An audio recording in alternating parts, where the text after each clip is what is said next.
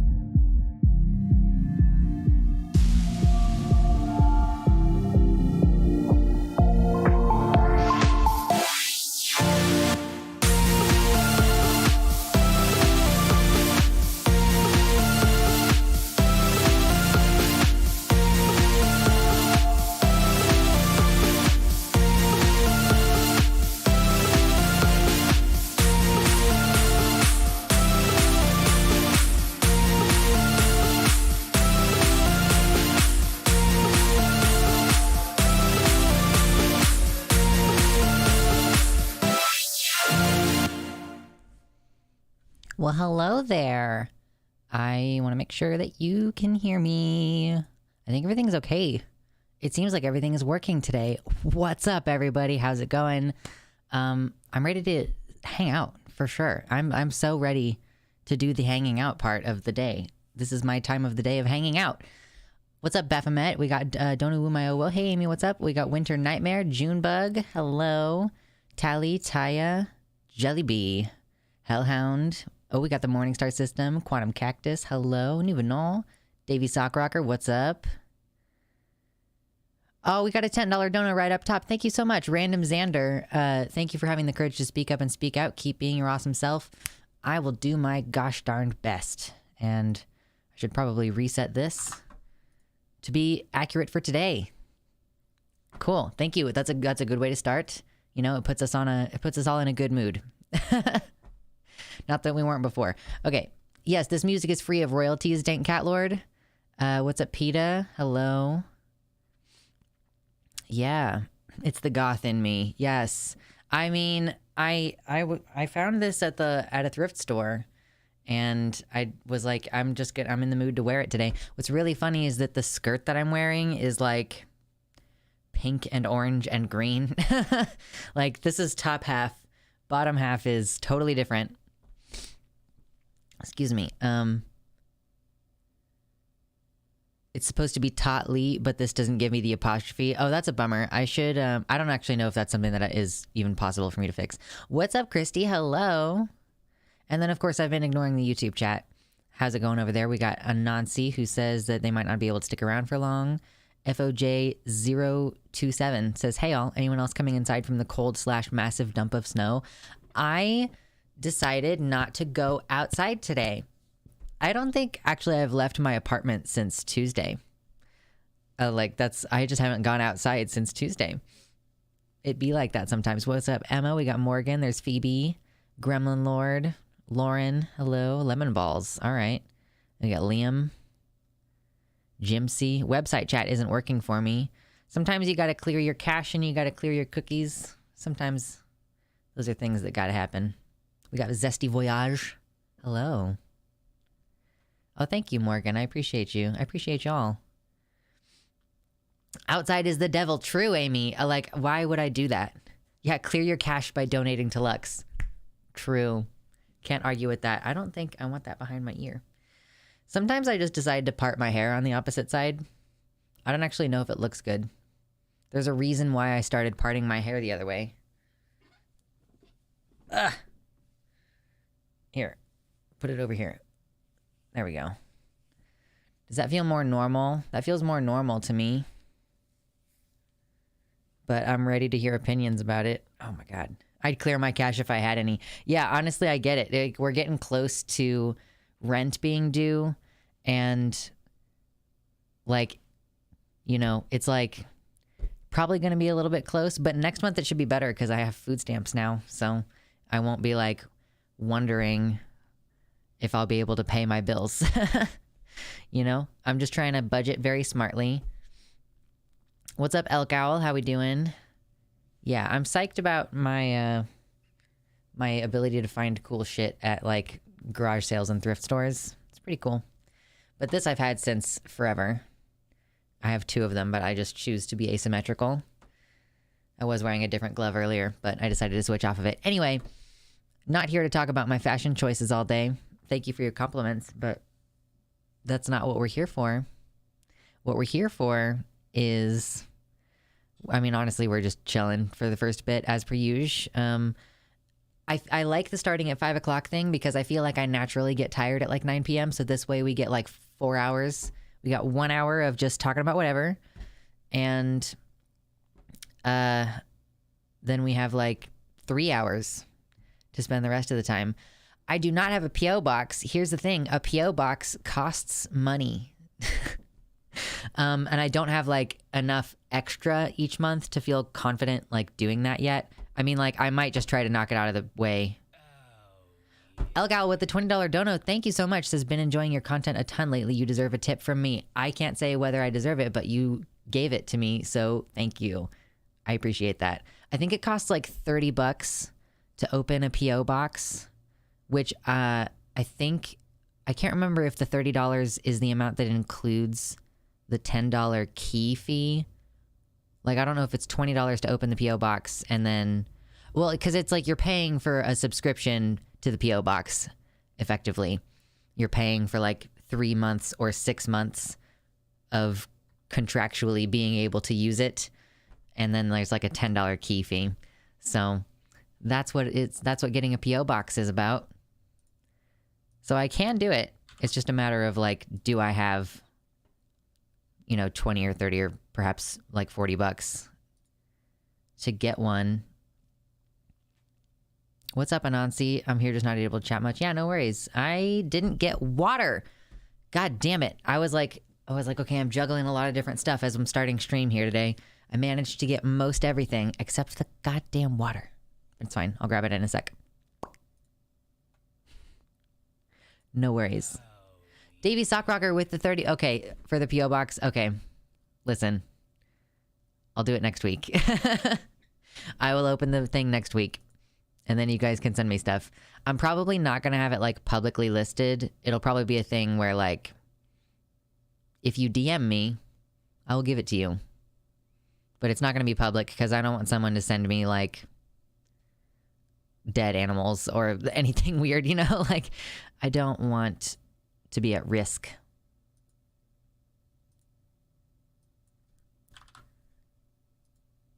Hell yeah, look at that. Already more than halfway on the stream goal for today. It's the end of the month and I appreciate it, sending me a blue high. Yeah, I mean, yeah. Hail, hydrate. True. Thank you so much, everybody.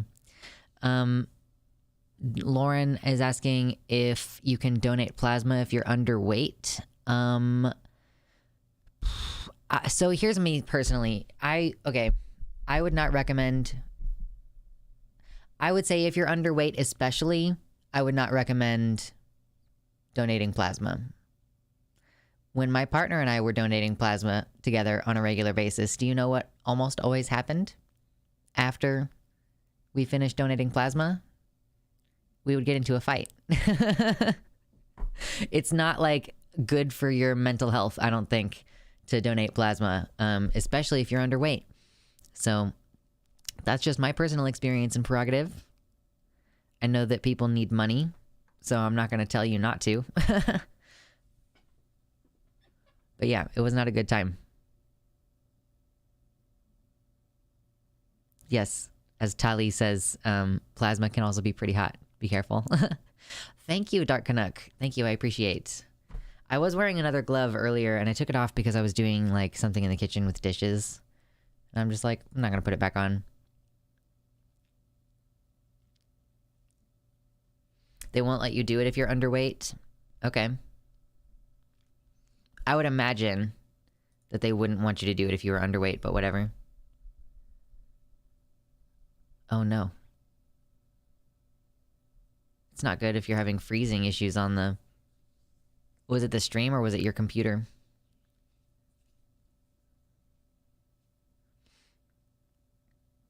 Anyway, so we do actually have news today. We're not going to get into it up top, of course.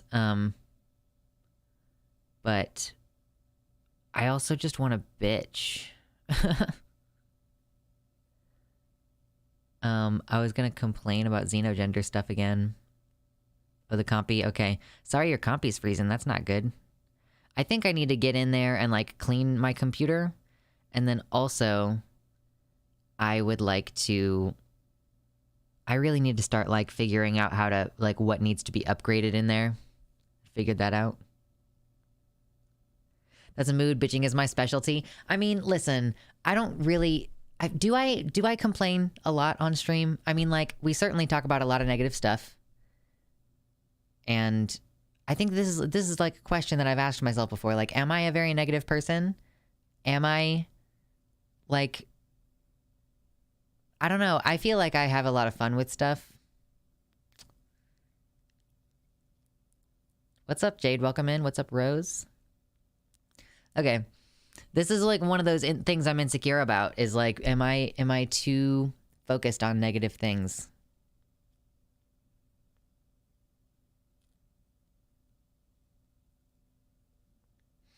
And Jolly, I think, has a trans femme question asking, does it take a long time for your T levels to bottom out to the same as women's levels? Mine was 460 after half of a year of Spiro. Am I just being impatient? Can any goyles say anything about that? What's up, Guitar Rocker? How you doing tonight? Well, is the glass half full or half empty, Lux? Yeah, I don't know. I can't answer that question. Davey had one. Yeah, it was about the P.O. box, right? That came through. What's up, Cheese It for a Ball? Have people been having troubles with the website tonight? You remain positive whilst discussing the negative. Gives hope. Okay. I feel like I do a really bad job about that. What's up from Ontario, Canada? Nice. Friends from up in Northway. The world is by default quite negative, especially when you look at it from a queer POV. Right. I mean, if you're looking at it through the lens of like queer people or people of color, like it's just not like it's not good. It's not a good time. Yeah, I pronounced Bluhai. Blohai. If Max were here, they would be able to tell me. It's like Blohai. It's like weird like that. Playing on hardcore mode. Yeah, I will say that it being queer sucks and everything in its own ways, but like I still have like white privilege and like I have the ability to do passing privilege. So, what's up, Dizzy? How you doing tonight? And there's Quantum Cactus as well, who I think I already said hello to earlier. And Com, who I didn't call out earlier. But yeah, if your rights are being taken away, it's like, it's just negative. It's a negative place to live. It's a bad place to live.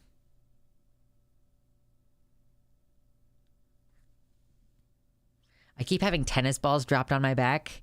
Is your dog, like, dropping tennis balls on you? That's pretty funny. What's up, Paul Hack? How are you doing? There are a lot of colors in chat today. It's true.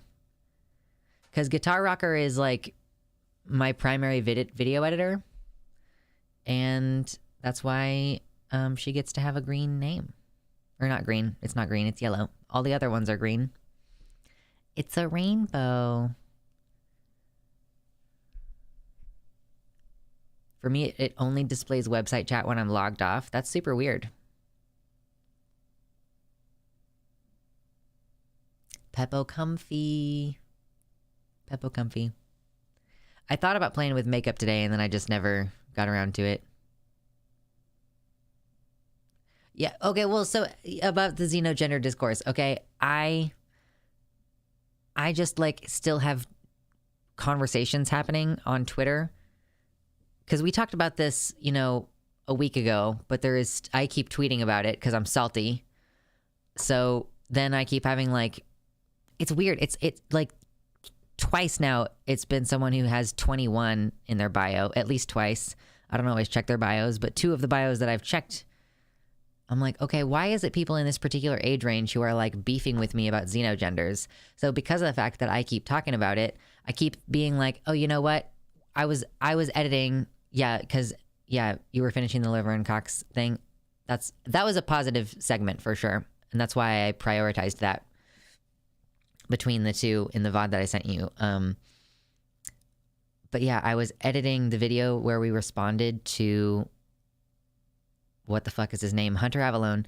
We were responding to Hunter Avalone's Clippies on Twitter. And I just feel like I don't always hit every single point that I want to hit. It's like sometimes I'll do the initial reaction because that's what's happening on Twitter live that day. And then I'll continue thinking about it and continue tweeting about it and having conversations. And then I go, oh, I did not have everything that I needed when I responded to that before. Like I did not think about it and come up with all of the arguments that I have in favor of the way that I think. Until I had talked about it more and thought about it more on Twitter and stuff. To be frank, I don't think Hunter was bringing back the discourse since it was just a response to a tweet about a video discussing Xenogenders from earlier this month. Well, so I focused in on Hunter because of the people who I saw talking about it on Twitter at the time, he was like the highest profile person. And he had those clips, so it was like pretty easy to respond to the clips that he had posted on Twitter. They were short. Like, it's easy to react to short little things like that. But yeah, I just hadn't... in my response to what he said, there were like some things that I missed out on after I thought about it more.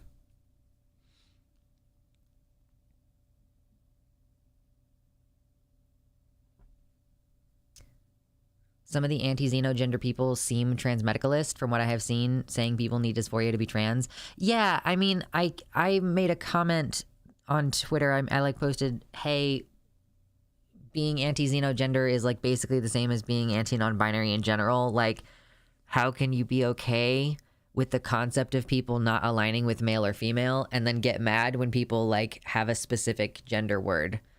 Ohio, hello. So yeah, I just focused on him for that reason. Hunter Avalone. He posted them after someone posted a tweet about it that a lot of people saw. Okay, I guess I didn't see the original tweet, or, you know, other people were discussing it. I also saw. I just happened to respond to Hunter. Oh my God, don't forget to hit the like button, as Dark Canuck points out. I normally don't ask for it this early in the stream, but why not? Hit the like button. Actually, hit the like button while I get a drink of water, and then I'll be back with water, and then we'll be able to just like talk without that difficulty.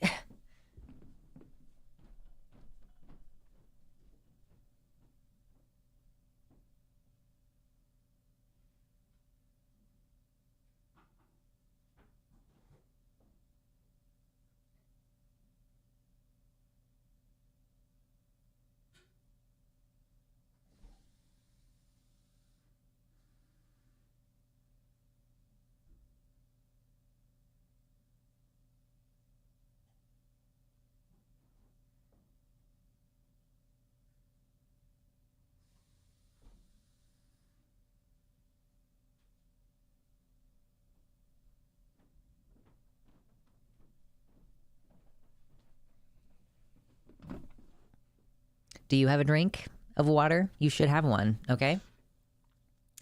So if you have not hit the like button, please do that. We got like 15 more viewers than we got likes. Come on. We got to pump these numbers up.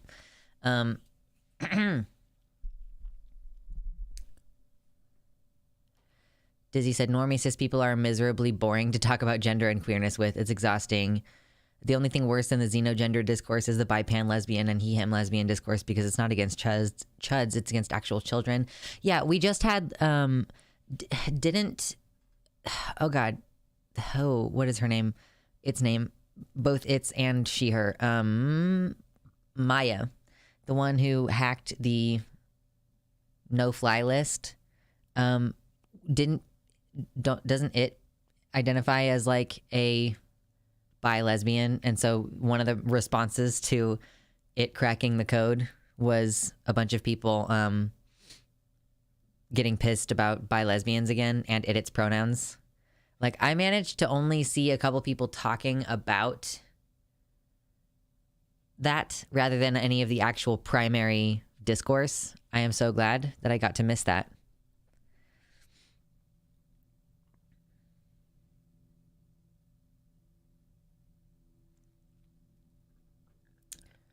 Yeah.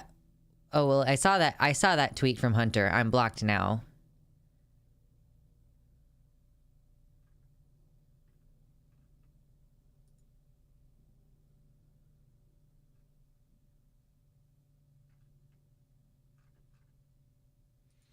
Yeah, that's kind of where things landed with Hunter Avalone, by the way. I haven't been on stream with you all since then, but I DM'd him and was like, hey, I would love to talk to you about this on stream. Like, you said you could be persuaded, and I want to have the opportunity to persuade you. And then I responded very mildly to one of his tweets, and he blocked me. So that's why I think that Hunter Avalone is a piece of shit. Like, before, I was like, oh, I know that he's a conservative. not a reform. Not I was like, oh, he's a reformed conservative. Supposedly, he's been talking to Vosh, and I remember like listening to an interview between Vosh and Hunter. So I was like, okay, supposedly he's better now. And then I watched some of the. Oh, he's still taking call-ins. That sounds awful. Like, I feel like he's going to be just, if he's doing call-ins, he's going to be like primed to be combative, which is not the same as like scheduling a time to talk to someone. Anyway, but no, like, I don't think that he's a reformed conservative anymore.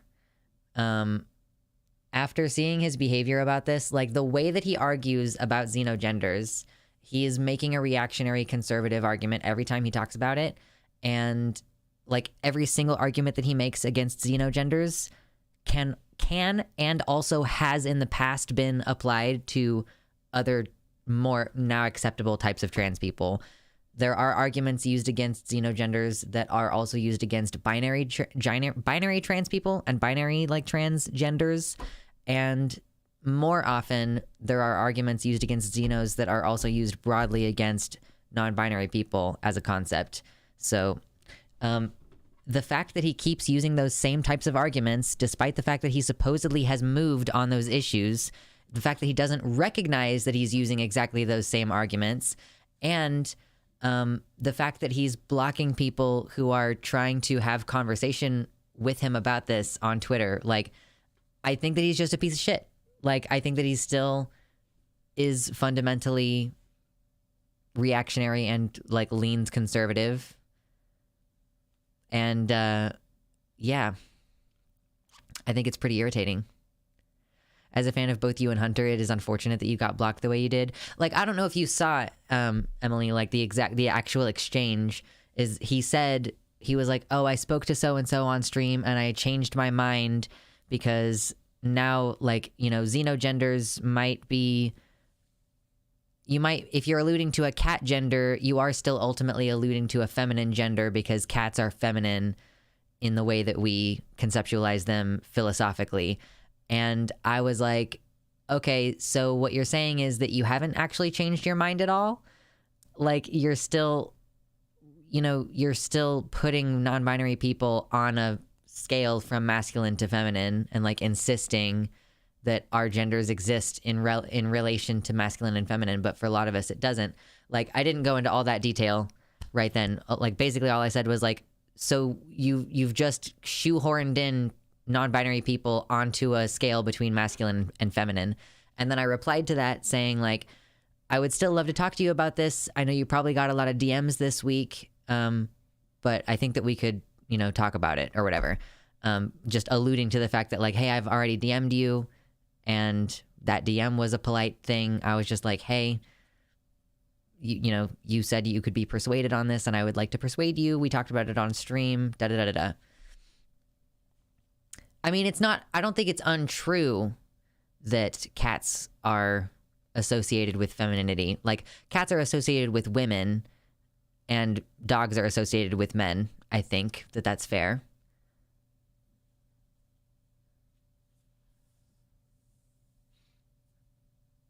I mean, broadly speaking, though, you know, broadly speaking, obviously, yeah, like tomcats.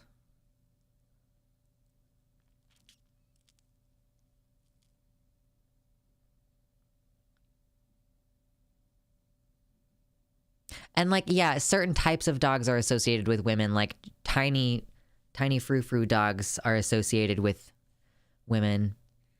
But yeah, I don't know. Yeah, I think that's a relevant cultural thing. And even when I was explaining tree gender last stream, I was like, or whenever we talked about this, I can't remember which stream it was.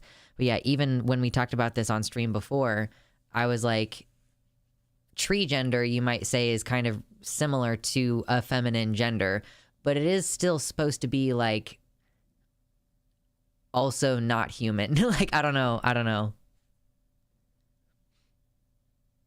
Hollow grew up mostly around boy cats, so it associates cats with boy stuff mostly. Yeah, I mean, up until about a year and a half ago, or like 2 years ago, I had 3 male cats.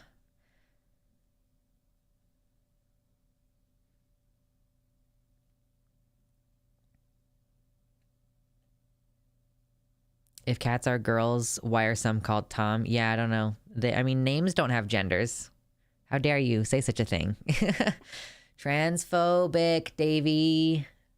How dare you? Anyhow, yeah, I haven't like thought about putting this into like a specific segment with like specific words. I just wanted to bitch about it. Mossy is now pouncing on me because I'm not flicking the ball off my back quick enough for her. What butts? Dogs are butts.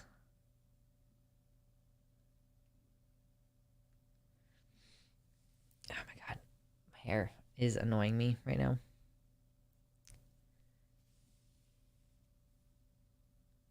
I was impersonating Hunter. Yeah. I don't know at this point if I would be interested in talking to him, because I do just kind of think that he sucks. Like, this is my only interaction with him, and I'm like, all right, never mind. It took me a second to even remember his name when we started talking about this, because I like to weaponize that aspect of my ADHD, where I just can, like, forget people. Yeah, I can just, like, forget that entire people exist, which is good.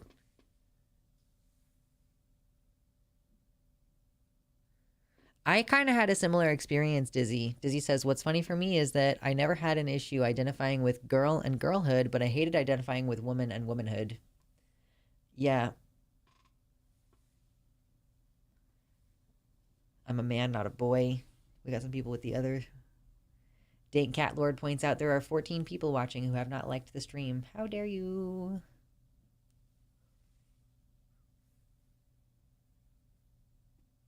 Oh wow, Christy says, I'm going through my very first migraine. It's been hard to read or type or even talk. It just worsens the throbbing pain. Do Tylenol, unless you have Excedrin, which Excedrin is great, but if you don't have Excedrin, you should do Tylenol plus caffeine. And then lie down and turn off the lights. I can get that Xenogenders can be clunky in speech, but that has everything to do with language being inadequate. It has nothing to do with identities being invalid. Yeah, I mean, yeah, that's fair. It's about like people argue about the fluidity of language being disrupted somehow. And it's like, yeah, you just gotta practice. Like, it's not hard.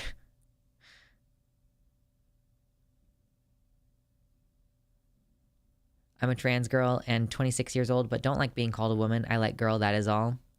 I think girl and boy are like distinct emotions. Like, they're distinct genders, if that makes any sense. It would be cool to see Xenogender out in public. It seems mostly contained to online so far. That's another thing. People bitch so much about Xenogenders, and it's like, yeah, I mean, when people are asking you to use weird niche pronouns, it's usually only in like niche internet communities, and they often have like more than one pronoun that it's okay for you to use. I personally decided to remove they them from my pronoun sets in most places. Like, when I tell people my pronouns, I usually only say it's. And that's just a power move. I don't know. Actually, I don't know really I don't even know that there is a distinct reason behind it. I'm still not going to be mad if people use they them pronouns. I'm just not explicitly telling you that you're allowed to. Like, I don't know. Boyhood and girlhood are distinct gender-wise from man and woman because we ask different things of men and women than we do of boys and girls. I think that's fair. Yeah.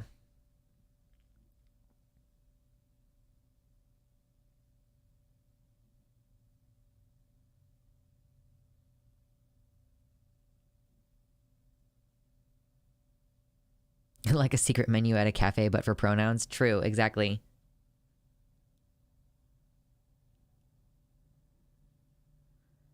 I think I finally got my pronouns figured out 100%. Basically, I want people to treat me like a rabbit, i.e. if they don't know me, then it's it's. If they do, then he, him. That makes sense. Like, you wouldn't call a rabbit by... I mean, you could, I guess, but it wouldn't necessarily make sense to call a rabbit by pronouns if you didn't, like inspect its junk or whatever, or ask the owner. One of Hollow's friends prefers no pronouns and is super understanding that English is not good at that, allowing they, them. Yeah, most of the time, even if I don't have they, them listed, if people ask, if they're like, hey, I know you want me to use it, it's, but like I feel really uncomfortable doing that. Can I call you they, them instead? I would be like, I mean, I would be more interested in having a conversation about why you're uncomfortable using my preferred pronouns, but like, yeah, you can call me they, them, you know, like, I guess, yeah, people don't usually gender animals unless those animals are their friends. I mean, sometimes I can tell looking at the face of a cat or a dog that it's male or female, but it just depends. There's the whole coming of age thing where you're taking on new roles. And personally, I just don't want to take on those roles. I don't think I ever want to, quote, come of age in the sense that I become the, quote, parent who reproduces to make kiddos. I want to continue being, quote, the older sibling. I had a cool thing happen recently, which is that I have been an older sibling for a long time. And then I realized that I am now also going to be a parent to those kids. So that's a cool thing. Like, it just happened in my brain. I was like, oh, I'm a parent now. Cool. A lot of xenogender people I know accept either they, them, or binary pronouns alongside their preferred ones. Yeah. I mean, like, there are literally situations in my life where people call me by binary pronouns that I don't like. And I'm just like, okay.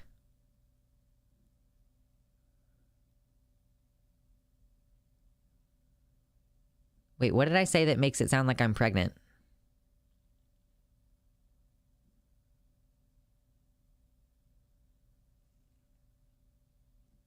I have hardcore ADHD, so I forget that I'm, like, I just lose what I'm saying. That you're a parent now. No, I said to my siblings. Yeah, but the part that I was saying before that is that I have siblings. And then I realized recently, like, oh, I'm gonna be parenting these children, basically, for the next couple years. They're teenagers.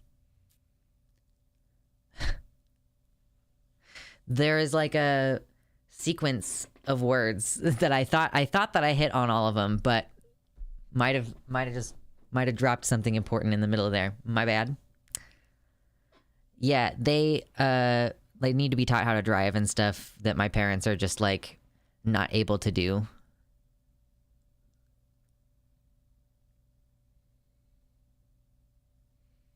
Okay, people are only half paying attention. Okay, it's not me.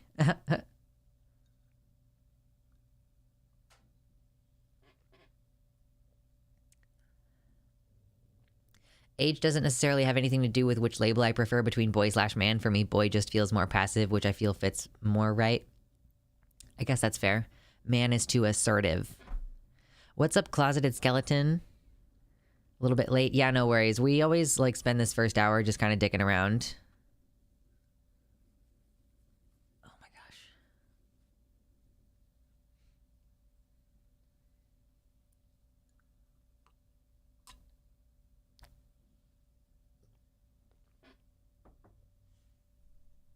No dicks. Oh, we gotta... Someone swooped in and saved the day.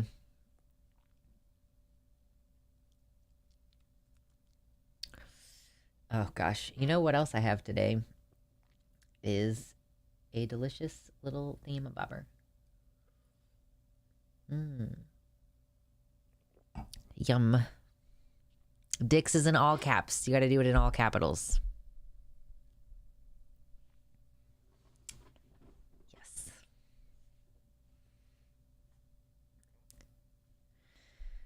Oh gosh. I also have decided I'm going to block people a little bit more liberally again. I have let Twitter become a place where I want to argue with people, and I don't actually want to argue constantly.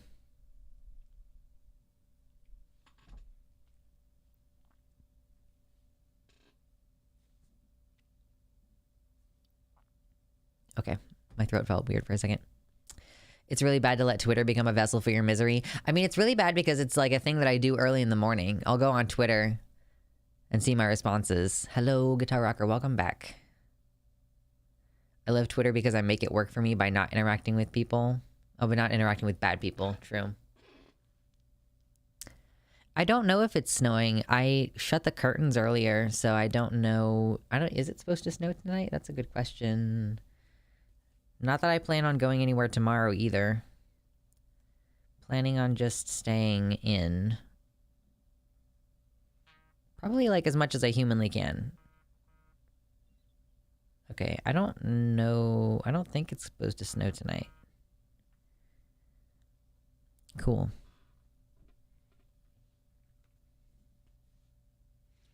The loop of hair coming down from the top of your head onto your shave is bothering me. Well, this is how I always put my hair up. This is literally always, constantly, always how I put my hair up. I do a ponytail, and then the last time I'm pulling the ponytail through, I just don't pull it through all the way. Just always right in the back. Can I mention my philosophy here? Sure, Tali. I guess it probably doesn't matter. Hollow goes by idiots because it just is not a person. Hollow feels kind of ignored when its comforts are ignored for someone else's comfort. Dehumanized even though it doesn't feel human. There's a bit of stray hair on your left temple. Yeah, I mean, it's because that hair is, well, I guess it is long enough to reach back there. Oh yeah, hold on. I guess I can fix that. Yeah, but no, that makes total sense, Hollow.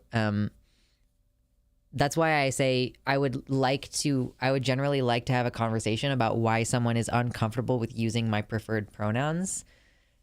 Like, what is it about them that makes it so, like, why would you prefer to use pronouns that I don't like rather than doing the thing that's affirming? Like, why is your discomfort with my pronouns, like, you know, exactly in the same way that cis people are like, well, like if when your mom is like, well, I'm still gonna call you this at home because da da da da da da da da. Like, it doesn't really matter what the excuse is. It just feels like shit. You're just like, why are you going to, like, why are you fucking dealing, you know? I just don't want to. Okay. Have I gotten like most of it? It's Velcro. This is like Velcro, right? So if I'm going to be transparent about the xenogender discourse, it's not something that really makes sense to me, but I'm open to having my mind changed on that. So, I mean, fundamentally, I would say xenogenders, I mean, it's basically like, okay, non-binary people broadly don't identify as man or woman, strictly. Like, a non-binary person could be going between, like, they could be gender fluid between male and female, or they could be strictly 100% in the middle. Like, they could consider themselves like 100% in the middle, like 50-50, like just, you know, completely in the center. And they could be like bigender, like they experience male and female like to varying degrees simultaneously. And a lot of people are like fairly limited to that understanding, right? Like, but some non-binary people feel like their gender is nothing, for example. Like, they feel like their gender is, I don't have any feeling of masculine or feminine. And some people feel like I don't have any feeling of masculine or feminine, but I do feel like something, like in the place. It's like do you remember that really famous Natalie Wynn quote from ContraPoints where she says, like, I look inside myself and, like, I ask, how do I feel? And the answer is that I feel like shit. So sometimes when you look in yourself and you're looking in that gender place, you find something and you're like, well, I don't know how to put words to this thing. Like, I feel a gender or something in the place when I ping. Davey Sockrocker with the tier 1 sub. Thank you so much. Enjoy your dicks, my dear friend. I mouth feel like shit. True. Yeah. Why aren't we talking about the mouth feel? But yeah, so a xenogender, honestly, I don't really see the difference between a xenogender and like any specific word for a specific gender that's a non-binary one, right? Like people, if somebody says like, I'm a demi-boy, or if they say I'm genderqueer, or if they say like I'm gender flux, I don't know, pick one. Like, I don't really see how that's different to saying like my gender is tree or my gender is deer. Like you're like coming up with some kind of word to put in that place. And it just so happens that some of these words invoke gender concepts and other words invoke like social concepts outside of that. So I think one of the arguments that kind of Vosh has made was like, you know, a person who uses a xenogender, it's not too different from saying like Tywin Lannister, the Lion of Casterly Rock, or like pick any random person from actual history who is also called by an animal that way. You're invoking some concept where you're like, Vosh changed his mind by basically coming to the conclusion that it was functionally not so different from like using nicknames. Like, it's just the way that it's, you know, it's just a way that a person prefers for you to call them. You know, someone could prefer no pronouns and you would have to use their name over and over again. So if you just view their xenogender pronoun as being like their nickname, I guess, you know, it could work. But yeah, so xenogenders are just like when a non-binary person has the audacity to put some specific concept in the place where normally we put an amorphous bullshit concept called gender.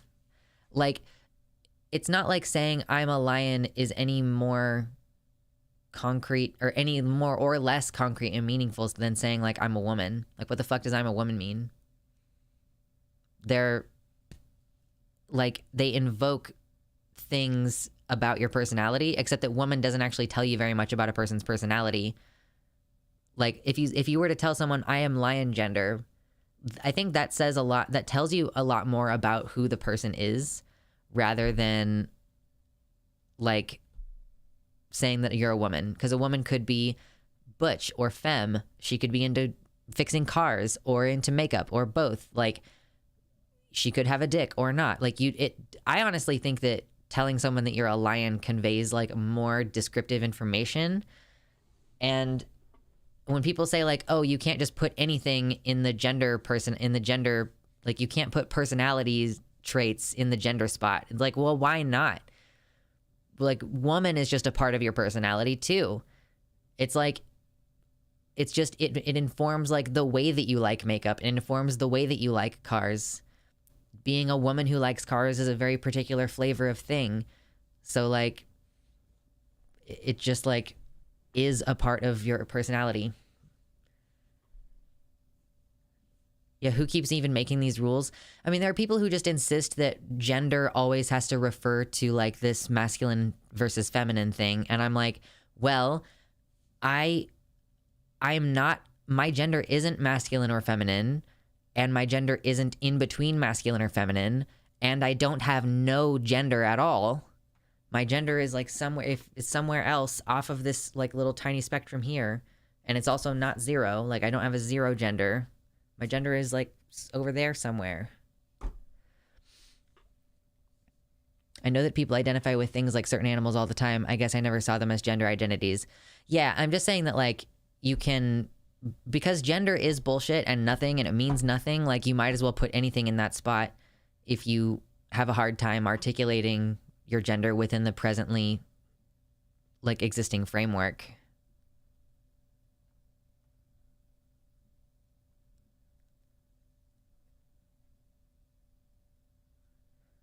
Also, we've been gendering personality for fucking ever, so I find cis conservatives who say your gender can't be personality things to be very silly. For example, anger is gendered under cis heteronormativity. Yeah, and like love and kindness are considered to be feminine. Like a man expressing love to his wife is like gay. You know what I mean? Like,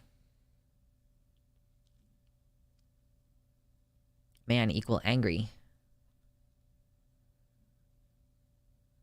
Doe is a pretty good example too. It doesn't identify with a xenogender. It just uses idiots and aesthetically identifies with deer. It's like, I don't even know if my I'm a dragon bullshit is a xenogender. I mean, like, I think that definitionally that's kind of what we're talking about here. I originally was just like, oh, I'm a furry. But I guess, like, you could technically also say that I'm an otherkin. Like, otherkins are a type of xenogender, maybe. So maybe I'm just not freaking out about xenogenders because I've already been over this mentally with otherkin. Like, we've already done this.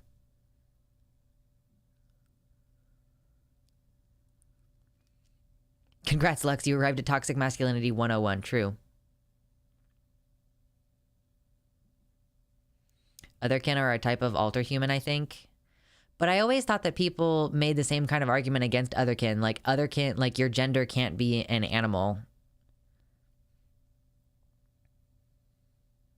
My gender itself is various non-binary genders, and gender appearance is mostly neutral, and people often read that as masc. Yeah, I mean, there's like a difference between the way that you present and like how people perceive it as well. Or there can be. Ow, my insides are hurty, pain bad. Is it disrespectful to speculate about whether Finster is an egg? I mean, I don't know. Does Finn like it or not? Like, does Finn encourage that kind of joking in his chat? Like, I don't know. Like, when people were speculating about whether Abigail Thorne was trans, she was very specifically saying, like, well, afterwards at least, she was like, I really didn't appreciate that people speculated about that. I was trying to keep it secret for a reason, you know? There's almost certainly overlap with people who identify with xenogenders. Yeah, but it's like, yeah, I guess my level of sincerity that I approach the dragon thing is like, I don't know. I feel like otherkin actually take it a little bit seriously, but I think the xenogender people, I don't actually know many xenogender folks who like take it super duper serious. I kind of thought that most of them were on the same level that you were describing Doe as being like, I use it, its pronouns, and I identify with Doe's like aesthetically, but that's it.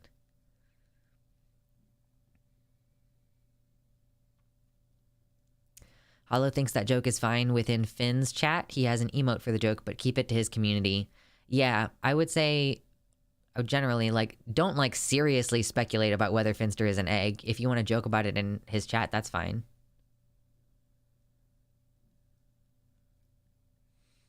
I guess if you're identifying with certain animals aesthetically, then xenogenders kind of make sense in that context.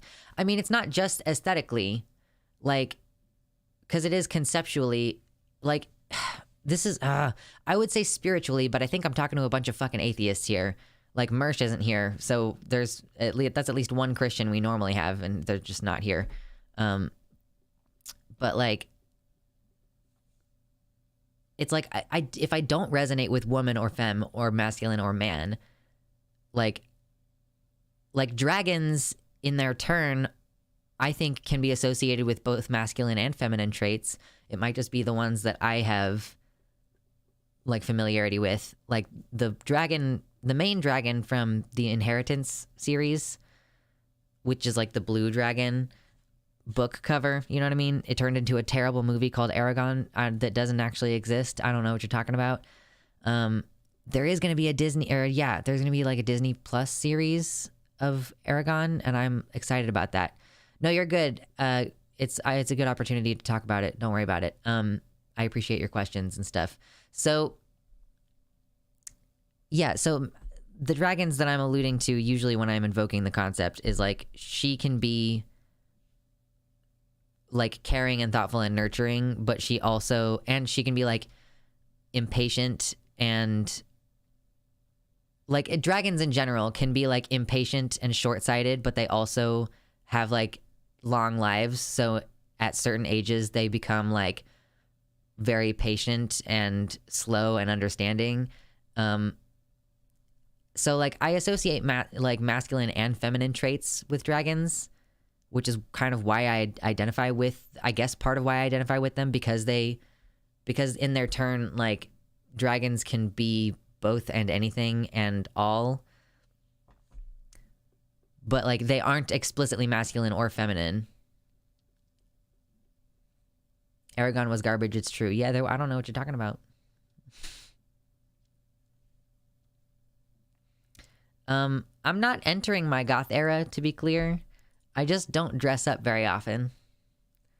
I have been a goth since I was a weebab. I mean, I was like more of an emo in high school, but I still aesthetically dressed the same. Is your fursona a dragon? Yeah, basically, like, you know all the emotes? Like, if we got some hypers in chat, maybe, or let's go re. Can we get some hypers and some re? I would like to see some of those. Yes. So I still am like working on the final details of like the actual professional, what does the dragon look like?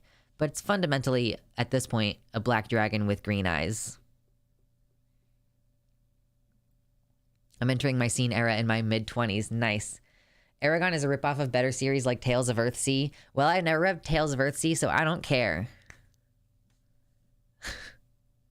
The dragon in Shrek was femme. Yeah, well, she was female, and she also, like, wore makeup, so yeah, she was a little bit femme, too. And I'm never gonna exit my scene era. Yeah, like, I never exited my goth era. I just got a job and got lazy. Like, it's gonna be warm enough in the summer. I'm excited for it to be warm in the summer. And then I will be able to dress more lewdly. But I'm wearing really long socks and trying to like layer up so that I can be cute at the same time. Yeah, you're a girl dragon. Where can people send fan art to you? I am going to open a PO box. If I get enough donations between this week and next week, like once I submit my rent payment on like probably Monday, I will go get a fucking PO box. Okay. It's going to cost like $30. Someone already donated explicitly for that purpose. Hopefully we'll have enough money next week. Toothless vibes. Listen, I love Toothless. I love him so much. I adore him. I like the emo aesthetic personally, at least with music and fashion. Y'all, I have been getting so hardcore into music. Oh, we've just hit the hour mark, haven't we? Oh, I guess I put music on for like 10 minutes for you all at the beginning. Yeah, no, I've been playing my piano like a lot lately. I mean, not like for extended periods of time, but frequently. And I'm really, really getting into it. I don't listen to emo music anymore though, because I don't need any help being depressed. Like, I already do that on my own. Pretty well.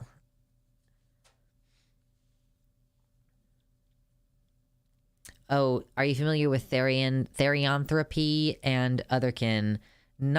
I don't really know a lot about therians. I have not, I mean, have heard of them, but I don't know a lot about them. Been into the Black Parade album lately. I should get back into that. When I was a young boy. It's way outside of my range now. My voice dropped, and now I'm a country boy in my voice. I can't do emo music anymore in my voice.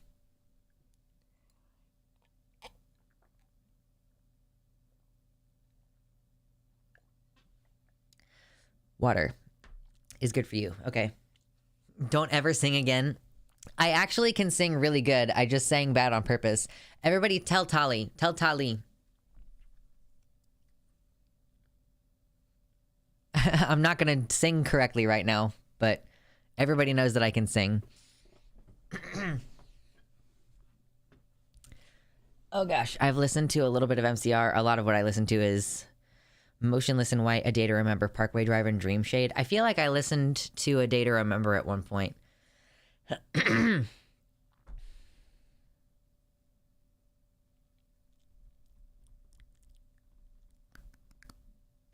Hollow is honestly probably the only one in the system who can talk about otherkin stuff right now, and Abuser talked about it constantly. Hollow isn't super capable of being triggered, but the others are. I am sorry to hear that you all are having that difficulty.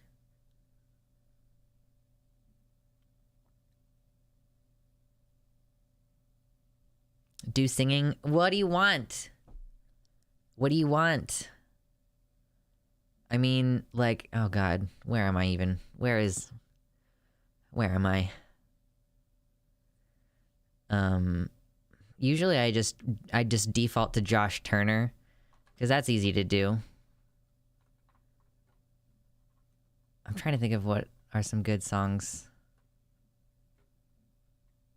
I'm not gonna do Teenagers Scare the Living Shit Out of Me. That's my voice needs to be deep right now. Yo, being unfazed is my job too. Nice. YouTube chat is so slept on. I know, it's true. The website chat is where it's at. If you're on the YouTube chat right now and you're on like a desktop computer, you should hop over to the website, which is at luxander.net/live. That's where the good chat is, with the ability to donate directly through my website and not have Google take 30% of your money. And also to get the custom emojis. Yum yum. Moana. What if instead of "You're welcome," I started at the beginning? I don't actually know if I could sing any of those songs either. Men have this thing where like not all of them have deep voices, and like my voice is actually deeper than most men.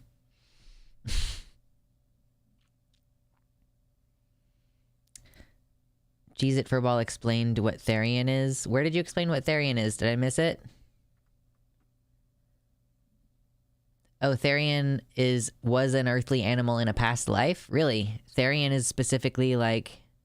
I'll be honest, I moved to stream chat because YouTube chat isn't looked at as much. I mean, I'm not gonna apologize. I'm trying to drive traffic to the website. I want you here.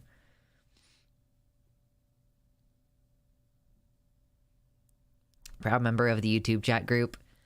I know there's gonna be some diehard YouTube chatters. How does your welcome even go? Like, how does it start? I really can't hear it right now, and it's bothering me. Oh, he's like, oh, wait. He's like, I see what's happening here. You're face to face with greatness and it's strange. You don't even know how to feel. Or something like that. It's adorable. Well, it's nice to see that humans never change. Open your eyes, let's begin. Yeah, that's how that goes, right? Get that stream money. Yeah, I sang for you. Dance, monkey, dance. Anyway. It's giving Frank Sinatra. I do Frank Sinatra. You want me to switch to Let It Go? Hold on. I cannot. Okay. You really... Okay, hold on. I gotta, like, shift the entire vocal box up. Yeah, throw some quarters in the guitar box. Like, hold on. I don't think I can do falsetto right now. I'm trying to... Hold on. Maybe I just can't sing the beginning. Maybe I'd have to switch into the higher registers. I gotta... Hold on. This might be really bad, because it's hard to do deep voice and falsetto up high in the same day. Especially this late in the day. It's like, yeah, if it was like noon, it might be a little bit easier, but it's like 6 p.m. So it's a lot harder. Okay, so, like... I don't know if I'm gonna be able to do it. Hold on.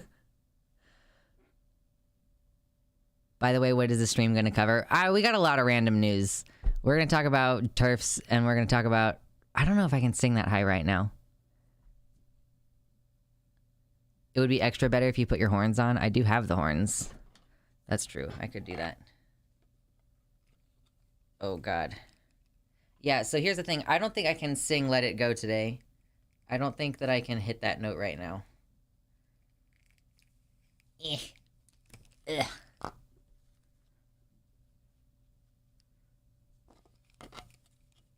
This is the ultimate showdown of ultimate destiny. Good guys, bad guys, and explosions. As far as the eye can see, and only one will survive. I wonder who it will be. This is the ultimate showdown of ultimate destiny. I can do that. There we go. Hrons. Yes. Yes. My Hrons.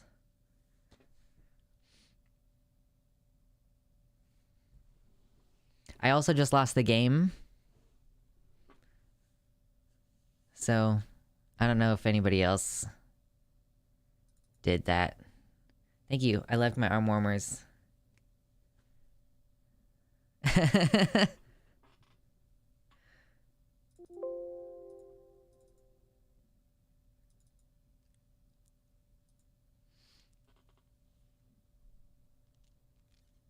Welcome to the website. Yes, I made an account just so I wouldn't be a YouTube chat viewer. Yes, horny stream. I know. I should have been like, okay, if you guys get me to $100 in donations, then I'll put them on. But here I am just taking requests and doing what you tell me to do. Excuse me. I have a pair of red and black striped wrist warmers. So do I, because I used to have a pair of black and white, or I used to have a pair of black and red striped socks, but the socks got holes in them, so I cut off the ends and then I sewed the ends together so that they wouldn't keep unraveling, and then I've made them into like wrist warmers. Horny stream, horny stream.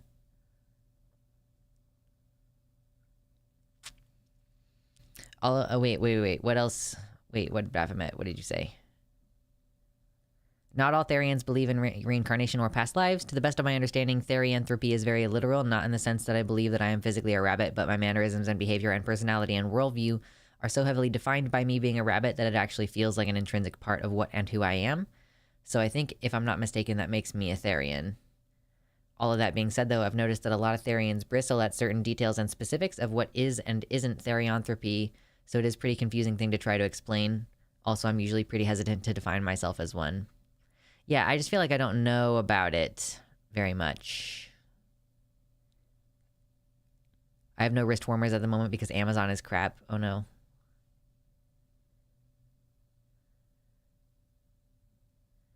I got runs. Right, yeah, I think that people just use these terms differently. So I basically just, at this point, I think that it's fair to, I think that it's more fair to call my affiliation with dragons a xenogender, because at least I understand what a gender is trying to be, rather than what, like, Otherkin or Therian are. Wrist warmers are at my brother's house because I don't trust my mom with any clothing that can be perceived as feminine. I hope that you have so much work this year, Guitar Rocker, that you are able to move out. Like, you know, I'll continue to have work for you, and if I can afford to pay you more, I will. Like, hopefully later this year.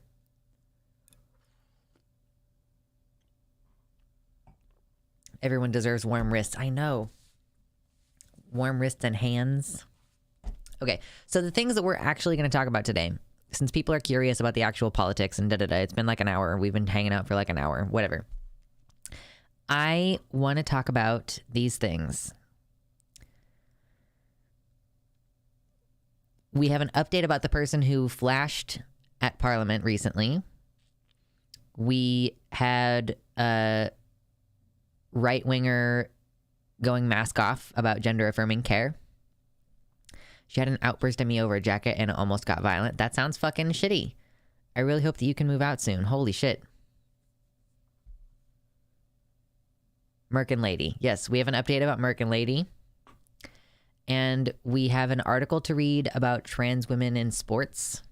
Some science behind trans women in sports. And what's the last thing? The last thing is more shitty news out of the UK, because the UK is constantly pumping out shitty news about trans people.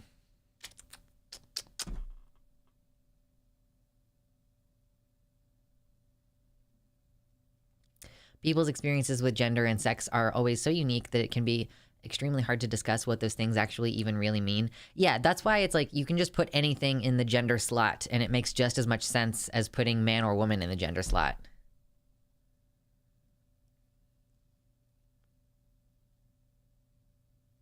UK and hating trans people. Name a better duo. I don't. Yeah, there's. They're actually giving us our current house and moving into a different one by March or April.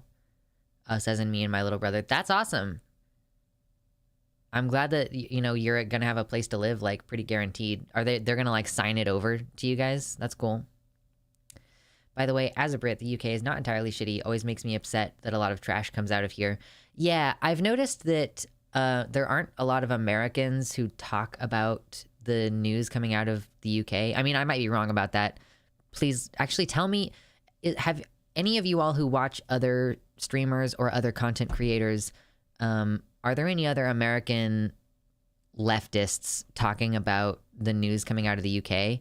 Like, you know, obviously PhilosophyTube made that big video about the NHS. Like, whenever these laws are coming out, how often, aside from me, are people talking about, like, the Scottish GRA reform, or consistently more and more news coming out of the UK where they're restricting NHS access? I have to pay their rent, so I have to be prepared for any possible issues there as well. That's rough. Vosh and Keffels both. Keffels is not American. She's Canadian. And I will accept Vosh. Vosh counts. Not really covered in the US. Yeah, I think that we are pretty... I posted a vid about the Scotland trans bill on Shark's secondary channel. Yeah. I'm trying to decide if I need help with, like, setting up a secondary channel, or, like, if I should even have one. I feel like I shouldn't set up a secondary channel until I have enough subscribers on my main channel that I would be fairly sure to be able to get to those goals immediately on the secondary channel. Like, if we get to a point where we have, like, several hundred people in chat here, I'll be like, okay, I could make a secondary channel and be reasonably sure that, like, 500 people will, like, go and subscribe immediately. Because otherwise it's like, oh, I'm just going to be posting videos on a channel that's not monetized. Like, I might as well just post those random videos on my main channel until I have more. See you later, Cheez It. Welcome back later if you want. Would you ever make an art channel? Like, what do you mean? Like, what kind of art? I feel like if I was going to do an art something, it would probably be better served on a different platform. Shark has done some great segments about anti-trans bills and rhetoric. I'm glad to hear that Shark has done that. I don't really watch him very much, or many folks.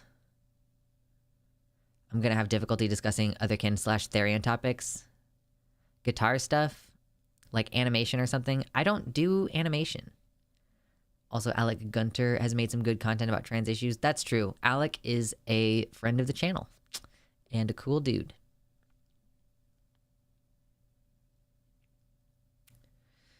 So yeah, I mean, I enjoy talking about my hobbies and, like, art and music and things like that, but I don't think that that's going to be workable on this platform.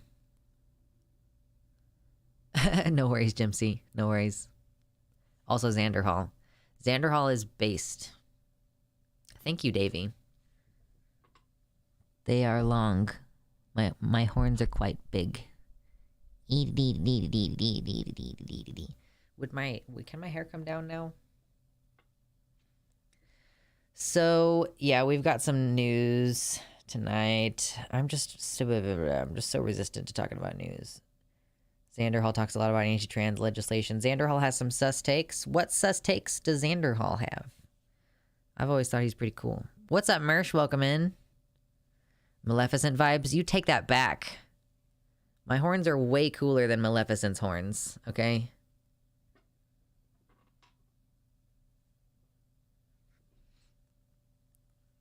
Okay. Is that... I mean, I guess that's fine.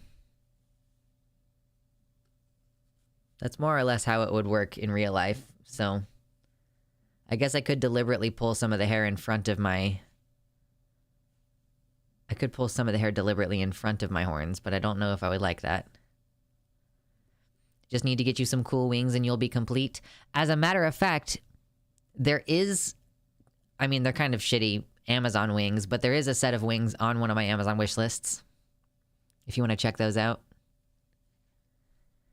Mixed opinions about Xander Hall, but I've never really known him to have takes that were like much more than just disagreeable or kind of annoying. Fair enough. Oh my god, why? Cyber Demon is an anarchist on the East Coast who often covers international trans news. Okay, Cyber Demon 531. Dandy is dandy, but liquor is quicker. Yeah, you can send me some of Shark stuff. I like to put stuff on and just listen to it while I'm doing chores and things. So. Well, Kyle's mom's big fat bitch is biggest bitch in the whole wide world. Oh my god. That's what just happened in my head. I'm gonna take a little sippy sip. And then probably, like, choose at least one thing that's important to talk about. Oh, yeah. Taya, thank you so much with the $10 dono. I just like 75 more than 65. Okay, I mean, I can't argue with that. Thank you, I appreciate that. I appreciate you. It's, you know what? This is my first full month in my new place, and I think that it's working pretty good. Wait. What do you do? What did I do? Randomly starts stimming by singing fucking South Park songs. Yeah. I was like, well, and then I was about to be like, well, I'm ready to talk about something, but then that triggered the song. Xander Hall made videos spreading misinformation. If I remember correctly, that's what made me dislike Xander Hall. I mean, I'd have to know what it was about. Otherwise, how would I know? Anyway, okay, so we're about to talk about something that actually matters. So hit like on the video if you have not hit like yet. It's a tiny little free thing that you can do that helps the channel out immediately. All right? I appreciate you. Oh my god, no. That is a cutie. Look at that. It is so cute. Okay? Look at that little faggot. This is working, okay? Zan is an animal guy, and that's something I love about him. I love when people are excited and enthusiastic about feeding hummingbirds, swimming with manatees, and raising quail. Right. I did see him talking about how he wanted to move and do quail raising and like chicken raising and stuff. That would be cool. I also want to try some femme clothing / style to see how I'd look. I also have kind of thought about the idea of they them pronouns for me, but rarely. Not sure what this means, and I don't know how to find out until I try styling myself differently, which can't happen in the household I'm in. Yeah, Kumba, you kind of just have to, like, find instances where you can do... I mean, can you, for example, like, start listening to, like, metal music or something and then start painting your fingernails black? Like, that's a way in which you're transgressing gender norms, but, like, within... a gender acceptable way. Like, it's fine when, yeah, so if you were to start like dressing in black and then, for example, paint your fingernails black as a form of gender expression, like it would be within acceptable parameters of you as a metalhead, you know what I mean? Or like having long hair also.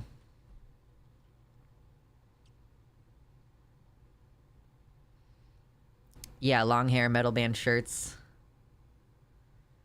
Hell yeah, cute faggot gang. I mean, I just was looking at myself in the viewfinder and I was like, oh my god, look at you.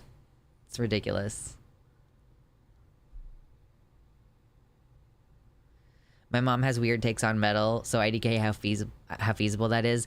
I mean, it's just like, you're gonna be transgressing some kind of social norm either way, right? Like, you're either going to come out as trans or maybe do something like less intense but still testing the waters of transgressing some kind of social norm, just doing it, you know, within your acceptable gender parameters to start with and testing the waters. Thank you, Baphomet. Oh my god. One thing I decided that I'm going to get next month, I think I want to set up like a token reward system or something and have these be something I buy for myself, but I'm for sure gonna buy the customizable booty shorts and put slurs on them, and then I'm gonna wear those. I haven't decided yet if I'm going to post pictures on Fansly or not. Probably not. That's a little bit too risque, which is not what my Fansly is for. But I do have a Fansly. There's just like, I feel like there's like crossing a line with thirst traps where it's like if you post too much ass, you're like, okay, well, now I feel like I need to tell my boyfriend of what I'm doing, you know? Like, whereas if you're just posting cute outfit pics that are occasionally thirst trappy in nature, you're like, I can just do this, that's fine. My phone's going off a bunch. It's okay. Oh, goodness gracious. Coolest looking YouTuber. I hope so. Okay, so I wanted to talk about the Merkin Flasher. I need booty shorts that say autistic. Well, the person who I was going to buy the shorts from, like, the reason why I was looking at doing it now is because they have a Valentine's Day sale. So I'm assuming that it's going to be $20 for these shorts instead of $30 for these shorts for, like, the next week or two. Which means that I will have time to buy them. Yes. Just a photo in booty shorts that say no DMs on them. I mean, it's such a weird... Listen, I, like, want to post thirst traps, and I want people to, like... subscribe to my Fansly, which is kind of like OnlyFans, but not. But I also don't want people to flirt with me at all.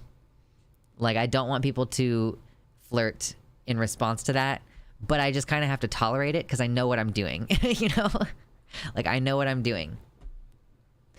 I have black fingernails right now, but they might be bright red next week. I was thinking about painting my fingernails sometime soon. But my the place that I live doesn't have very good air circulation, so I would need to do it like in the bathroom with the exhaust fan on, which is a pain in the ass. Okay.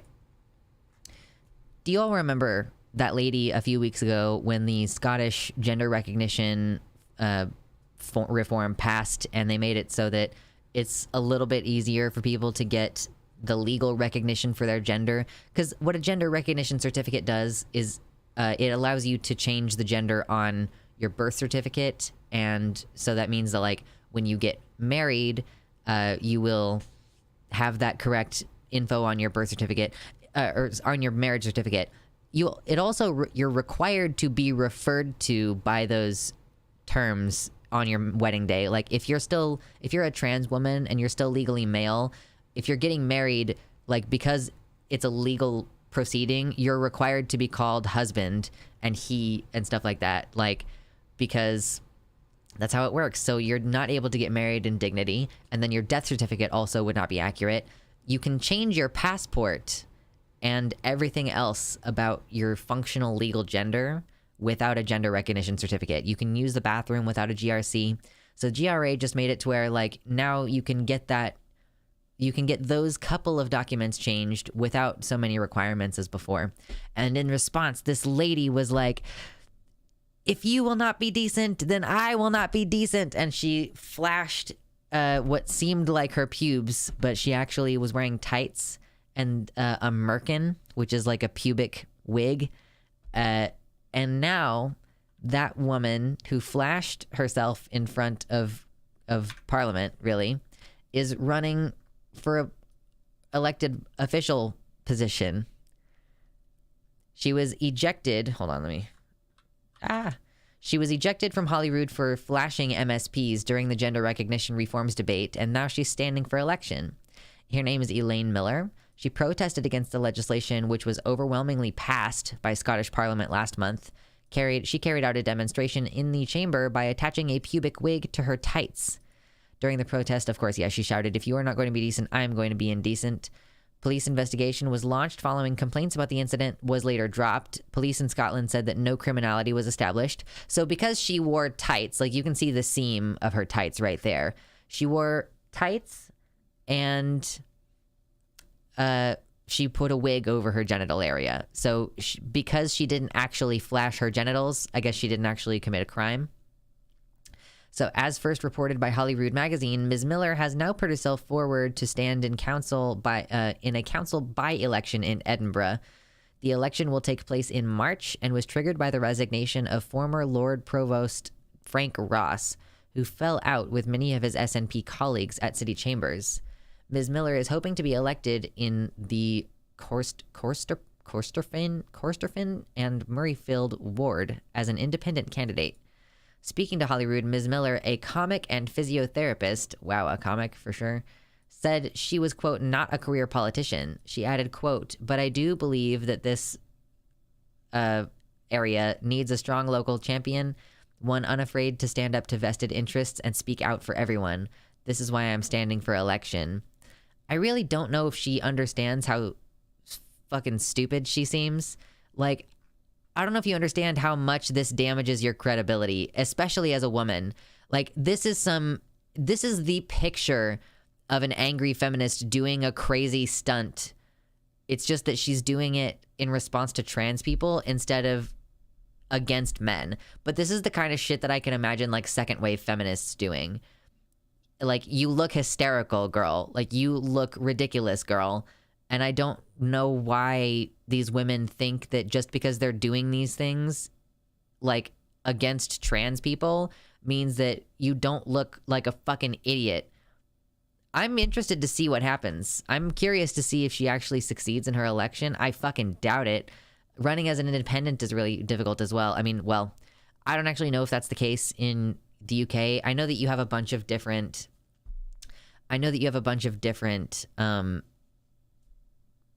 parties over there. Like, you don't necessarily have as clean of a, you know, blue, red, Democrats, Republicans, like, split, where, like, you know, in America, the Green Party and any other third party is, like, just mostly a good way of pulling votes away from the Democrats. I mean, except for the Libertarian Party. They pull votes away from the Republicans quite nicely. But so I just don't know if running as an independent is going to do you much good in the UK. I'd have to look into that. But I will just say, I don't think that even mainstream people are going to take that seriously. And I don't even think people who generally have qualms with trans people are going to want to ally with this woman. I don't think that anyone wants to be politically allied with this woman. So we will find out. We will find out if anybody votes for her, for sure. This is what happens when you flash your gussy grips to everyone, exactly. Why do we have a piece of clothing called tights, but none called looses? Yeah, I don't know. That's a good question. Incoming British Merkin party. She's not getting invited to the next Seneca Falls convention. Does gussy stand for guy pussy? I don't think so. The gussy. It's like the wet and gushy. The wet and gussy. I don't know. What's up, Speedy Shimeji? Independents can be elected at council level, but it's still hard to get elected. Okay, that's good to know. Her username is spelled Gussie Grips. Yeah, I thought that.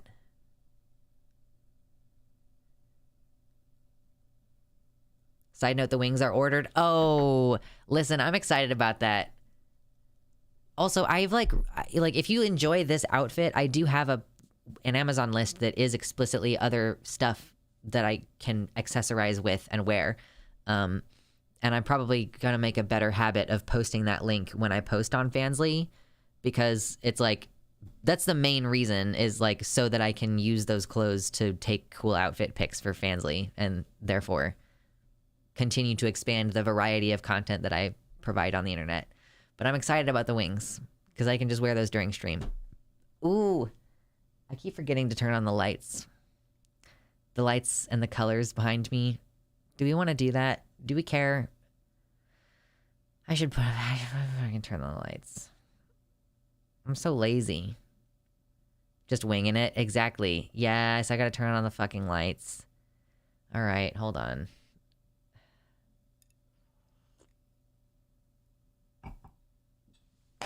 Okay. Can't wait to see the Fansly. Yeah, the Wings Fansly set. I love to do costumes on the Fansly, for sure.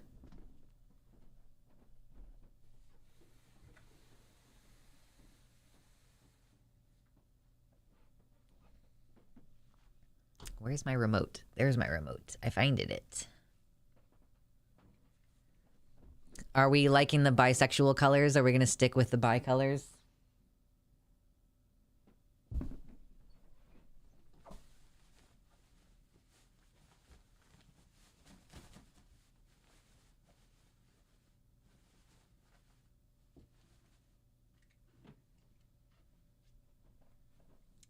Yes. I also have some mushroom curtains that I just added to one of my Amazon wish lists. The home one, the main one. I gotta point this a little bit differently.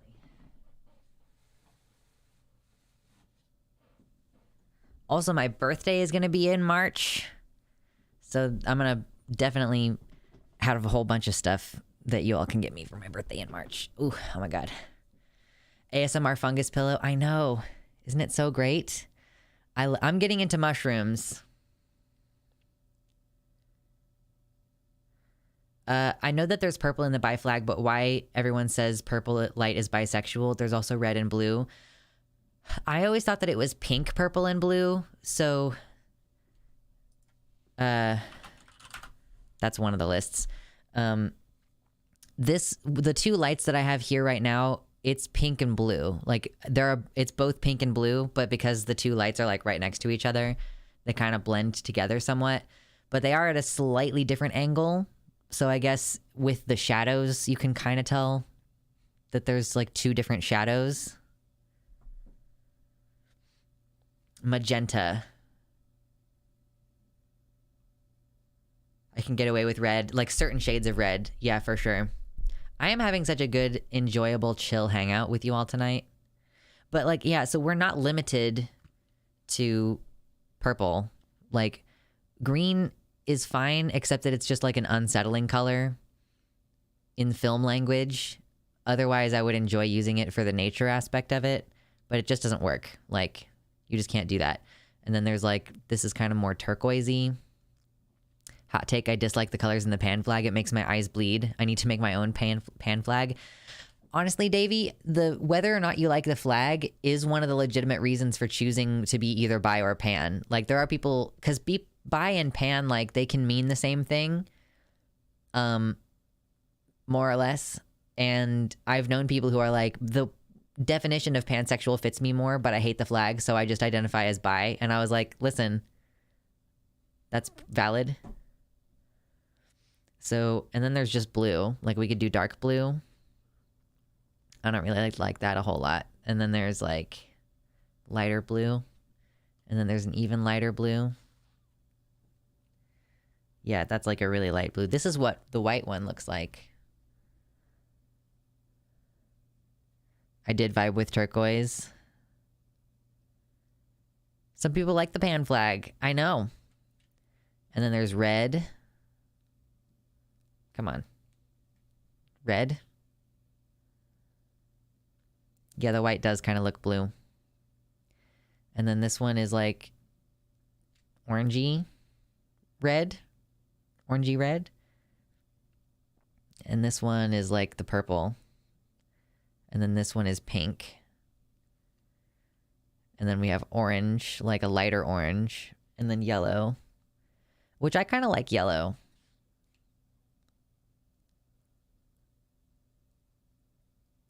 Z purple. We like pink. So for earlier, I had like one pink and one...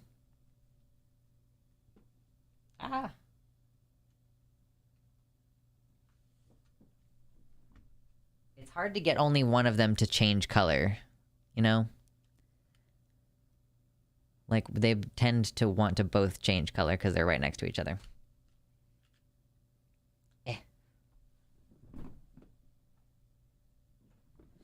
Okay, so I had something like this earlier with the pink, because right now this is one pink and one blue.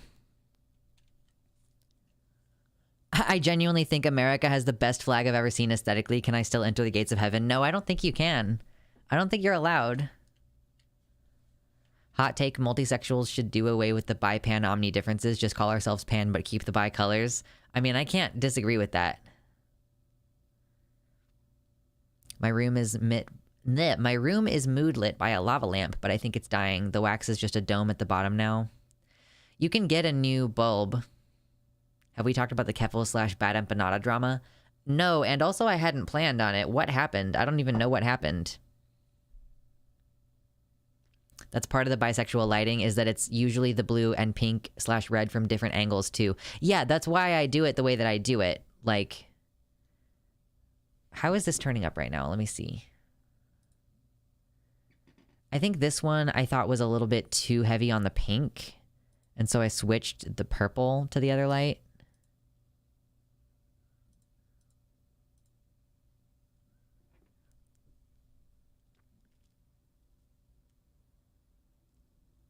Why do we represent queerness through flags? I mean, it started with the gay flag. I don't know. Like, I don't know what the reasoning was for starting. Oh my God, what's up, Dream? You can't chat on the website, Dream? Click the top link in the description, yo. Keffels got all mad that Bad Empanada told someone to kill themselves, and then Bad Empanada accused her of having done the same.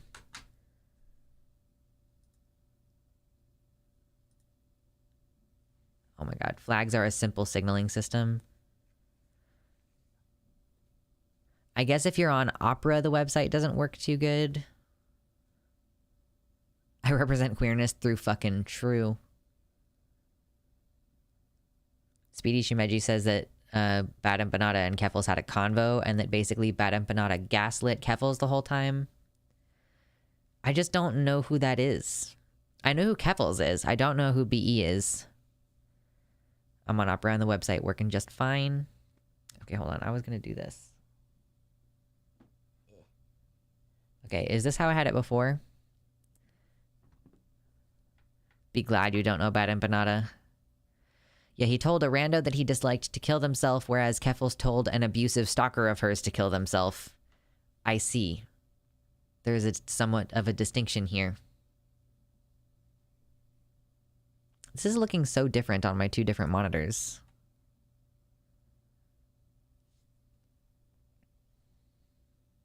Like, the blue is hardly showing up at all. I feel like it looks really pink.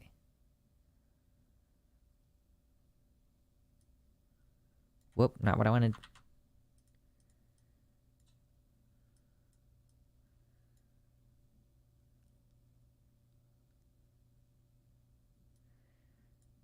It's just really hard with my lights in this space. Anyway.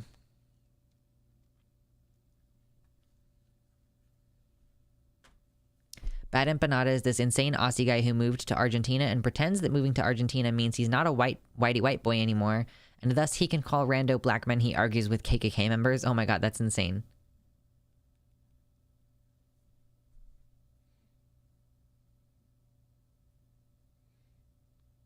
Yeah, I'm sorry that y'all are having trouble with the website today. On and off, that's no good. Keffels is kind of falling off lately, IMO. I don't like YouTube drama and it's all she does lately. I mean, I don't really know if I would call it falling off, because I feel like she was mostly a shit poster before, and then she started getting involved in politics, and then that ended really badly for her.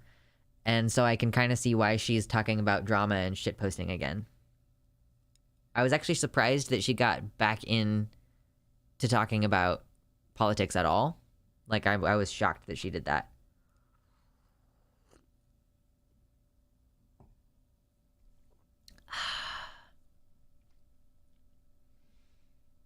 Okay, Bad Empanada lives in Argentina, has good info on South American happenings, but he gets way into drama and being edgy online. Yeah, I like my drinks extra dirty. Extra dirty, extra olives. Bad Empanada is the most genuinely toxic and absolutely insane, quote, leftist in the space. Excuse me. He's actually worse than DJ Mule because he's bigger and he's chronic. Oh, that just fucking sucks. She settled down a fair bit after all the IRL BS she had to deal with. Talked a bit about it with Poppy and Xena the other day. Yeah, I really did get the impression that Keffels was stepping away from politics big time.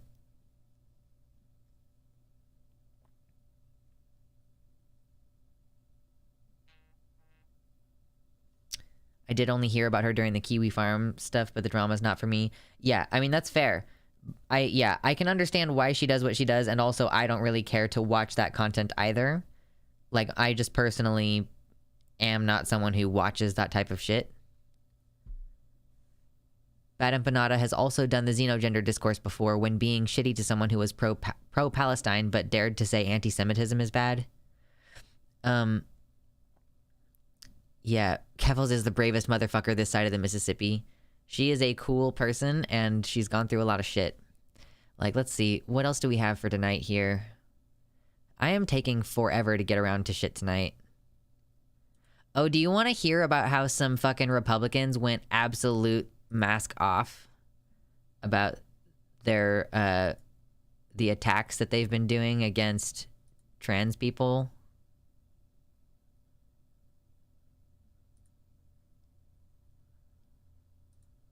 What have I done?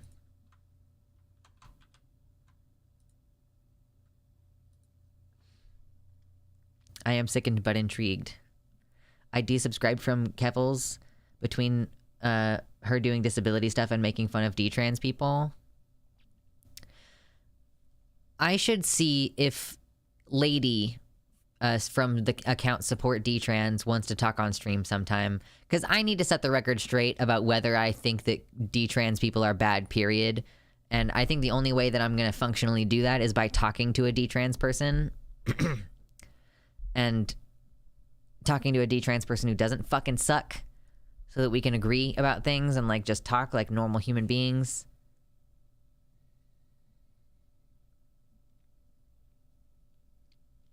Oh, what's up, Beth? Okay, if you have your threat blocker on from the VPN, it blocks chat. That's super weird. Hello. 18 hours ago, Keffels released a video, says, Bad Empanada apologized to me. We are friends again. That sounds like clickbait. D-trans people are fine. It's anti-trans D-trans people I hate. Exactly. And I just find it really difficult to thread that needle between like calling out D-trans people and being like, these people fucking suck and they're spreading misinformation, versus people being like, I can't believe you don't have any sympathy for these people. And it's like, I mean, well, I don't have any sympathy for these ones in particular, but I don't think there's anything wrong with D-trans people in general. I think D-trans people are fine so long as they don't shove their personal journey upon all other trans people. They're in the same fight we are even if they're D-trans. Basically, like, as long as you don't, if you do have genuine regret and you're detransitioning because of regret, which is I think what we're talking about when we're talking about D-trans people in this context, because a lot of D-trans people aren't there because they want to be there. They're detransitioning because they are losing access to hormones or because their parents don't accept them. Like, they have to detransition in order to move back in with their family. So yeah, when we're talking about the ones who are detransitioning because of regret, I think it's shitty when they project that regret onto other people. I don't have sympathy because they have no sympathy for me. Yeah, it's when they become anti-trans, I'm like, I don't want to talk to you at all. I detransitioned, but for my mom. Right, like, if you had a choice about it, you would still be out as trans, right? I mean, yeah. Someone said that I detransitioned today, and I'm curious about responding to that, actually. I was arguing with someone on Twitter for a while, and they kept quote tweeting me out to people, and people got really mad about that one. I said something deliberately inflammatory in a separate conversation, and I can't wait to check the quote tweets on that later, because people are going to be mad.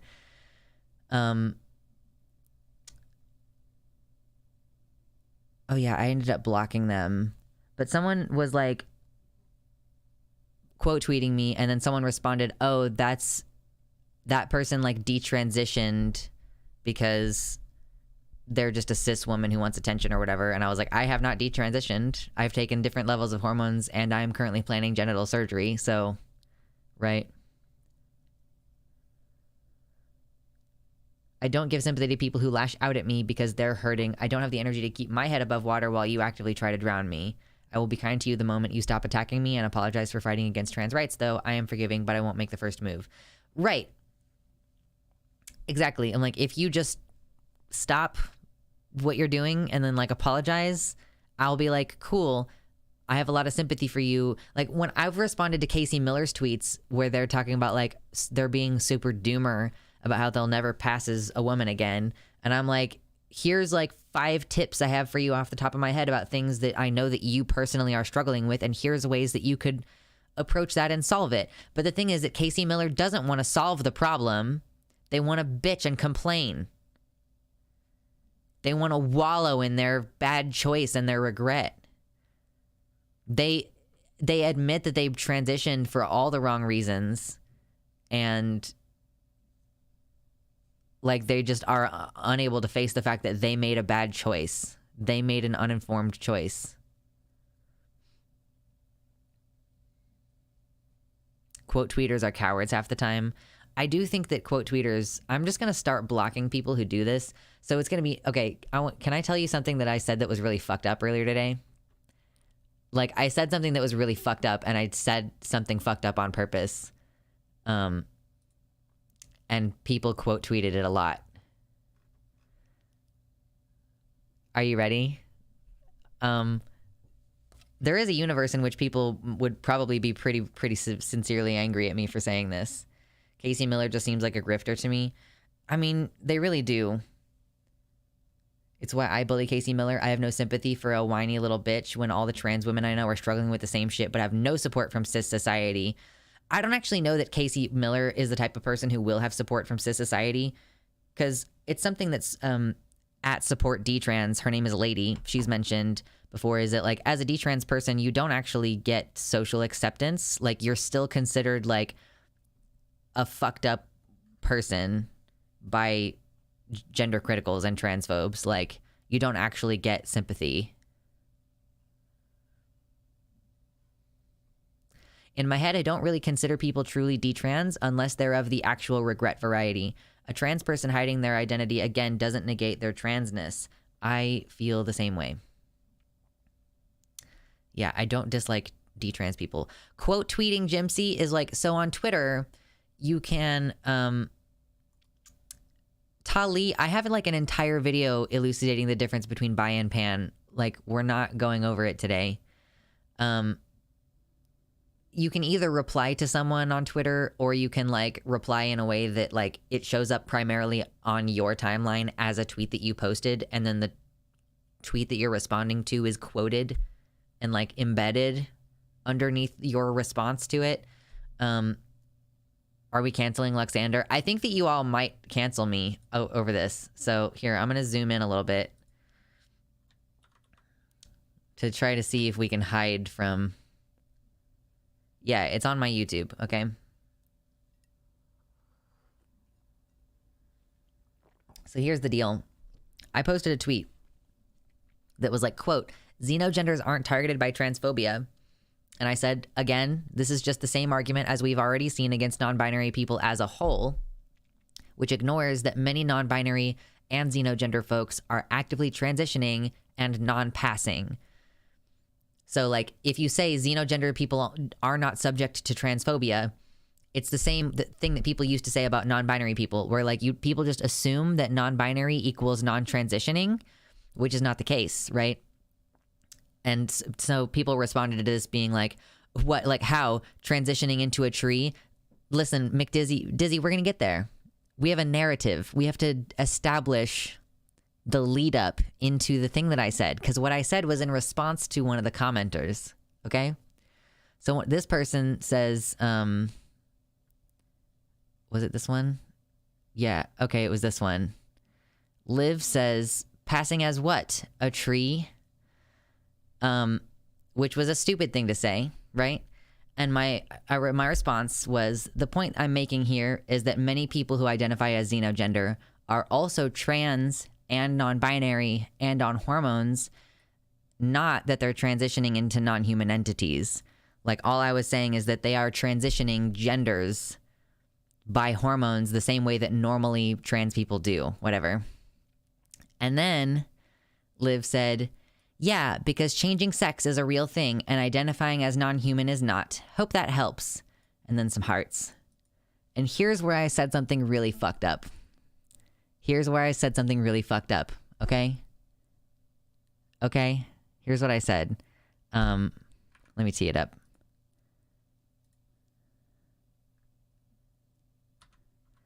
I said, I mean, you can take fake hormones and mutilate your genitals, but that doesn't mean, quote, identifying as a woman is a real thing either.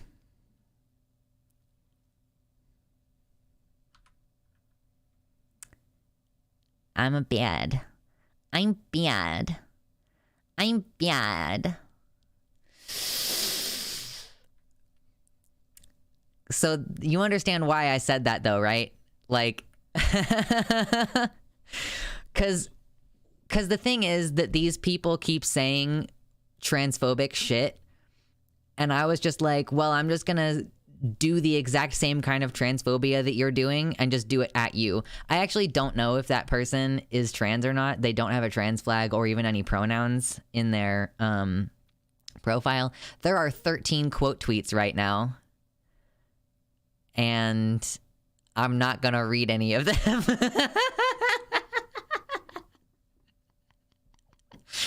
I was like, I knew what I was doing when I did it. I was like, the quote tweets on this, and not even just the quote tweets, but people are gonna like screenshot this forever.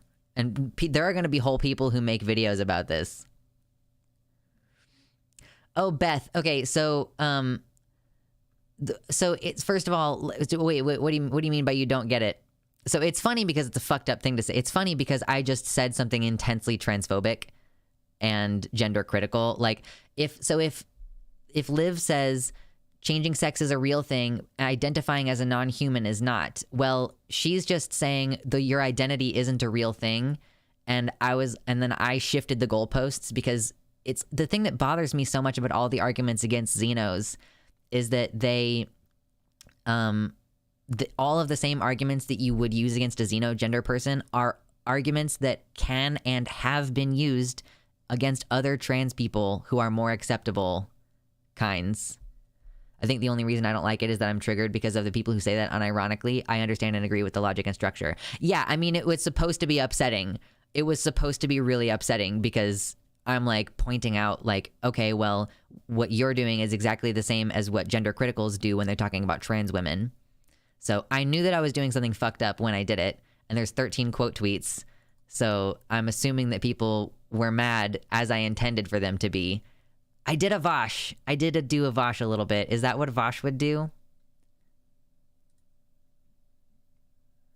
Yeah, the point was to show how their argument holds no water and is the same shit used to hurt us. I wasn't saying it because I meant it. I said it to prove their hypocrisy. Thank you, Speedy Shimeji. I appreciate. I did a bunch. I've certainly been expressing my edginess a little bit more these past couple of months. Don't talk about him? Why not? Is it gonna summon him? That would be amusing, wouldn't it, if talking about Vosh summoned him? It's the tea.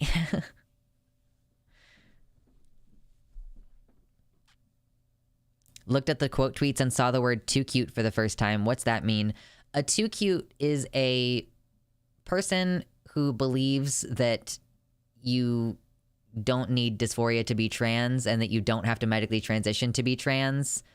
And it's a derogatory term made up by people who think that you need to transition and you need to be on hormones and you need to want surgery. Even if you can't afford it, you need to be suffering because you don't have it. Like, yeah, the opposite of a trans med. And it's a mean thing. Like, it's like true scum is a mean word and too cute is supposed to be a mean word. Imagine if talking about someone would teleport them to you.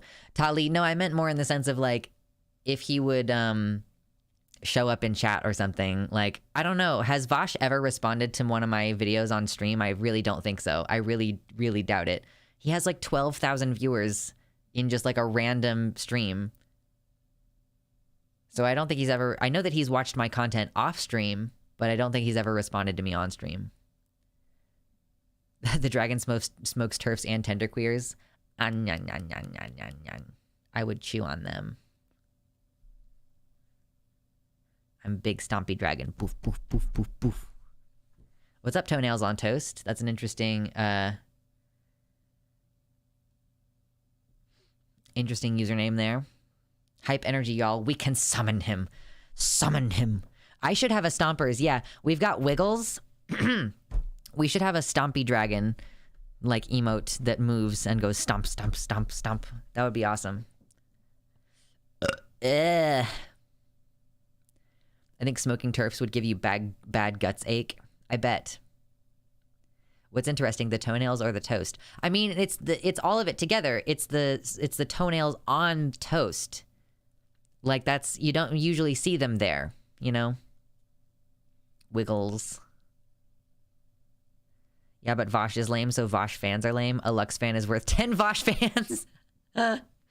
So I only have to have 10% of his subscriber base to be as based as he is because my viewers just count more. I know. It's already giving me indigestion.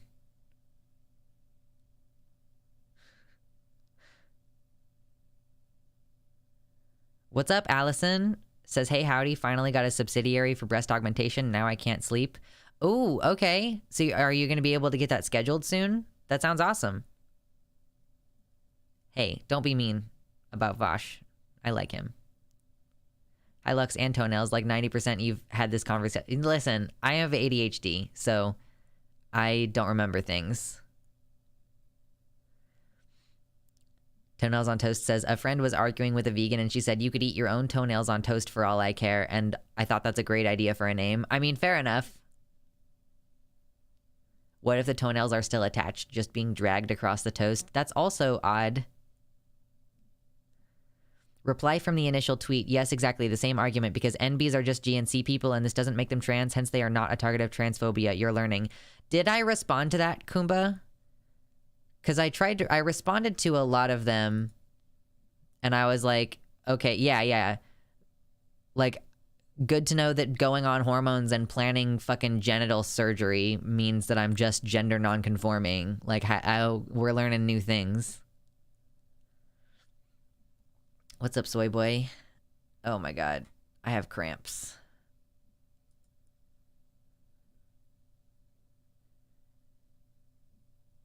Oh yeah, I remembered that I responded to that. Anyway, people were being stupid. There's like 70 people in here, which is pretty based. If you haven't already hit the like button and you're enjoying hanging out with us, go ahead and hit the like button. It's free, it's quick, and it helps the channel. Lux woke up and chose Twitter violence. Listen, if you want to talk about what I woke up with today, like I woke up and I did wake up and chose Twitter violence, but so I've realized that I really love to shitpost sex shitposts on Twitter. Does anybody else get that? Like maybe this is just because I'm around a lot of trans women and this is super normalized. But so there was this post from the Cosmopolitan. It's like, why guys get turned on when you orgasm and why that's a bad thing. This post is from like 6 years ago, but it was a real article on Cosmo magazine. Of course, guys managed to make your orgasm about themselves, which is a stupid thing. Yeah, like, so it's a bad thing to want your partner. I wait to the end to like streams. Why? If you hit like on the stream, it tells YouTube to show the stream to more people and it immediately brings in new people. Like literally every time there's like 2 or 3 people like the stream at the same moment, immediately like 2 or 3 more people flood in. It's crazy how it works actually. So anyway, this morning, this was like one of the first things I did this morning before I got out of bed. I saw this and was like, this is stupid. And my response to this was, I guess it's also a bad thing to swallow and have him call you a good girl. Oh my god. And then my immediate next thought was, I should not be tweeting this early in the day. That was like the first post I made on the internet this morning. It wasn't horny posting though. It's shit posting, but horny style shit posting. I never had a partner who accused me of being selfish when I put my face in their crotch. I know, exactly. Horny shit posting is still horny post. Horny shit posting is still horny posting. Okay. I'm glad that I made you all laugh. Sus Lux. I know, Lux says some sus things.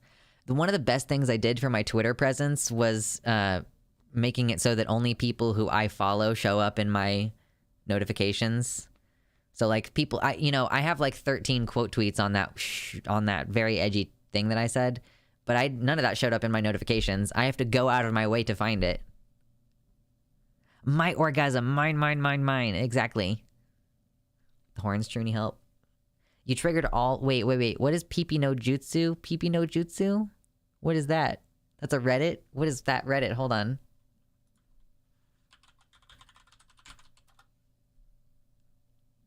Literally stop.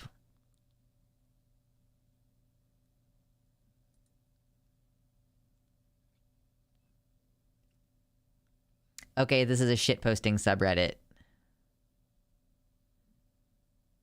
What is LH? I forget what LH stands for.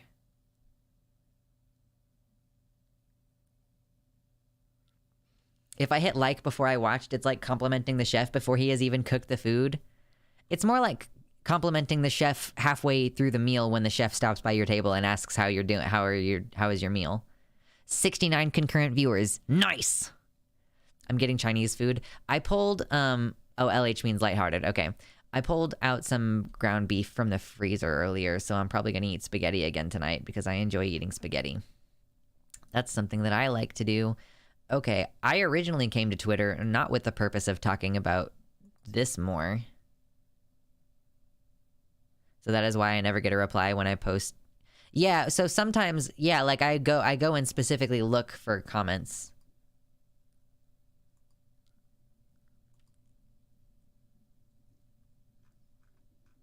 It's just not really workable otherwise. The likes are showing at 69 for me, and I don't want to ruin the 69er. Well, I hate to break it to you, Toenails on Toast, but it's up to like 83 now on mine. I prefer sky beef. What is sky beef? Oh, cramps. Can you stop, please? Oh my god. You gotta follow me so you can continue to never get any notifications because I never tweet. True. Is anyone on Mastodon? I thought about setting up Mastodon on my phone today, and then I realized, like, I don't actually know if the app is very secure. Or I guess the app is only as secure as the servers that you use, but I don't know. One time Lux liked my Twitter reply and I swooned. Gotta get back up to speed on Mastodon. I don't follow many people over there, and so I don't use it very much. I'm still primarily using Twitter and Reddit. Mastodon is more secure than the majority of social medias. Yeah, there will never be another Twitter. It's so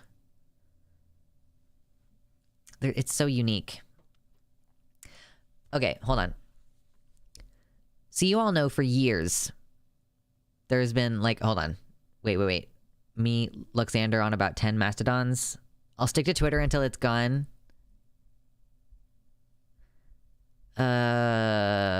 I just want there to be somewhere where I can shitpost the way that I do on Twitter. I feel like the sexual shitposts, Twitter is the only place where those can live. Like, what am I gonna do when Twitter dies?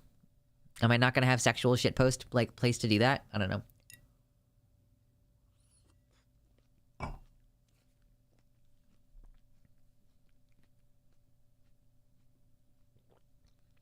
Honestly, anybody who's not already on Twitter, I always tell them, like, don't join. Well, Tumblr is a very different flavor of website, okay? It's just a totally different place. Okay, anyway, hold on. We're gonna eat this last olive.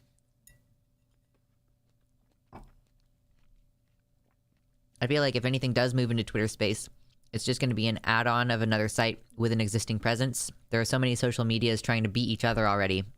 Like YouTube Shorts, trying to be TikTok. I do find that so weird. But I still signed the new agreement so I can monetize my fucking shorts.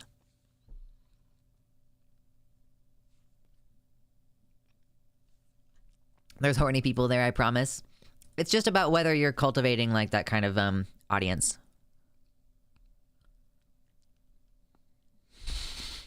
I'll die before I use Facebook. Facebook is where all the good bottom surgery info is, though. Monetize those booty shorts. Listen, if I buy these booty shorts that are gonna have slurs on the ass, I feel like if someone paid me $50, I would post the pictures publicly. I think I would do that. Or like maybe $100. I think I would post the booty short pics publicly for $100, because that would pay for the booty shorts, the like $20 plus shipping, and then it would be an incentive for me to post those. Okay, this is going to be my hottest take of 2023, but I genuinely think Twitter is still pretty good. Twitter is fine, but the problem that I have is that a lot of the cool people that I like are not on there. Just buying a pair of booty shorts that say slurs. No, they're going to have actual slurs on them, okay? See ya, Amy. Good night.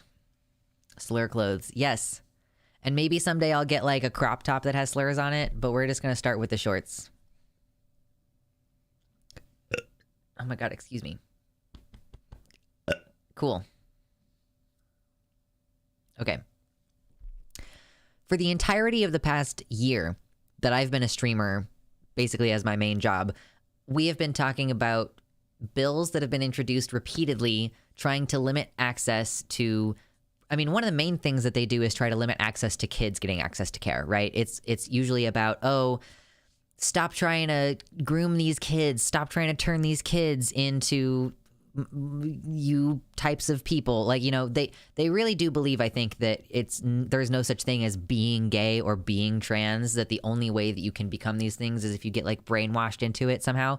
But anyway, they keep trying to limit our access. And then these laws, oh, they stretch up. Like, oh, they're trying to make it illegal up to age 21. Oh, they're trying to make it illegal up to age 26.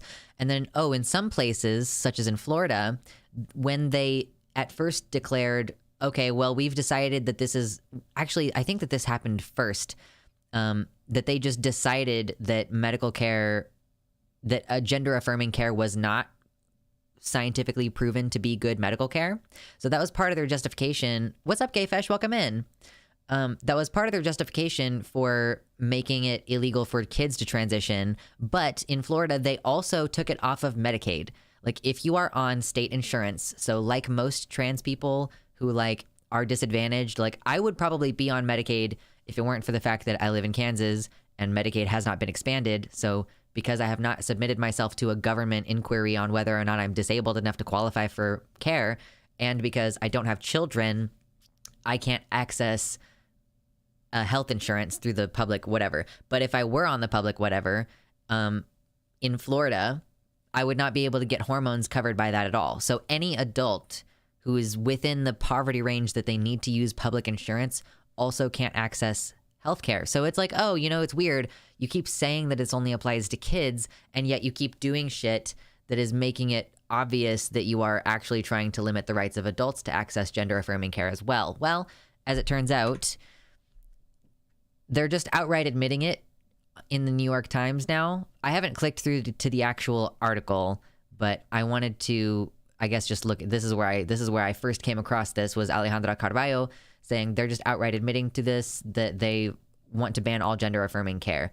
So here we're looking at, yes, this says the bills arriving in legislatures show a movement expanding beyond what it originally pitched itself as. The 25-year-olds who would be unable to receive transition care in Oklahoma and South Carolina are not, after all, children. An Arizona bill would ban drag shows on Sunday mornings whether or not minors were around. The lawmakers who introduced those bills did not respond to requests for comment. And then Matt Sharp, Senior Counsel and State Government Relations National Director for the Alliance Defending Freedom, the ADF, which is a hate group, said that his group believed, quote, gender ideology attacks the truth that every person is either male or female. And Mr. Schilling of the American Principles Project confirmed that his organization's long-term goal was to eliminate trans care, any transition care.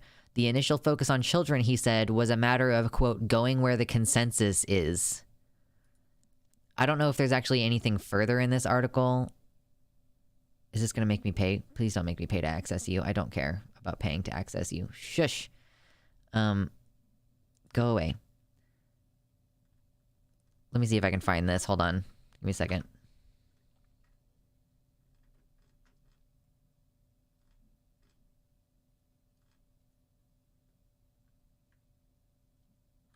Yeah, okay, so here, so following from that, Catherine Oakley, the state legislative director and senior counsel at the Human Rights Campaign, said the bills disproved the notion that protecting children had ever been the motivation. Yeah, it's not because they don't think folks can give adequate consent, pointing to the bill's exceptions, like, you know, allowing surgery on intersex children.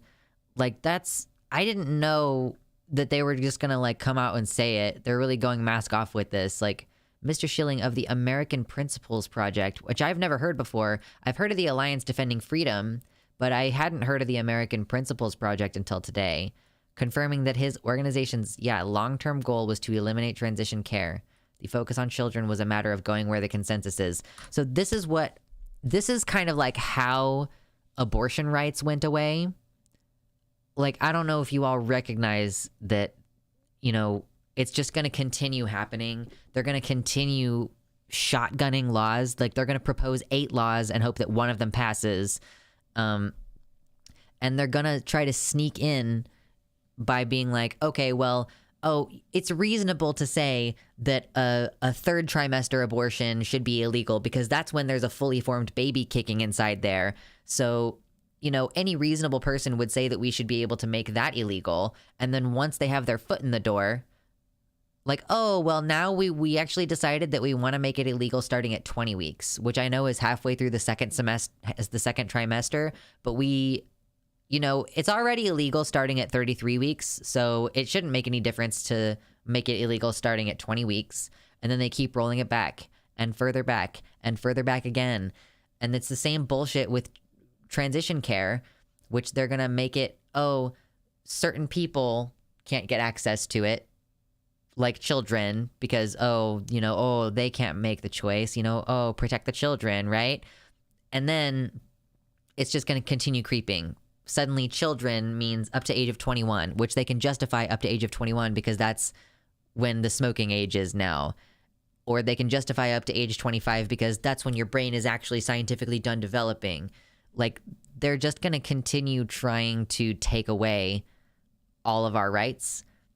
And I really think it's like really frustrating to me. It shouldn't take them saying it outright like this for you all to believe that they want to take away your rights. Like, you should be able to infer based on their actions that they are going to incrementally take away your rights up to the point where you just don't have any right to transition anymore. Like, if you're a trans man, you're going to have to commit a felony in order to access your hormones because testosterone is a protected substance, or you might have to travel somewhere to get your access to care. You might have to leave the country to get your access to care. And it's just going to keep going this direction until something pretty majorly changes. And I just don't think that it will. Like, I would say that it's just going to keep going this direction, and we should probably all try to stock up while we can.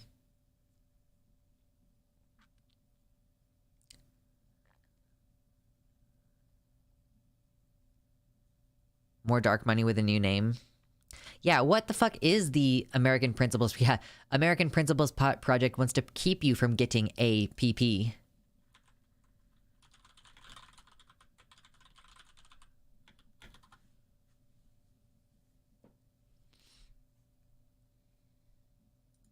I don't know that I'm going to really find out anything about them by going to their website, but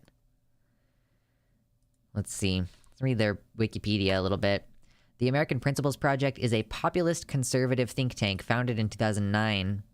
It is chaired by Sean Filer, led by Terry Schilling, son of the late former U.S. Representative Bobby Schilling. It has led efforts opposing the Common Core standard and advocated for monetary reform by suggesting a return to the gold standard. They've opposed Common Core?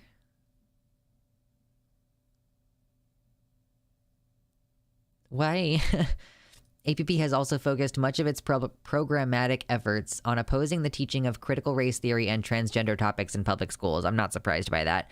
The organization has an affiliated super PAC, which spent nearly $4 million during the 2020 election cycle. And then APP often refers to itself as the, quote, NRA for families, which is choice. I think I'm probably safe in Washington State because my care is legally protected, but this is a big reason I will never get my ovaries removed. I don't want to be an adult with no hormone-producing organs in a country that says I can't have HRT. I mean, yeah, you can always, like, go on estradiol again if you have to, but yeah, I would say you should always keep one of your ovaries unless it's, like, a real problem. But, like, I have a lot of pain in my left ovary, and so I'm like, well, I'm probably going to get a hysterectomy at some point. Like, so when I get a hysterectomy, I guess I'll just start thinking of it that way. I'm thinking about getting the left one taken out because you're still going to have cramps. Like, even if you get your uterus removed, you'll still have cramps because the signals go out to all of the smooth muscle fiber in that area, right? And if I have a lot of pain around my left ovary, then maybe, like, having my ovary removed will mean that I don't have as much pain in that location. I don't know. But you only need one of them, hypothetically.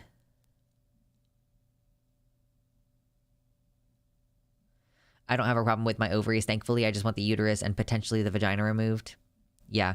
I want to, like, I just want the, like, I mean, I guess the pregnancy part is the main thing. And the cramps part are another big thing. But again, like, getting rid of your uterus doesn't actually get rid of any of the cramps. I want bottom surgery so bad, even if that's the only thing I can get done that I need done. I mean, yeah, some people it's like a huge priority. Need to exchange your ovaries for underees? True.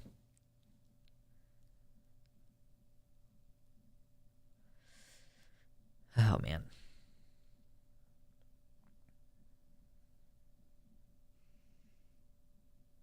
I feel like I need something. I just don't know what it is right now. Do you ever get that feeling where you're like, I feel like I need to put something in my mouth or like or like smoke a cigarette or like have a shot or something? Like, I don't know what it is, but I like need something. Burrito, true. I started up a quesadilla before, I like ate half a quesadilla before stream started, and then I was like trying to rush to get stuff ready for stream. Burrito does go in mouth. It's true. No, penis was not what I was gonna say. I just meant more like I need to consume something and I don't know what it is. Yeah, a prayer. I need a prayer. All of you need Jesus. All y'all motherfuckers need Jesus. For me, it's always weed. I need penis in my mouth for real. I mean, yeah, clearly that's what I was thinking about this morning. I'm like, I guess it's also bad to swallow and have him call you a good girl. It's ridiculous. I'm getting my testicles removed no matter what. I would rather die than let any amount of testosterone into my system ever again. Fair enough, you know? Someone in the YouTube chat said penis, okay? Paul Hack said penis.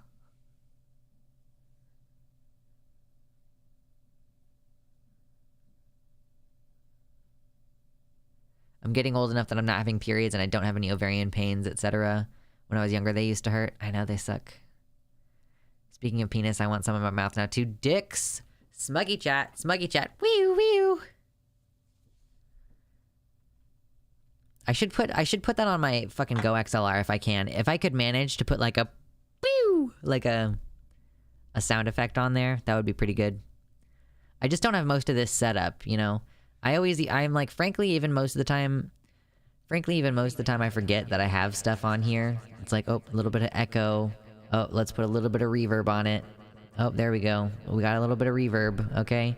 And now that we've got a little bit of reverb, let's go ahead and take the reverb down, and we're just gonna go ahead and put it on... Nope, that's not the right one. We want this one. It's... hold on. No. What am I gonna do? You're walking in the woods. There's no one around, and your phone is dead. Out of the corner of your eye, you spot him.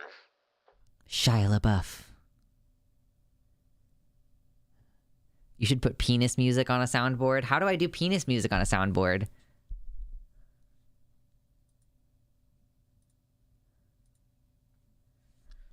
Shia surprise, those are gun to your head. Exactly. I did do old-timey radio voice. I satisfied the desire.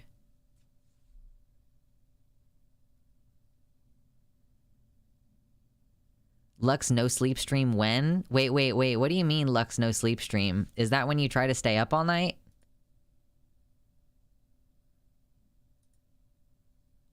What does penis music even sound like?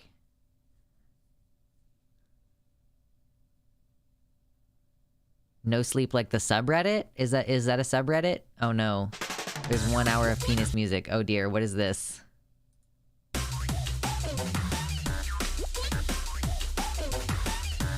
I'm not showing it on stream. Is this just like the same 4 seconds looped around forever? That's insanity. Alright, great.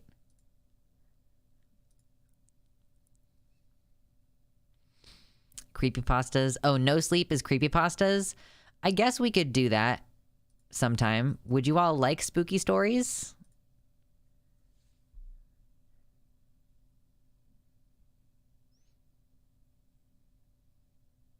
I'm not okay with being called a girl unless you call me a good girl. That's the only thing I'm okay with. Same Cheese It for Ball. Exactly. A spooky Lux stream? We would do spookies. Okay, we can do spookies maybe sometime.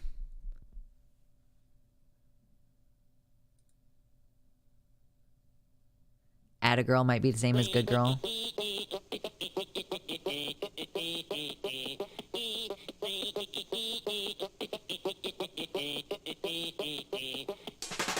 Interesting. I will listen to the rest of that later.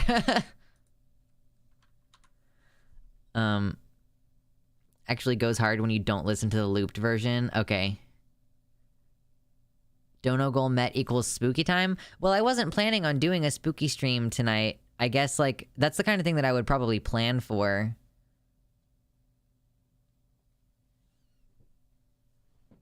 Did you see Smile, best Vor movie in 2022? I did not see Smile. Hello, but all is lost. Welcome back. The loop makes me want to commit violence. Fair enough. Okay, what else did I have today? I had an article that I wanted to read.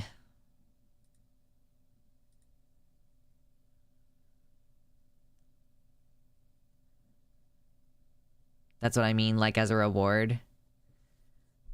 Oh, yeah. So are you saying, like, if we meet the dono goal, then I'll do a spooky time stream as a reward? I mean, I just like getting ideas from you all. So if you all actually want to do spooky streams, then we could just plan for that. Spook the dragon. This is such a strange community. I know, it's such a weird place. Spooky stream would go so fucking hard, honestly. Darken the lighting a bit. I mean, so here, this is like the first thing that I would do, is this. And then probably this. Okay. And then we would do spoops. Yeah? I actually could turn off more light. There are other lights in this room that are on that I could probably continue to turn off. This is getting out of hand. I was just reminded of some stories when they did the reverb. I mean, listen. Wait, I don't know how reverb sounds different to echo. Wait. Where are my headphones? I'll deal with it later. So, I don't know. We could do a little bit of reverb. This is what reverb does. I think you need a bit more front-facing light. Yeah. And then echo is a different thing. Like, echo is a different thing. I think a cooler color would work better for a spoopy stream.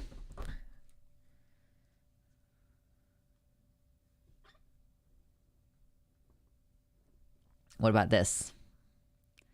This is not totally green. It's like green and turquoise. Dark Luxander the Radio Dragon. True. You need a flashlight, like a true sleepover. Hold on, let me do that. I'm just gonna do it on my phone temporarily for funsies. We're just having fun right now. Like this.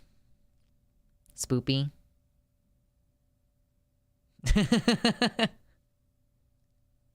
Is this working for you?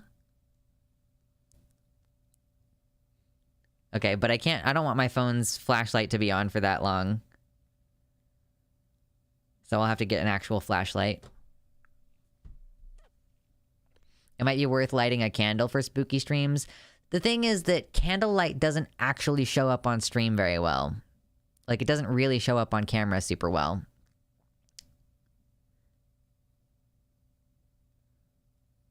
Like, I could try it. I just think that it would have to be a lot of candles for them to, like, cast off. Like, it's easier to cast off, like, for your eyeballs. Like, cameras don't pick up candlelight the same way.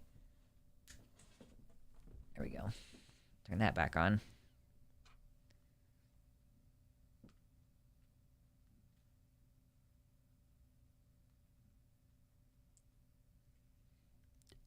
Excuse me. A 3-wick candle shows up pretty well on camera. It depends. Instructions. Unclear, got a fleshlight. True. You could do a real scary story like Relno the Story Keeper. I don't know who that is. But I'm glad that you like it. Do cool colors and turn it slowly to red during tense parts. I can't exercise that amount of control over my shit while I'm just sitting here.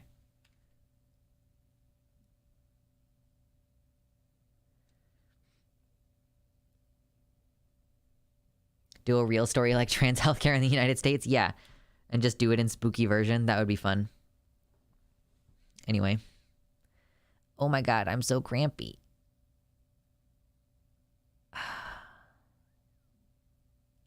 Send donos so that I can buy chocolate. And play the theremin. True. I should get a theremin. That would be fun. Oh gosh. I found an article that I wanted to read.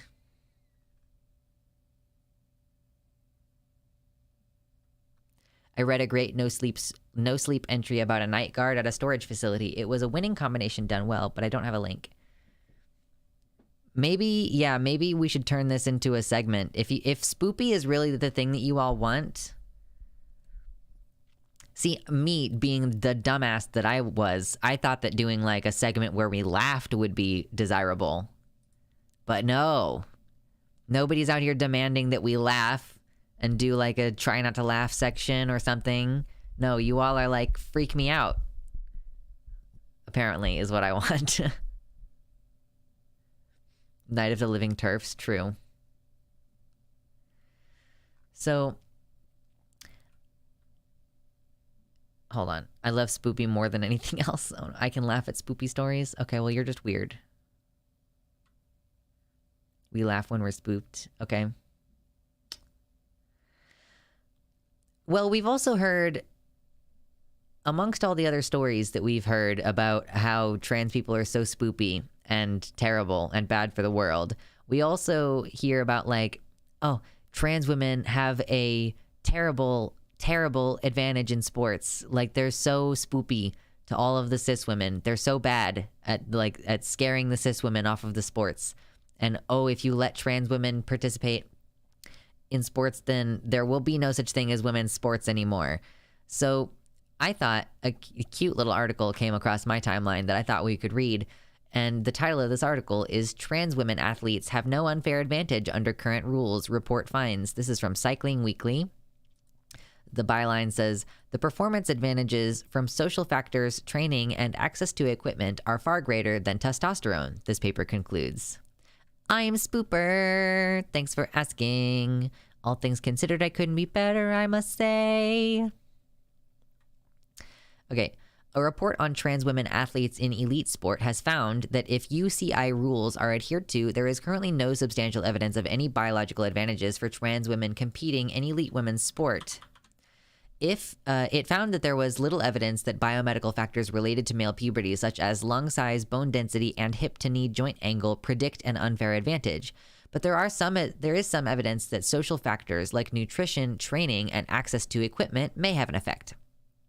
These are the key findings listed in an 86-page report titled, quote, Transgender Women Athletes and Elite Sport, a Scientific Review, which was published in late 2022, commissioned by the Canadian Centre for Ethics in Sport, which is an ethical sport advocacy nonprofit with a vision of fair, safe, accessible, and inclusive sport for everyone. So, of course, if there is a real concern with trans women in the sports, like, we can't just take away their access. You know, the correct thing to do is to, like, let them participate to some extent and, like, conduct studies. Like, see what the actual result is. Oh, are cis women actually losing a lot compared to trans women? Or what is the actual real deal happening here? The inclusion of trans women in elite women's sport has been a hot-button issue of late, with high-profile instances such as Emily Bridges' attempt to compete in the UK sparking concern and upset on all sides, while the inclusion of trans women has led to protests by those who worry that cis women are at a competitive disadvantage in some races, in some U.S. races. However, this report has concluded that, quote, the fears that cis women need be protected from trans women in elite sport are unsubstantiated and misplaced. The things that threaten women's elite sport for cis and trans women, it's not trans women, but rather misogyny in the form of underfunding, non-parity in participation and leadership, equitable sports space allocation / access, and a range of sporting opportunities not afforded to women, both cis and trans, in equitable ways. So it's actually showing that, like, the biggest differences are that men's sports get a lot of like, sports space allocation / access. You know, the funding tends to go into the men's sports significantly more. And it's not just like women's version of men's sports. Like volleyball is a women's sport that doesn't get as much funding as football. We're not even talking about women's football leagues, which are their own thing, or like women's basketball leagues, which are their own thing and also are underfunded and considered like unserious and stuff.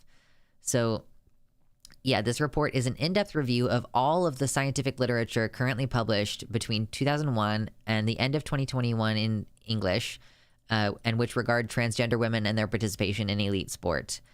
We're relying only on peer-reviewed articles or syntheses of academic literature in reputable academic journals, and the study explores both the biomedical and sociocultural perspectives when it comes to the question of transgender inclusion in sports. The testosterone advantage. The biomedical perspective is the primary consideration of sports governing bodies around the globe and commonly the center of the fairness debate.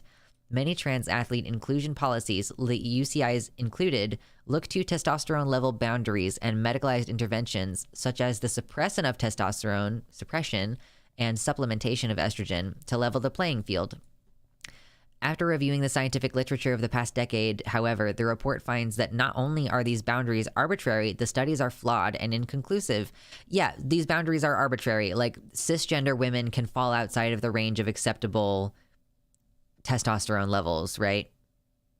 Yeah, Willow Oak, welcome to the website, pointing out there are co-ed sports, as in, like, my mom played co-ed softball, so I don't get it. Yeah, it actually turns out the secret is, like, the real spooky secret is that if you just let women compete against men, they are competitive against men. And like the primary reason why women's sports is segregated is that men felt threatened by the participation of women. Like once women start participating and they start winning, then male supremacy is threatened. Like that's like fundamentally keep in mind that like everything about the transphobic position is predicated on male supremacy. Like we don't really phrase it that way. But like, you know, in the same way that we have white supremacy, which is the idea that white people are significantly better than black people and everyone else of any other color. And like they, you know, like white people are just naturally God's chosen people. They're naturally gifted. They're naturally better. They naturally deserve more things. There is also male supremacy at the heart of a lot of patriarchal views, a lot of transphobic views. Exactly. Terfs are male supremacists. They just also hate men. They are male supremacists. They believe that males are inherently more powerful, inherently stronger physically and mentally. Like when a Terf complains that a trans woman won at Women's Jeopardy or whatever, like if they say that the trans woman had an unfair advantage in Women's Jeopardy, they're saying that men are inherently supreme in the sense of they're more intelligent. So like that is fundamentally what is at the root of a lot of these beliefs. Anyway, going back to this. So the review points to shortcomings such as using non-athletic trans women as subjects, inadequately adjusting data for factors such as height or weight, little understanding of the disadvantageous effects of hormone therapy, like trans women losing their sports. I don't know, it was like a women's quiz show. I don't remember what it was. Not differentiating between performance-enhancing doping and naturally occurring serum testosterone, or the little attention given to the fact that distribution of testosterone levels between elite cisgender men and elite cisgender women athletes overlaps. Exactly. There are some elite cisgender men with lower T and elite cisgender women athletes with higher T. The analysis did not show support for the argument that testosterone exposure and the biomedical factors related to male puberty, such as lung size, bone density, and hip to knee joint angle, lead to athletic advantages. Quote, there is not one discrete biomarker that allows easy comparison of athletes' bodies to each other in terms of performance. Athletes are a sum of all their advantages and disadvantages, which results in performance. So while sport-specific studies on performance advantages are lacking, the review did find evidence to indicate trans women who have undergone testosterone suppression have no clear biological advantages over cis women in elite sport, stating, quote, while an advantage in terms of lean body mass, cross-section area, and strength may persist statistically after 12 months, there is no evidence that this translates to any performance advantage as compared to elite cis women athletes of similar size and height. So, and then the loss of these strength markers continues after that initial 12 months of suppression, and as of today, no significant studies indicate at what rate or how long this loss continues. Yeah, and then additionally, higher levels of red blood cell count, they normalize within 4 months of starting testosterone suppression. And then after gonad removal, a lot of trans women have lower T levels than that of premenopausal trans women, or premenopausal cis women, excuse me. However, there are social scientific disadvantages. So I don't really care as much about this section because I'm just like, okay, I trust that you did a study, and they're like, this is not as big of a consideration. We're usually looking more at the biomedical aspects of it. So they just concluded that there is no correlation between any of these biomarkers and any actual performance difference in sports. But there is some advantage to, like, if you were in men's football in high school and you did weightlifting every morning as part of being in men's football, and then you decide you're going to become a female weightlifter later on, well, you're going to know a lot of fundamental things about form and how to do it safely, and probably diet and stuff that you might not know otherwise. Oh my God, we've dropped down to 41 viewers. I feel like that doesn't normally happen this early in the night. Did I just choose the wrong thing to talk about today?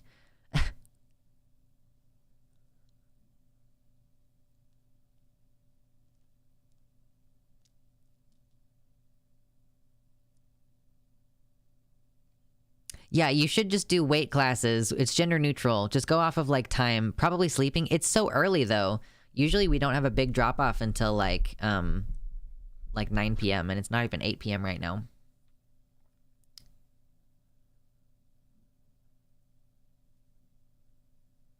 Anyone who leaves doesn't get to see my nudes. True. Interestingly, post-bottom surgery, cis women have more testosterone than trans women unless T gets added. Yeah, because once you remove the testes, you don't have any hormones in your body unless you're taking those hormones. So, yeah, like, whereas, like, cis women with ovaries, like, their ovaries continue to produce small amounts of testosterone. Mama Mephistopheles was the one who was talking about nudes. Oh, Hellhound, have to go to work soon. No. Oh, Tali and Nebula are both in the UK where it's fucking 1:40. Well, the next stream that we do is going to be on Sunday at like 12 noon my time, so it'll be 6 p.m. your time. That's our big Europe day, is Sundays. You're technically asking gay people to care about science. I mean, listen, I like science, and I'm more gay than a lot of people. They're going to find out trans men may have an advantage against cis men and instantly ban all trans men from sports. Frankly, men are super insecure. I mean, that's like the most embarrassing thing possible, right? Is like a woman, like a quote, a woman pretending to be a man beats the men. That's like why being a trans man is so dangerous, because you threaten men's masculinity in that way. I'm really just curious how many more quote tweets this tweet has gotten. We were at 13 earlier. Are there more now? Yeah, there's 19. There's 19 quote tweets on this now. I'm sorry. I'm just so proud of myself for stirring the pot. Like, listen, I really enjoy saying horrible things on Twitter. Trans men have an advantage over cis men in being based. That's true. Buck Angel doesn't count. Science is so gay. Rainbows are literally light science. I mean, I can't argue with that. That's absolutely true.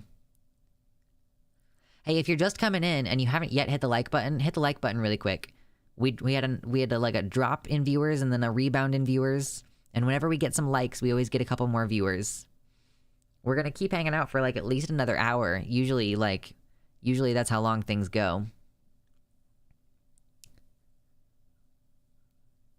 Billie Jean King won and men around the world flipped out. I guess I don't know who that is. Everything seems to threaten men's masculinity. I mean, yeah, that's why it's fragile. That's why fragile masculinity. I liked the stream 2 more times. I don't see it. I don't know what you said. I remember reading a study where the trans men beat the cis men in like military level exercise / boot camp training.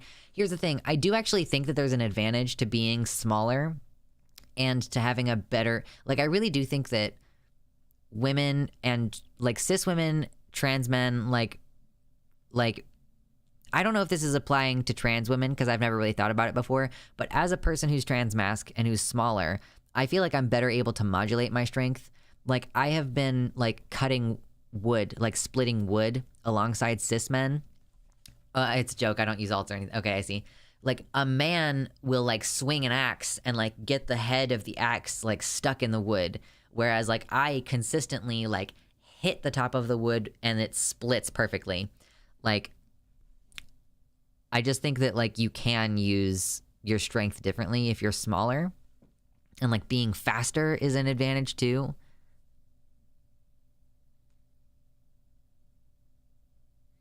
I like the video so much I pressed both like buttons. Hell yeah, hit the dislike button. I don't actually know if that... I think that does actually hurt the video's reach. Short people are just more efficient organisms. True! Agility is a big plus, exactly. That's why I wear toe shoes. Question, are toe shoes more or less cursed than... oh god. Crocs. That's what I was trying to think of. Are toe shoes more or less cursed than Crocs? Yes, the like button is just on YouTube. Yeah, I apologize. I know the website thing is weird. Like, you hit like on the YouTube page, and then you come over to the website, which for some reason you can't have an embedded like button. What are toe shoes? Hold on.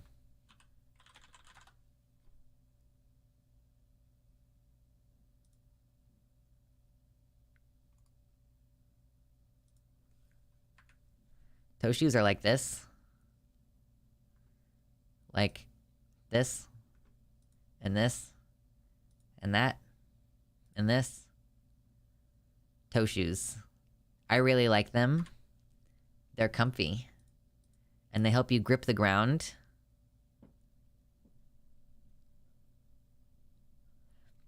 Square cube law. Smaller people can be stronger per size than larger people. True. Toe shoes are more cursed? I disagree. I think that Crocs are worse. Toe shoes are more cursed. I have injured myself with toe shoes. Crocs have never betrayed me. How did you injure yourself with toe shoes? How did you do that? Can you wear them with toe socks? Yeah. Those are the only socks you can wear with them. Are there steel-toe shoes? I feel like you could make them. I cannot stand anything between my toes ever. I grew up wearing flip-flops to the pool, so I don't have this problem. I have rainbow toe socks. I love them. I have rainbow toe socks also. I have rainbow toe socks that are thigh-high socks. I like thigh-high stripy socks. They're good for me. Holy shit. We just had another bump in viewers. If you just came in, hit like on the YouTube page really quick, and then hop over to the website at luxander.net/live, okay? But you gotta hit like really fast. We're so close to hitting 100 likes. We're so close.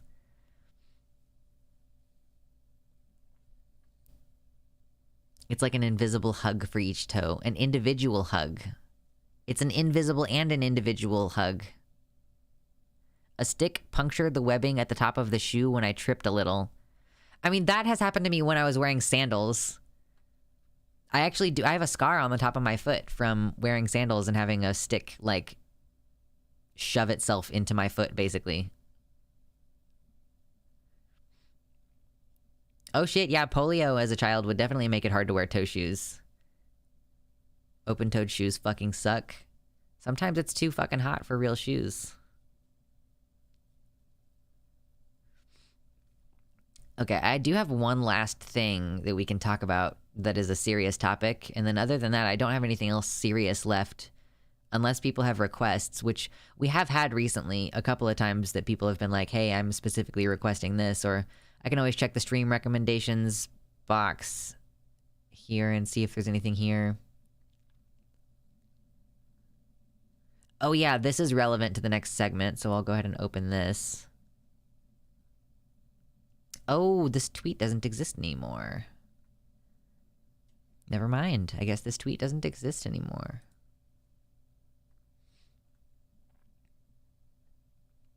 Countdown to 100 likes. We did. We passed 100 likes. We did it. We did it. Yay. Yay. Oh, yeah, we haven't talked about Florida. Yeah, I keep forgetting I need to talk about Florida and their ramp up to the fascist takeover. If we have time today, we'll get to that. I'll have to pull together a couple links.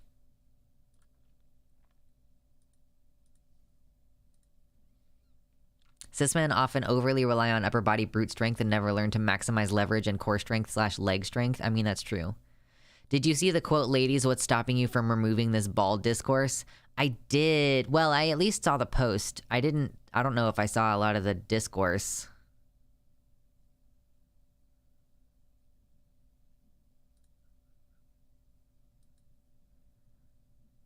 I can talk about it, though, if I find the fucking tweet.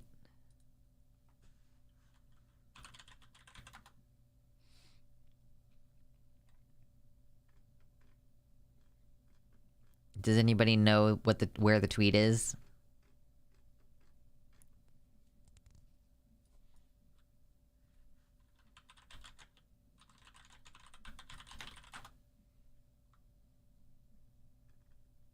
Oh, I see that there's a lot of meme now.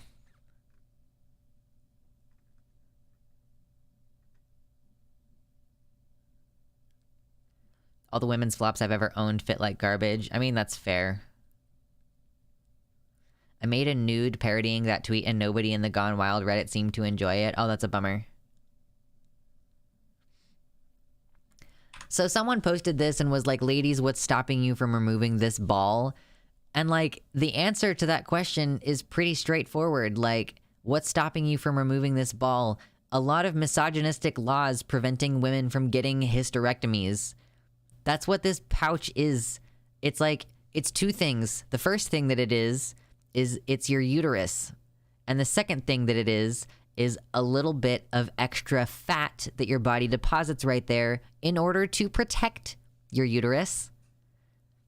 If you like fertile women, then you like this pouch. Like you can't get rid of it. I think even having a hysterectomy, you can't get rid of this fat pouch entirely because this is for protecting the uterus. Like it just is where your body deposits fat. And I've heard people say that it also is because the uterus is held fairly far forward in your body, like so that might actually be, I don't know, like if you've had a hysterectomy, you know, drop a line, let me know. Do you still have that little pooch there? Men's distribution on their body fat, though, it's not low down like this. Like, okay, here's the thing. This is a drawing, okay? I'm going to show you my actual feminine body right now, okay? Are you ready? Okay. This pouch is down here, okay?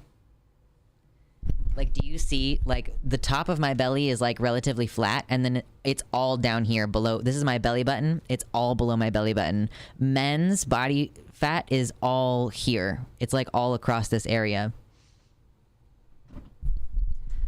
Like, the pouch is, yeah, can confirm for me, at least post-hysterectomy, that pouch has not gotten smaller at all. It's a body, it's your body's fat is stored way down low, like there. Some other lame person on today said that women with big breasts aren't classy.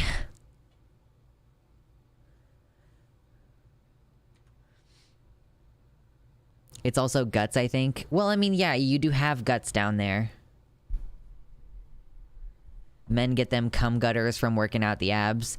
It's not working out the abs necessarily. It's like, it's not just working out the abs, it's doing twists in the abs that gets you the cum gutters.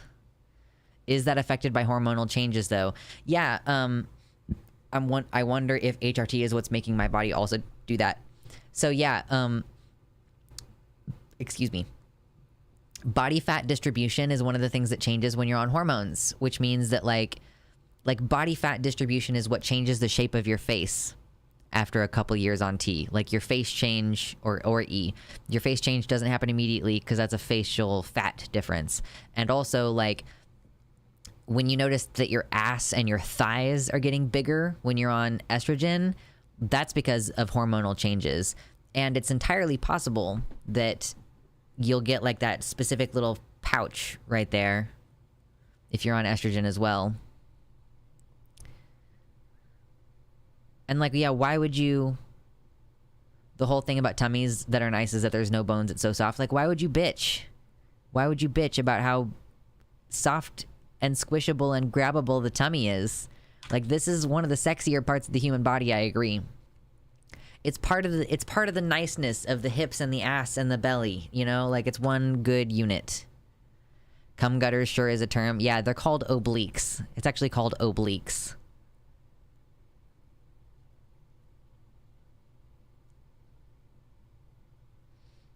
I have that pouch too, and even having lost like 30 fucking pounds over the past few months, it's still there. I will not complain about having a grabbable tummy. Yeah, what I was trying to say, Charlotte, is that yes, I can envision that happening in MTF HRT, and Mama Mephistopheles was also saying that she was wondering if maybe she was getting that from hormones also. Yes.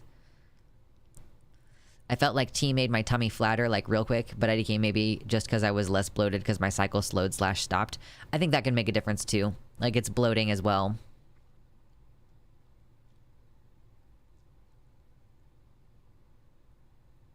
Holy shit, Baphomet, how tall are you? That's so... Yeah, going from 170 to 140 and then down to 130, that's crazy.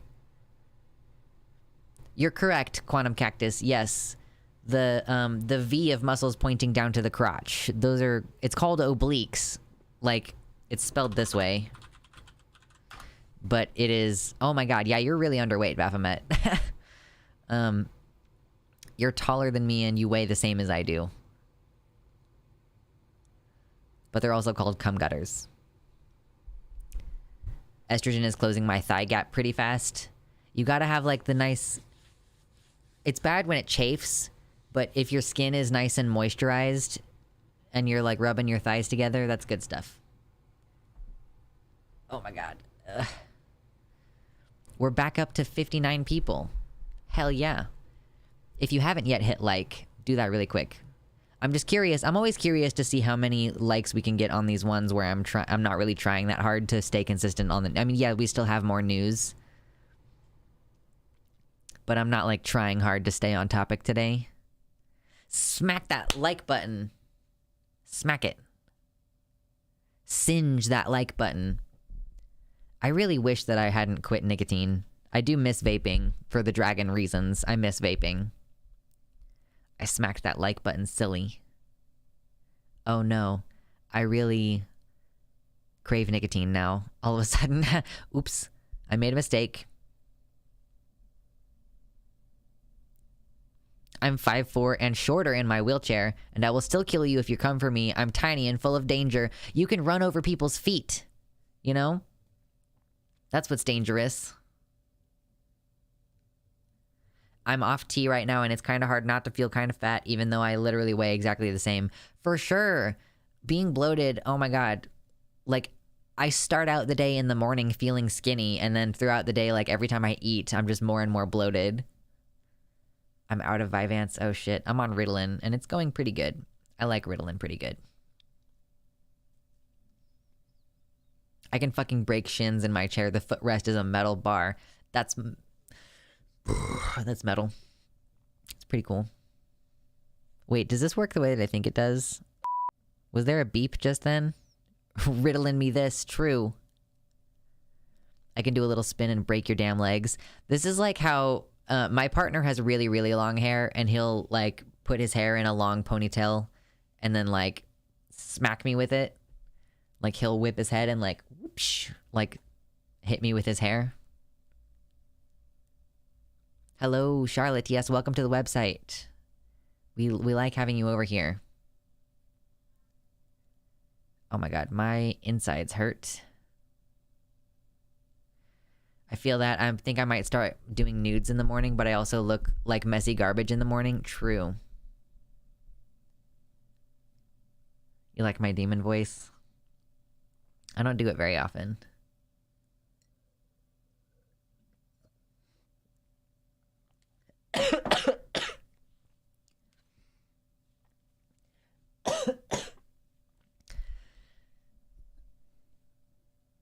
Don't worry about it. I'm just trying to inhale my water.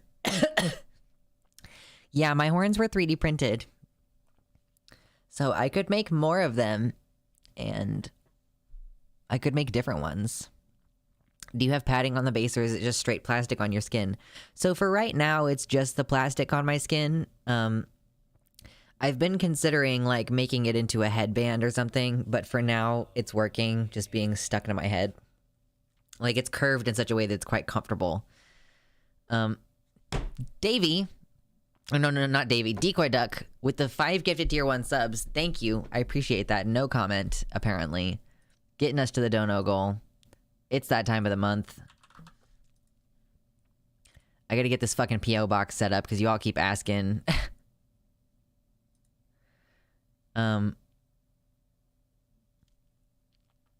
What were they based on? My mom asked as she walked past my desk. Oh, are you talking about my horns? I didn't make them. I just downloaded the files and printed them. So that was... I think they're supposed to be dragon horns. Like, I think that's what the point is. But I didn't make them. That's the cool thing, is that I don't know how to 3D model at all. But I have a printer and I know how to make it do stuff good. It's painful to come up with a dono message. It is. It's so nice hitting the dono goal for stream. Like, hell of a thing. Okay, I was gonna look at something. Yes, enjoy your dicks, everybody. Dicks, dicks, dicks, dicks, dicks, dicks, dicks, dicks, dicks, dicks, dicks. Everybody! I should really get into 3D modeling. Yeah, you could do all kinds of fun things with that. I've gone green. I think I'm down with something. True. Oh my gosh. My insides. So you know how the UK is a terrible place, and it seems like every single week we're talking about bad news? It's, you know, it's like between Florida and the UK, there's always some horrible place pumping out terrible news, right? And so today, the terrible news out of the UK is Justice Secretary Dominic Raab has stated that the UK government will no longer house trans women who, quote, have male genitalia or who have been convicted of a sexual offense in women's prisons. This conflates two categories which have no connection to one another. The update posted late on Wednesday night, 25th January, included the amendment, quote, unless there are exceptional circumstances. However, no detail has been provided yet on what those circumstances would entail. Raab described the development as, quote, further common sense changes. Grassroots campaigners like Trans Activism UK said, quote, this change will likely have the most negative impact on trans sex workers and those vulnerable to being arrested for sex offenses which do not center on assault. So this is very shit. And the reason that it's very shit is that like, this has a potential to hit to... Yeah, so first of all, having male genitalia does not make you a sex offender. But the threat of male genitalia on its own means that you can't be in a women's prison. And then separately, if you've ever been convicted of a sexual offense, okay? I don't know if you realize this, but sex work is a sexual offense. So let's say you live in the UK... let's say you're a trans woman who lives in the UK and you've been having a really hard time getting access to hormones and bottom surgery. Like, you for sure, you want to have bottom surgery. You want to have your penis removed and have a vagina installed instead. But you're on the wait list trying to get just hormones, just trying to get your gender dysphoria diagnosis. Let's say you've already been on the list for 2 years waiting for your first appointment at the gender clinic, and it's still 3 years out.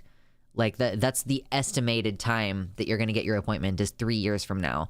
So let's say the suffering is too great and you're having a difficult time functioning because you have extreme gender dysphoria.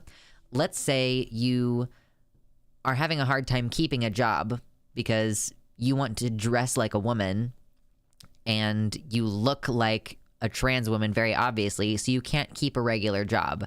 And let's say that you're also having a difficult time, like, getting housing, right? So you end up doing sex work because that's, it doesn't matter whether you look trans or not. Like, you know, the place that hires folks to work in the front they don't want a trans person being the front face of their shop or whatever. Like, if you're trans, usually you're going to end up working like retail or some bullshit like that because that's what's accessible to you if your parents kicked you out and you couldn't go to college, etc. Like, these things all compound against each other, right? So you're a trans woman who starts doing sex work because she can't get regular work because she doesn't pass, and you need hormones, and so you need money to get hormones online because it's legal in the UK for you to get hormones online. So yeah, you start doing sex work so that you can get hormones while you wait on the NHS list to get admitted and start the process of transitioning legally according to the NHS process.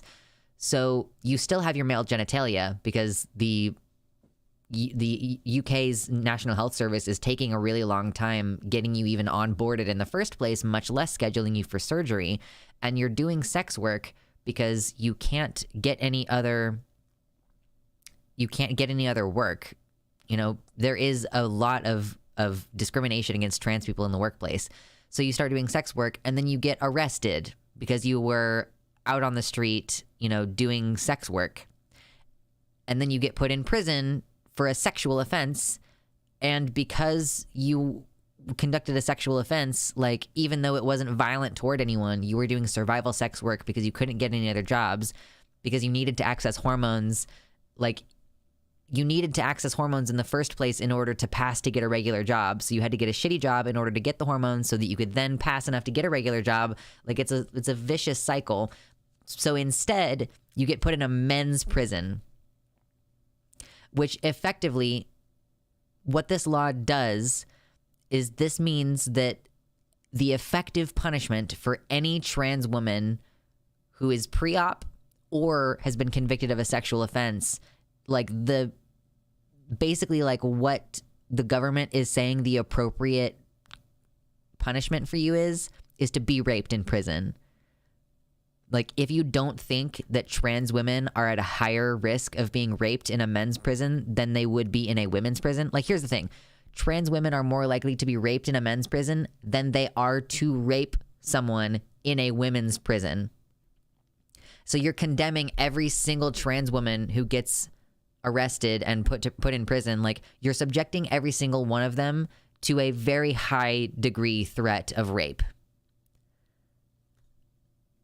Like, the UK has just basically said, if you're a trans woman who hasn't had surgery yet and you go to prison for any reason, like, we sentence you to rape. We sentence you to serial rape. And there's just no sugarcoating that. UK is a terrible place to live. Terf Island, get the fuck out of there. It's like the UK government is trying to kill trans women. Yeah, weird that. It's strange.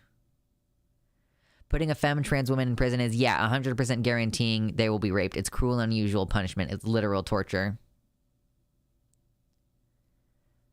And additionally, it's a whole separate issue. But yes, the trans women will rape the female inmates thing is really annoying because these people never care about male prison guards in women's prisons. Right.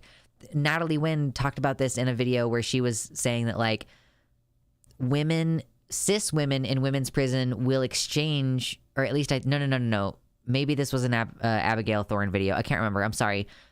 There was a video essay I was watching about how cis women in prisons will trade sexual favors for things from the guards. Like a girl will perform oral sex on a prison guard and then he'll bring her like makeup or something like that. Like, women want makeup enough in prison that they will do sexual favors and like be sexually exploited by the prison guards for things. Excuse me. Yeah, exactly. Who the fuck do you think rapes women in prison? The trans women behind the bars or the men with fucking batons and institutional power? And it's also not as though there isn't rape between cis women in prisons. It's not like there aren't, it's a trope in some TV shows that I've watched, older TV shows for sure. Yeah, sex work being illegal is such a strange concept if you think about it for more than 5 seconds. I mean, it's pretty easy if you just consider that it's a rule made by puritanical Christians who want to, like, forcibly impose your like their ideology on you and force you to live according to their morals. Oh yeah, when I was in jail briefly a couple years back, they were nice enough to segregate me from both men and women. Yeah, we love fucking solitary confinement. Isn't that great? A trans woman was raped in prison by a cis woman too. I'd never heard that one before. That's crazy though. Okay, hold on real quick. I have some quesadilla. I'm just gonna nom on this quesadilla for a second here. Eating on stream. It's gotta be someone's kink, but sometimes you just gotta do it.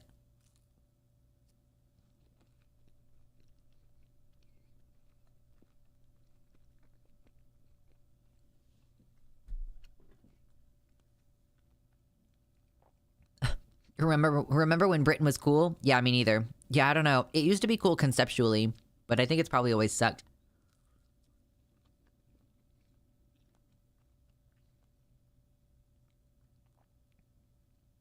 They care about keeping the rape in the right places, but not actually getting rid of rape. Yeah, the idea of rape in prison being normal, that is just par for the course. It's like, whoa, better not drop the soap, am I right? LOL.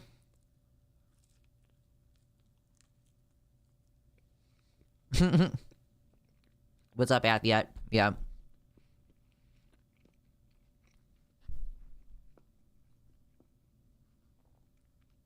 Whoa.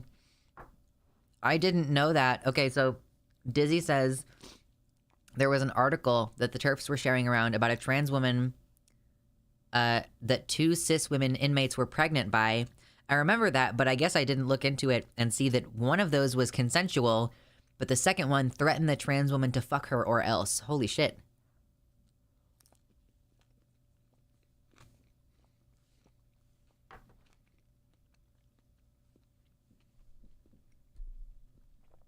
I guess I would have found out about that if I had actually read the article. Because I do remember that crossing my timeline, but I do not remember talking about it. Like, I don't think that we read it on stream. Oh my god, the cramps. The clamps! You know? Like, from Futurama. Sometimes when I'm... Oh, ow. Sometimes when I'm having weird cramps, I go, the cramps! I'm like the clamps guy. Clamp them! Exactly.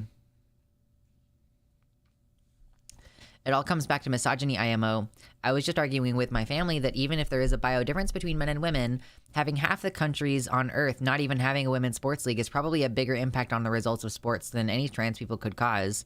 But of course, we are taught biology is everything, so we don't notice our social conditioning. Exactly. Like, I had never considered before reading that article earlier that trans women might have an advantage in terms of sports training and access to equipment before they come out.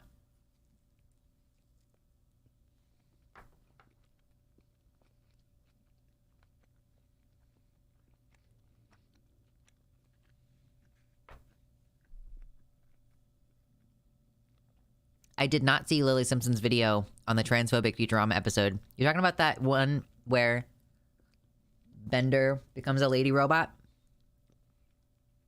I don't watch Lily Simpson very often.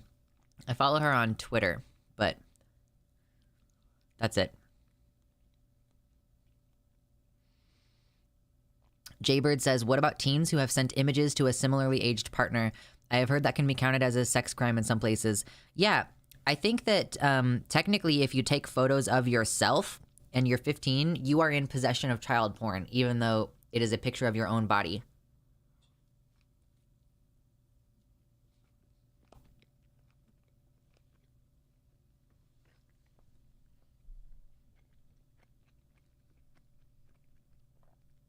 That entire episode seemed to only make sense because they are all literally robots, so the quote gap is literally artificial created. I haven't watched it in such a long time. I haven't seen Futurama in forever.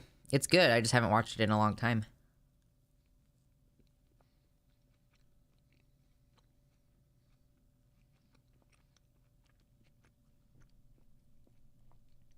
Well, but it's not covered by Romeo and Juliet laws if possessing your own nudes is a crime. Which I think that that has happened. I think that teenagers have been convicted for having their own nudes. Okay. Snack time is over.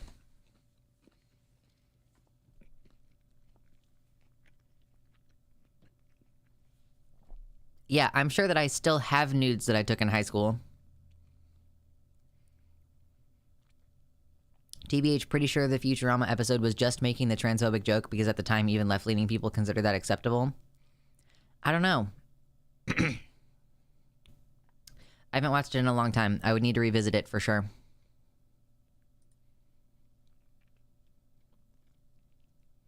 So those are all the actually important things that I planned on talking about today, by the way. Like, I'm done with my news for today, unless something else comes up. It was consensual, though. I swear I don't DM dick pics. Yes, I sat all my siblings down and had them never ever sext your nudes as a minor. You could be prosecuted for them. Yeah, I learned some things about... Like, I have 2 younger teenage siblings, and one of them I was talking to recently, and I made my sibling block someone because this adult was soliciting nudes from them. And I was like, no, you're gonna block them. Like, do it now. Pull out your phone now. Block them now.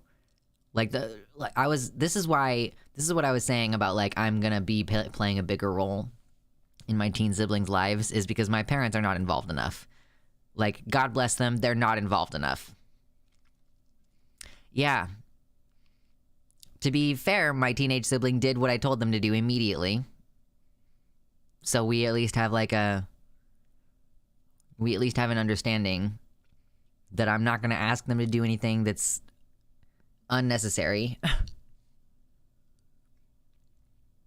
reasonably confident that people have ended up on sex offender registries for sending pictures of themselves to partners when both were under 16. Yeah, for sure. I taught a teenager who went to reform school. I once taught a teenager who had gone to reform school for sexting pictures to boys. The resource officer caught her when she sent a picture to her boyfriend in the cafeteria, and the principal saw the boyfriend looking at the picture, etc. He called the resource officer on the spot. That's just so fucked up. Romeo and Juliet law sounds like a misnomer. Wasn't Romeo in his fucking 30s while Juliet was 15? I was under the impression that Romeo was only like a couple years older than her, but I don't know.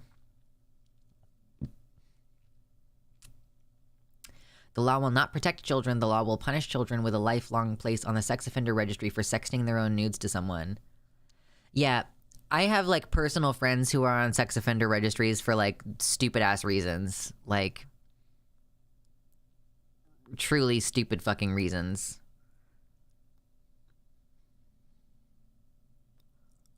Like the kind of things that I've learned in this world are, like, you might have to earnestly check someone's ID before you have sex with them. Like, pissing in public can get you on a registry. Yeah, if you get drunk and you piss in the gutter on the street, you can get a sex offender, lifelong sex offender registry. Keep in mind, so many conservatives have only seen trans people in porn mags, so for them, they literally can't think of the topic as anything other than sexual because that's the only place they are exposed to trans people. I mean, it's kind of similar to the idea that that gay people, like, you shouldn't hold hands in public because it makes me think about you having sex. Like, I'm sorry, I'm only holding hands. It's not my fault that you can't stop thinking about me pegging my partner, you know, like...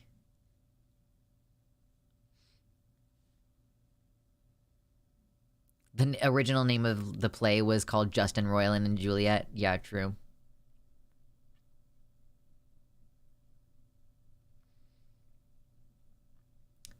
Conservatives will say a drunk person peeing in an alley is a sex offender, but a female teacher raping a teenage boy is a, quote, victimless crime. Oh my god, that's true.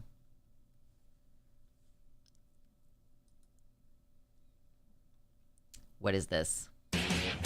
Oh my god, if you don't play Duke Nukem 3D, you like men. Is this gonna zuck me with the music? This is Duke Nukem music. Yeah, this is gonna zuck me. Come on. Be chill. Here in Idaho, there's a famous case of a 14-year-old in Kellogg who went out to bars with a fake ID and was getting men arrested. The dad and cow knew, but the men were still sent to prison. Oh, wow. Oh my god, I am having cramps. The cramps! There's a GIF of Sherlock from the show Sherlock, played by Benedict Cumberbatch, like ever so slightly widening his eyes, and it's captioned internal screaming. And that's kind of what it's like to have period cramps and just be trying to function in your life. Is you're just like, cool, you know, and then it goes away.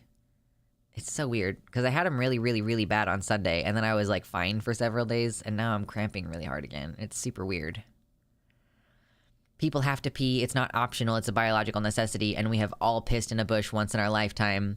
If you see someone peeing on a wall or squatting in a bush, look the other way. I mean, I think that part of the reason why public urination is criminalized is because homelessness is criminalized. Like, pissing or shitting in public is criminalized because homelessness is criminalized, you know? I almost ended up with a charge myself when I dated my partner and her racist mother got me arrested. Holy shit. She was just a year and a half younger than me. Thankfully, my mom had connections. Oh, sorry, I meant cops. Sorry. That's fucking crazy, Anansi. It's tricky. Yeah, it's tricky to date someone who's in that, like, rough age range. Like, my partner was significantly older than me when we started dating. Like, I say significantly older. I mean, like, I was, like, 15 and he was, like, 18 or 19. But, like, we also made a deliberate point to, like, wait to have a sexual relationship because it wasn't safe for him to date me. You know what I mean? So, like, it was weird to have to take that into consideration at the time. I just got over the period cramps myself. Yeah, oh my god, it sucks, Dally. Ugh. I was 17, she was 15. Yeah, that should be well within the range. Oh, you were 16 and she was 17. Or sorry, you were 16 and she was 15 and you got charged at age 17. Wait, is homelessness actually a crime? Is it directly a crime or indirectly? I mean, it's indirectly a crime. There is an introduction channel on the Discord. You just have to, like, check again.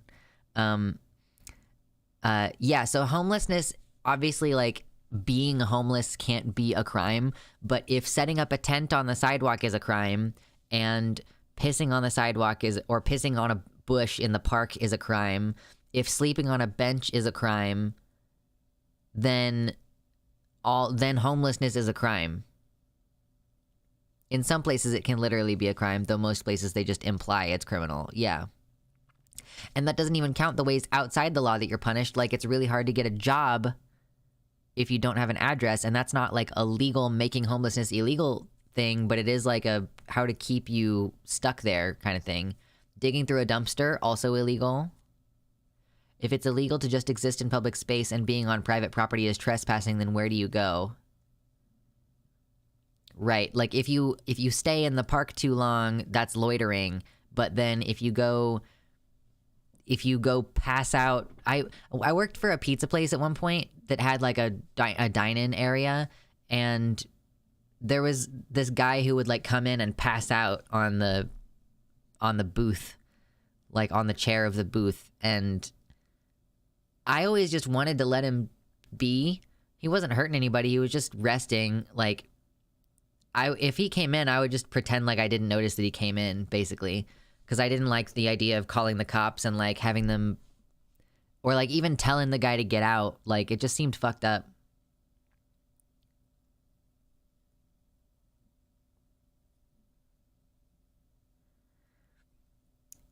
Yeah, if you can only see one channel in the Discord server, then you need to read what's in that channel. There is like a bar to joining my Discord, and it's being able to read English and follow one very basic instruction.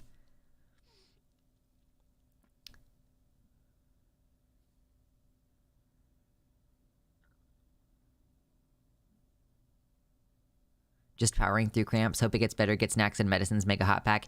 They're like coming and going. You know, they come and go.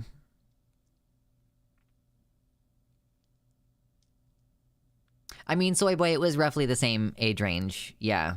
I just can't remember when our birthdays were. Like, it was like 15, 18, 19, something around there.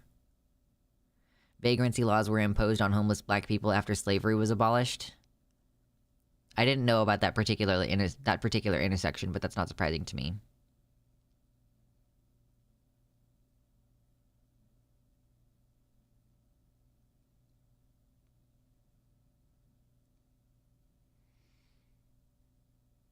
I was 17 when my BF was 20 for like 10 days.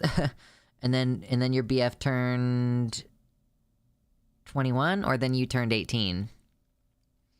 I had to card my last girlfriend because she was so small.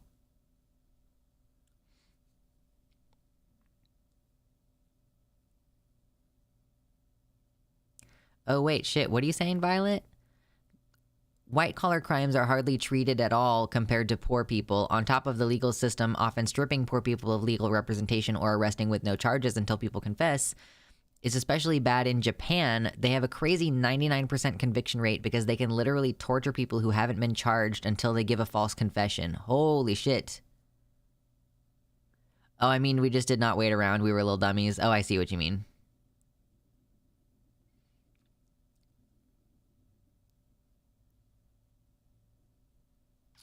Oh, hey, Elgest, welcome to the website.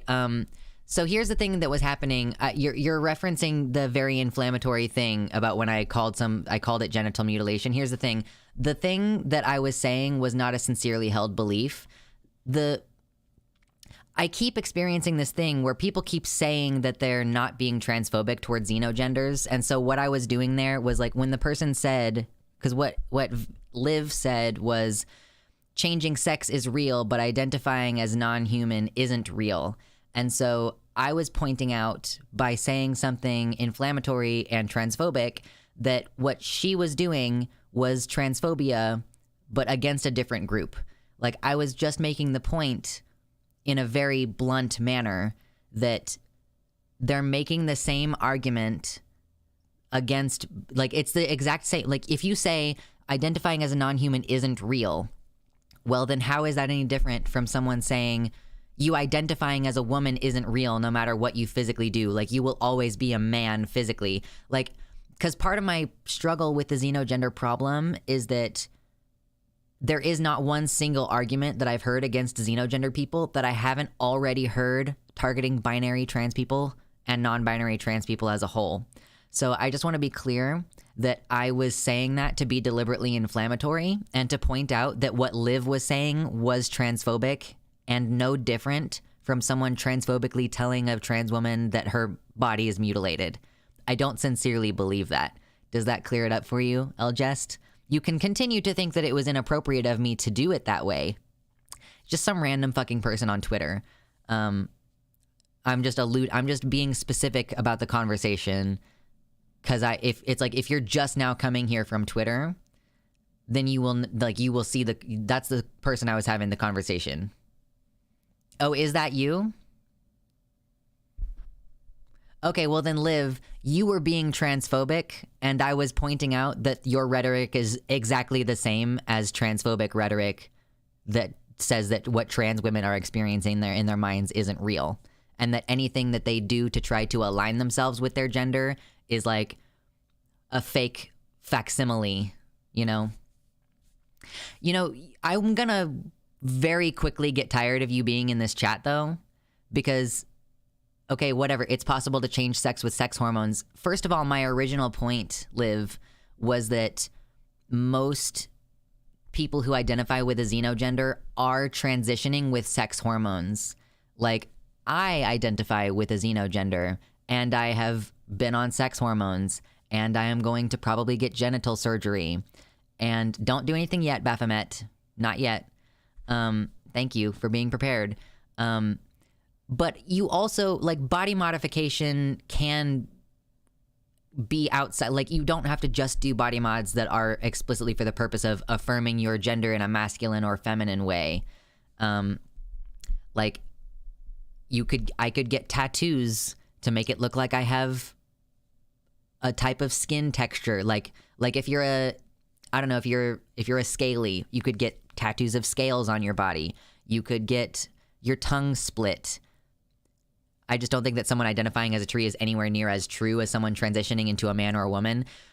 Well, you're fucking wrong, and that's transphobic. Like, because you're just using the same argument that's been used as against non-binary people. Like, because man and woman are real gender roles that you can transition into, but non-binary doesn't really exist. Like, it's the same fucking retarded argument. I'm sorry, but like, this is stupid. You're being stupid. This is what's been so frustrating for me on Twitter, is that you are literally being transphobic. You've just decided that the acceptable target range of like what's real and what's not, like, you don't get to arbitrarily decide. This is a fucking stupid argument that you're making. And it's literally no different than me telling a trans woman, well, you can feel like whatever you want, but you can't change your biology no matter what you do. Like, you can, I do believe that you can change your sex. Like, but like, that's just because I put the goalpost somewhere else. If you truly believe that sex is purely defined by chromosomes,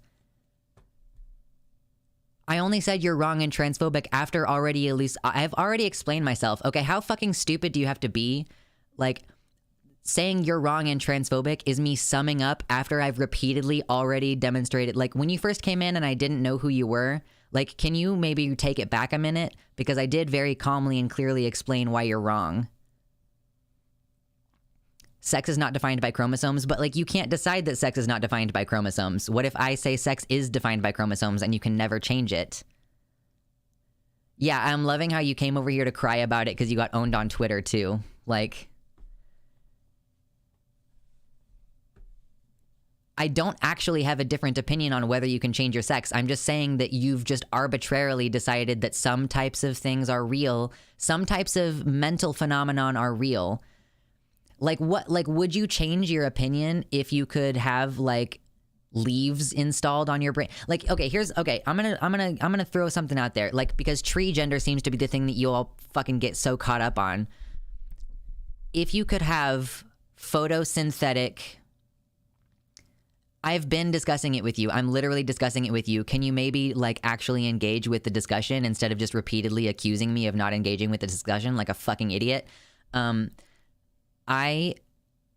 If you could get cells injected into your body to make you photosynthesize, would that not be transitioning away from human and toward tree? You know? Like,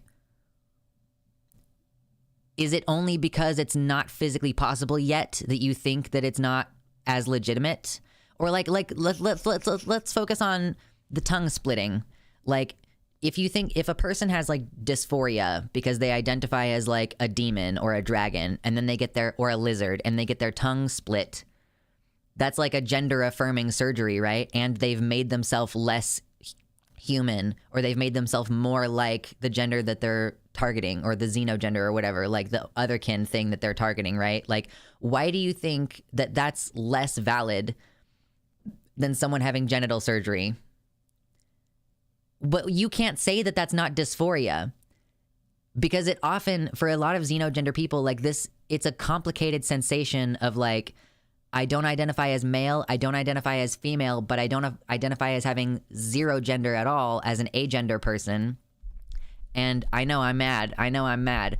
But like, it's usually tied into a lot of other complex gender feelings. Like, I am dysphoric about femininity and masculinity and being human in a similar flavor way. Okay, just block this piece of shit, please. Just block them. I'm done with this. I'm done. Permanently IP ban, please, Baphomet, if you know how to do it. I'm so fucking done with these retards.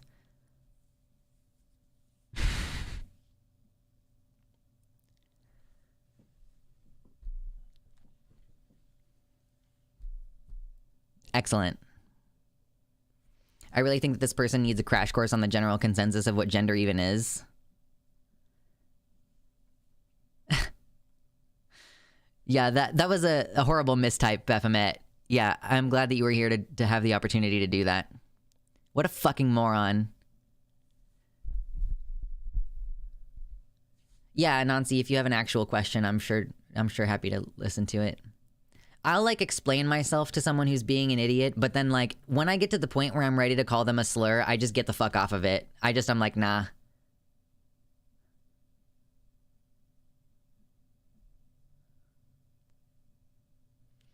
Can we get a pliff emoji?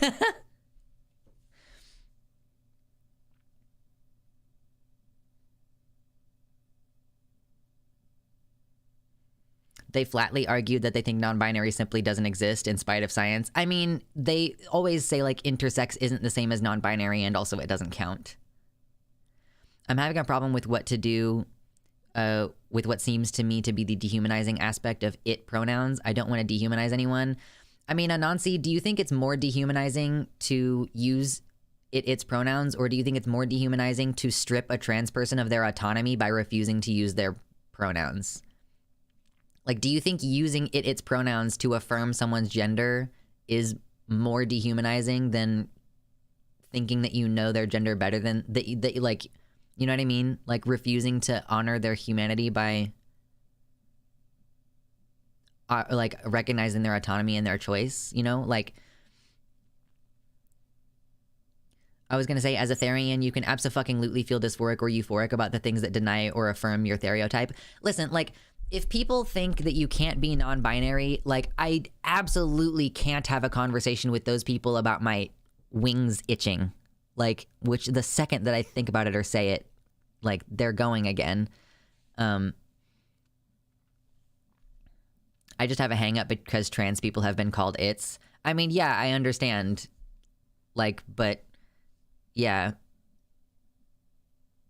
It's just about getting into the practice. The thing that I mostly find difficult about its pronouns is that they do tend to, like, disrupt the flow. Like, it's just not quite as... it doesn't flow as easily yet for me as saying he, she, or they.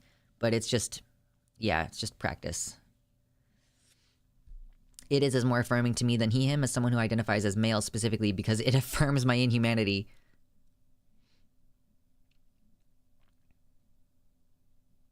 I hate how they want to... hold on, wait, scrolled past.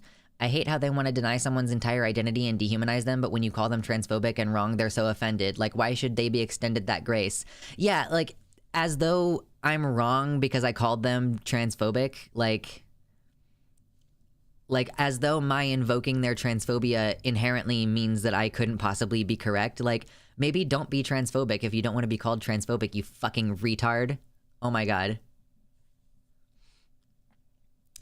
Yeah, no worries, Anansi. I know that you're not trying to be shitty or anything. Working customer service with they, them pronouns is so incredibly wearying. I feel like I'm doomed to get misgender every day forever. I can't correct every random person that walks in the door. You do have to make that call, Tea Leaves. You do really have to make that call, whether you're gonna correct everybody. I know we're getting Vashi up in here. Listen, if somebody just straight up comes into my chat and says that non-binary people aren't real, LOL, I'm gonna call them a retard and tell them to get the fuck out of my chat. Like, no apologies. No apologies. I've never seen you cry. Pretend he doesn't know that he's the reason why. Is that Taylor Swift? Stuck in my head now. I don't think this is going as a video on the channel. I'm not really gonna put like, it's one thing when I made a video about how I liked Vosh and I said, and I used the word retard as though I was quoting it. But when it comes to videos where I actually directly call someone a retard, I don't think that I should upload those as a main channel, as main channel content. Yep, that's T Swifty. Okay. Yeah, Scotty doesn't know. I used to know Scotty doesn't know, and I don't know the words to it anymore.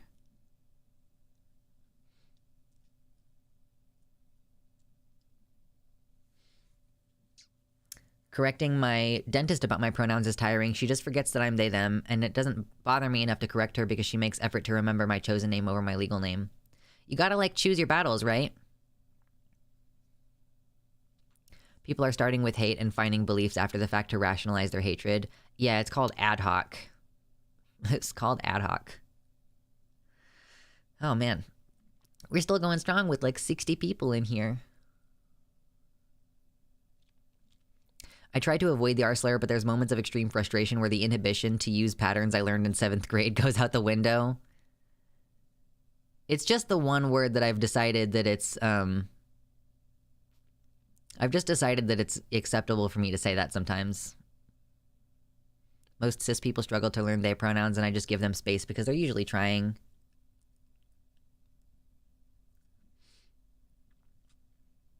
Yeah, like, way to wander into the Thunderdome, fucking moron.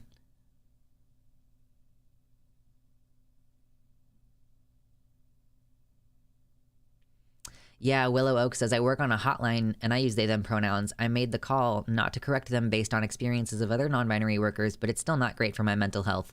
It's not great. Oh, and let me be clear. I'm not claiming that when I call someone retarded that I'm reclaiming the word retarded. I'm 100% just using a slur. If I call myself retarded, then that's reclamation. But if I call someone else retarded when they're being stupid, that's just using a slur. And I'm just not gonna pretend like I'm not. Like, I use slurs, and I sometimes use them in ways that are not correct. Sorry. Not sorry, really.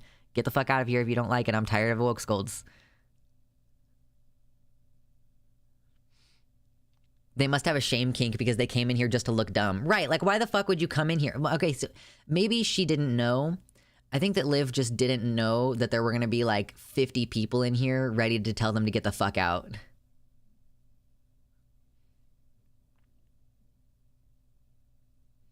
I will correct mistakes on other people's pronouns when they care, though, because I'm very invested in making other people feel comfy. Yeah, if you're the person who helps other people get called the right pronouns. I do the Michael Scott policy. Don't call retarded people retards. You call your friends retard when they're acting retarded. I definitely don't do that well enough. I definitely use it to be mean to people. I also just think that it's really funny for her to come in here and be like, I just think it's funny that you would be transphobic to me. And then she's just like, I straight up don't think that non-binary people are real. Like, get the fuck out of here, you fucking idiot. I feel like I specifically use retarded towards somebody else specifically when we're talking about something and they're forgetting or intentionally leaving out critical details, because in my mind, that's what retarded literally means, right? Yeah. Like, your point is being hindered or retarded by the fact that you're missing details. Yeah, like, I just use it when I think someone is being intentionally stupid.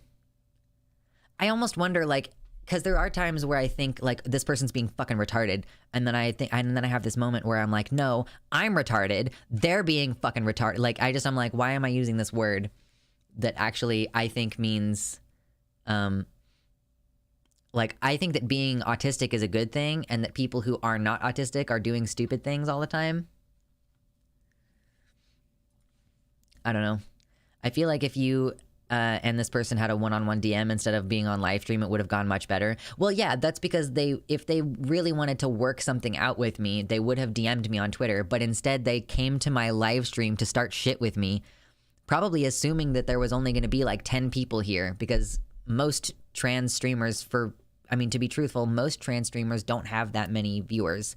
It's actually probably pretty abnormal for us to have 65 concurrent viewers.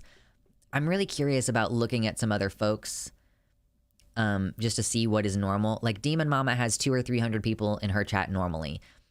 Are me and Demon Mama like the upper 5% of trans streamers? Like, even me with my 60 viewers? I think retard is fine when someone is refusing to put in the mental effort to understand it, isn't sorry or polite about the fact that they can't/won't think about it. I was very unhappy personally that they were in chat. Their behavior was infuriating and I didn't want anything to do with them. Sometimes we will let chuds shit up the place for a few minutes because I want to chew on them. Because I enjoy chewing on people sometimes. I'm the dragon. Sometimes you gnaw on people.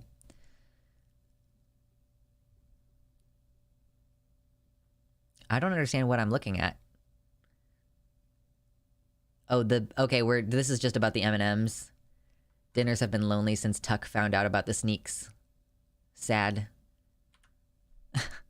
Dragons gotta eat, I know. I might be in the upper 5% of trans content creators. On YouTube you are, not Twitch. That makes sense.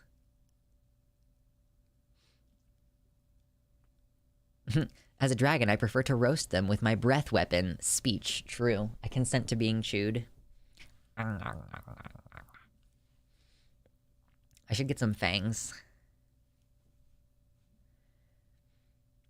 I do not stream on Twitch. No, I do not. I started streaming on Twitch a little bit, and then I pretty much immediately was like, this sucks. This is where my platform is. On YouTube. Your piercings kind of look like little fangs. Yeah, I like them. We've been having a pro NB thoughtful stream about why Xenogenders identities make sense for non-binary folks, and then they walked in to repeat their shitty take and just no, do not want. Lux like slurs too much for Twitch. I know. I've had plastic fangs before. I would love to get my ears pointed and my canines sharpened. I have not really considered getting body mods like that. I have considered getting scale tattoos. Oh, compared to Twitch streamers. Yeah, no. That's... Like, as a trans streamer on YouTube, I'm one of the bigger ones. But I think that partially is just because there aren't as many YouTube streamers.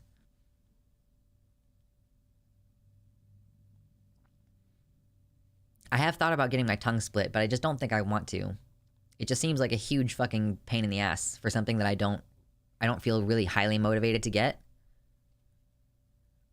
Thank you. Yeah, I feel like I've done really well with the consistent schedule. I miss days here and there, but yeah, if I miss a day, I'm usually not like, oh, I'll come on the next day. Like, nope, you will not see me until my next scheduled appointment.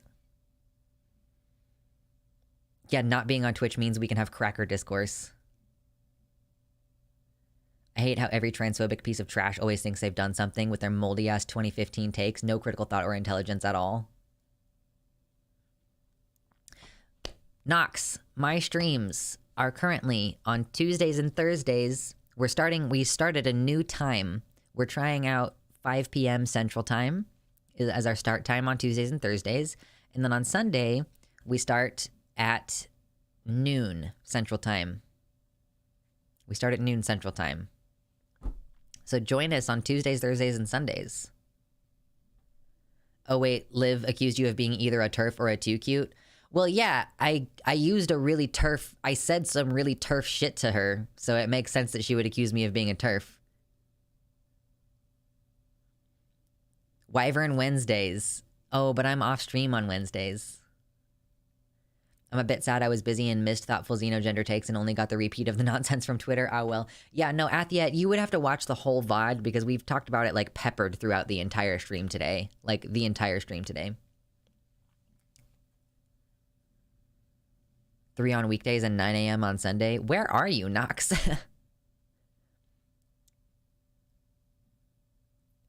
Like, are you in Alaska? 2 Spoopy Tuesdays, true. If you were TERF, you'd be able to run the why I left the left griff. I mean, that's true. Oh, I thought that it was only 2 hours beforehand. If you're in LA, then it will be 4 p.m. on weekdays. Oh, no, sorry. I had it wrong in my head. Normally, I start at 6. So you're correct. It would be 3 on weekdays, 9 a.m. on Sunday. TBH, I might watch the whole thing later for that. Twitter has been infuriating on the issue, and an antidote would be good. Yeah. Are past streams available someplace? I'm working on it.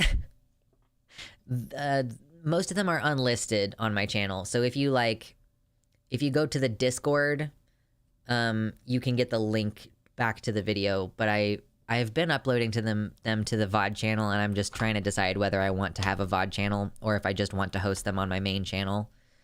It's annoying. Trying to figure out what to do with it. Probably not going to be on Sundays. No worries, Nox. Sundays, the reason why we have stream early in the day on Sundays is because I have a lot of fans in Europe who want to hang out with us and who normally don't get the opportunity. You look like you need a hot beverage. I'm going to have a refill of one of these here in a little bit. Not right this second, though. Oh my god. Anyone who says too cute goes on my open season to bully list. Anyone who says that is my mortal enemy. They make trans spaces unsafe and unwelcoming for NBs, and I'm highly invested in kicking bad actors out so trans spaces are safe for non-binary eggs to explore themselves. People who say too cute were why I avoided trans spaces, and I'm highly invested in making trans spaces safer for NBs now. Yes. I don't understand why people say that too cute, like, as an insult. Like, oh no, you think that you should just listen to people when they say that they're trans instead of, like, calling them out and saying you need to be at least this dysphoric to be trans or whatever. Like, it's fucking stupid. Anyway. It's not very often that I'm dressed on stream the same way that I'm dressed in my Twitter profile picture. Like, that's actually kind of funny. So a person who coming over to my stream tonight would actually, like, recognize. I don't get how a person can be trans accepting and still gatekeep. It's totally antithetical. I want to see how many comments are on this now. Like, how many quote tweets now, because that's going to be funny. They're just going to keep going up and up and up. 25 quote tweets now. Oh, I'm not going to respond to any of those people. I hope that you all who were here today defend me when this is inevitably going to come back and get me later. I'm going to get canceled. Is this one shirt or two shirts layered? This is a bra, like a sports bra, bralette thing, and then just a shirt. The shirt is like, you know. One shit experience I had was someone complaining about labels and then actively attacking me for liking my own self-determined labels. I will slice and dice any Lux shit talker on Twitter. Well, listen, if you want to listen, here. I'm not going to check right now, but I will. Oh, I've gained 3 followers today. I'll post a link to this, and if you all want to go explore... If you would like to go explore the quote tweets and see what people are saying, you are welcome to do that. I am not going to do it right this second. I will deal with it later. Yes, again, yeah, exactly, Violet. It's one thing to not like labels for yourself, but totally something else to attack people for having them. Calling people too cutes, like, makes people who are struggling with their transness have to struggle alone, and that makes people more vulnerable to abusive relationships because they'll think, well, I can't ditch my partner. I'll never find anyone else who accepts me. Yes, it's shit. It's shit that I lived, and I'm so fucking over this shit. We just have to make it safer. The genderqueer transphobes are smarting from getting stung while entering the... I mean, she was... Yeah, like... I think being a genderqueer and being a transphobe is kind of mutually exclusive. But for sure, like, just being a transmed, just being a transmed at me for no reason. I'll deal with it later. Famous last words, ADHD edition. But the thing is that I am compulsively seeking conflict lately. And so I will go and check. I'll go and check my tweets and replies. This is what I do. I very specifically, I go, oh, okay, here's my original place where I was. Oh, let's go to tweets and replies. And let's see, oh, here's something I posted, and then I'll see, oh, there was 2 comments. I'm going to reply to it. I'm going to go see what it says, and that's not healthy. I probably should be stopping doing that. Yeah, I'm a too cute, I guess, because I think that trans people are trans without, like, me having to set the bar for, like, what they're allowed to do. All the replies are calling you a TERF or a too cute. Okay. Sounds about right. It's exciting. People just don't understand the point.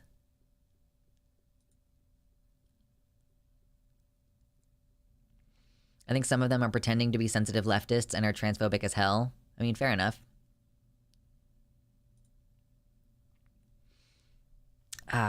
We enjoy stirring up shit on Twitter. They do seem mutually exclusive or at least at odds. Yeah, like, I don't know if you could be almost like that tweet on my secret account. Oh, no.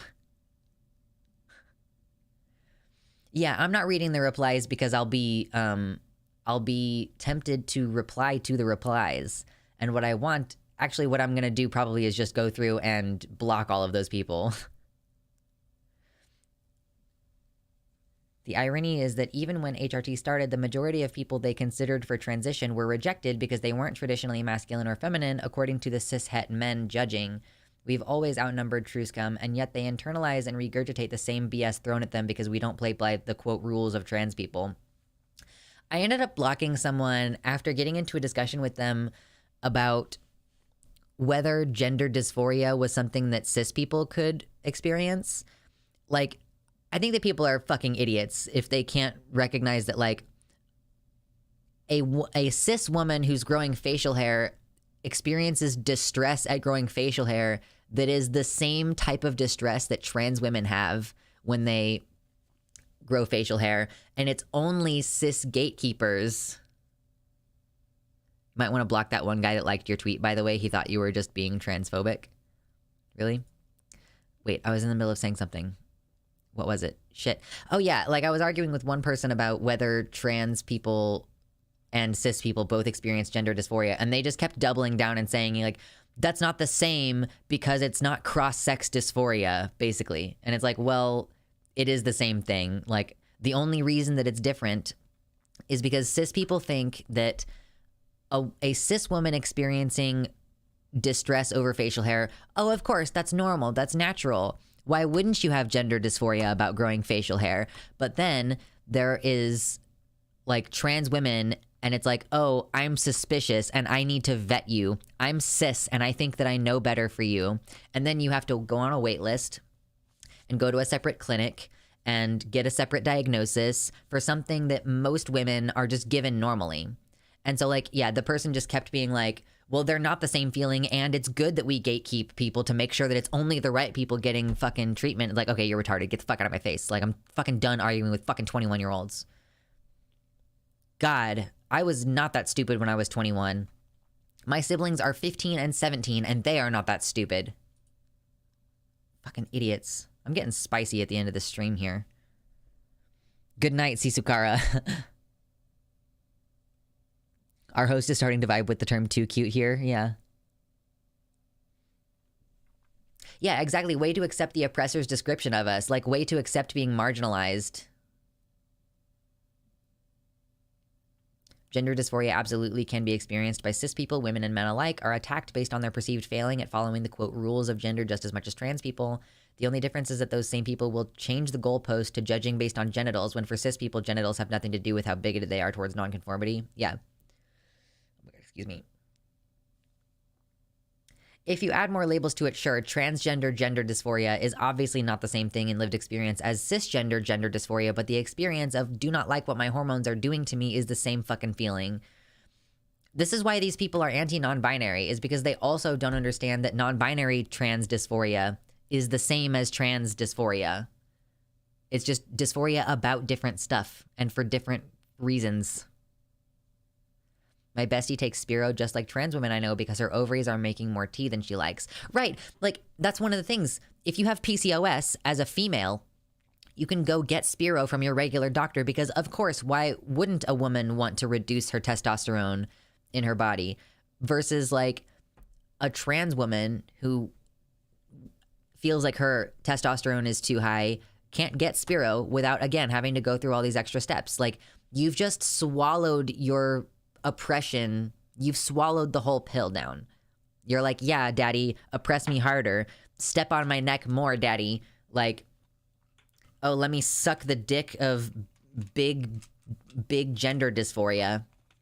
Fucking idiotic bullshit. They're anti-intersex too because it invalidates their entire ideology. I mean, they just have to pretend like intersex people don't count, or they actually are. They actually are male, or they actually are female.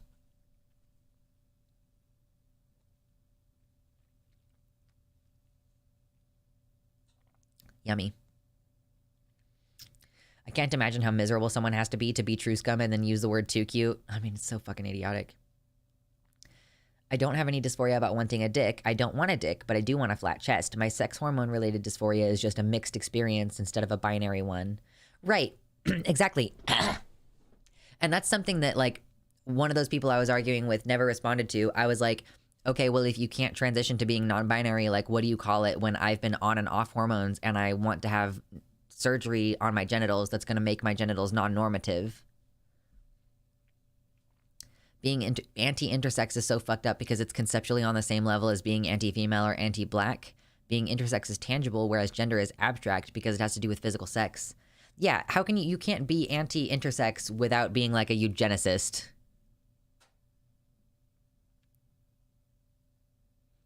Right, euphoria. We haven't even talked about euphoria and how that's a valid reason to transition. TBH, it's like there's people who can't really grasp the concept of self in any complex way. And why does medical misogyny have to be racist too? It compounds. It's so much worse.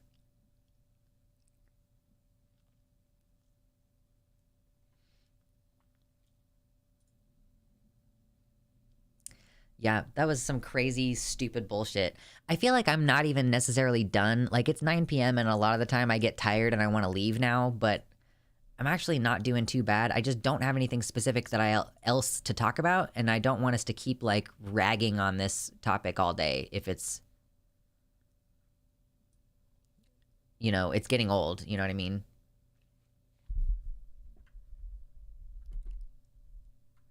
Why are you so sick of other cunts' genders as if it's any of your actual business, sitting up at night pure foaming at the mouth thinking about other folks' genitals like a fucking weirdo? I love those memes. Like, that's always gets me. The Scottish accent memes. I think Euphoria is what made me want to transition, and I only discovered dysphoria after Euphoria happened. I think a lot of people experience just kind of generally like a lot of depersonalization symptoms.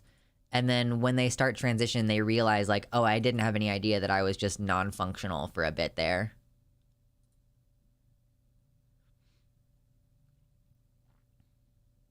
Euphoria is basically the whole reason I'm taking tea. I fucking love Scottish people, I know. Talk about you being green. You're not the only green one. There's so many colors tonight. We have done a successful Mayo side this stream. There's not very many people in here with the white names. Were you going to talk about Florida? I didn't have that on my itinerary for today. I was thinking I might, because it is something that's been going on. We just talk about Florida all the time, and I already have like several segments from today's stream, and I'm trying to catch up on that shit with editing. What the fuck is my dumbass state doing now? Just fully like taking away books in school, basically. Oh my god, excuse me.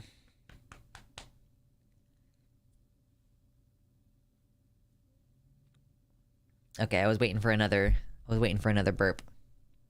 Willow Oak can be our token white name. Quantum Cactus, I think, is also a white name right now.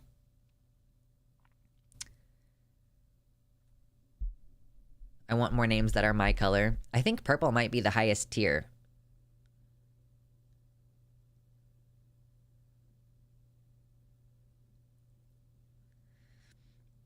We're like 50 nations now. I mean, that's kind of like what part of the point was of being states and not just one country, was so that we could operate locally. But it's just turned all shit. Okay, what are Florida? What are happening in Florida? Did you hear that conservatives want to ban pregnant women leaving their states if they have abortion laws? I did not hear about that. That's kind of what happened with me. I realized what felt good first before ever focusing on what caused me distress. After beginning to transition, the dysphoria became more easily identifiable. For sure. Yeah, you would not be the first person who's had that feeling. States' rights argument is only ever applied to defend oppression, though. Right, yeah, what about states' rights to have no restriction on abortion whatsoever? Or what about states' rights to inject your children with cross-sex hormones, huh? How about that?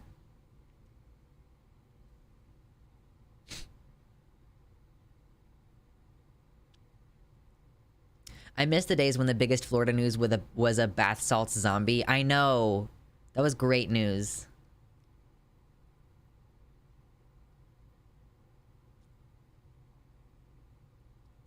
I think they lost that case in North Dakota. We've talked about it a little bit.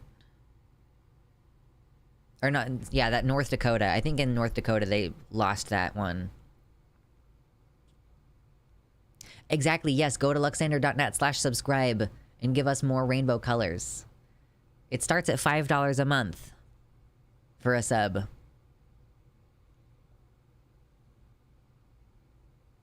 the bath salts zombie wasn't even on anything. The guy was just crazy. Are you sure he wasn't even on bath salts?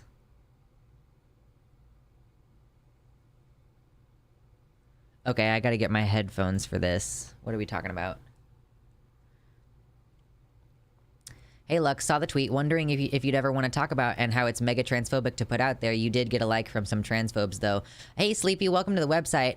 You're actually not the first person who's come in tonight, coming from the Twitter to talk about this.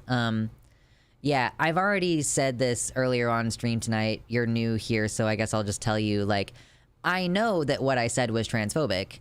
That's why I said it.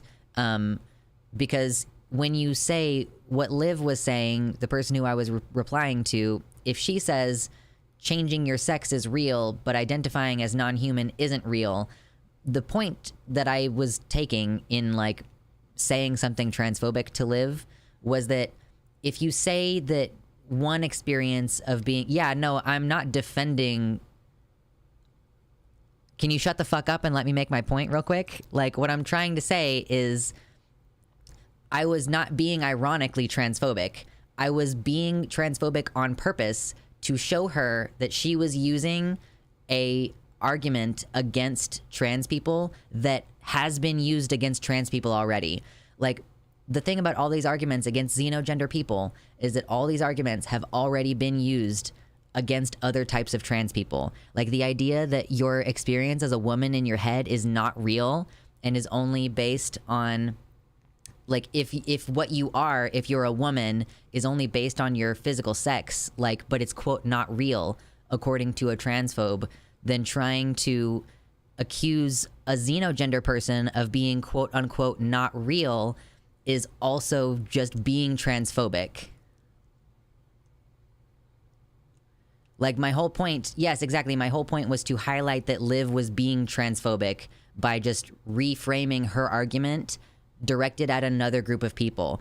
Like, so if you think that it's transphobic of me to say that your experience as a woman in your head is not real and that you're just mutilating your body to try to pretend to be a facsimile of a woman, if you recognize that that is transphobic, then it is also, like, you must logically acknowledge that telling someone that their sense of gender being so violently alienated from the normal experience that it actually makes more sense to that individual to use a non-human object or animal to describe their gender. Like, if you say that that's not real, you've just shifted the goalpost of what constitutes a legitimate mental state, you know? Like, yeah. So I know that I was being transphobic. I was being transphobic in response to someone else being transphobic, though.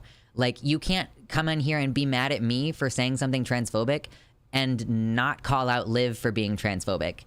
Because if you call me out, you have to call her out because we were both being transphobic. You know? Does that make sense?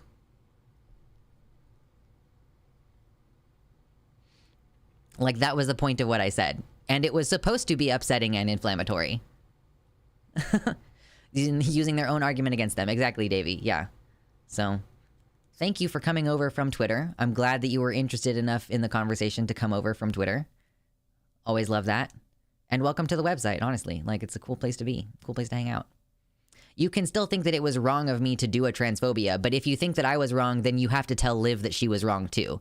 Like, it would be fucked up of you to not do that also, you know? Anyway...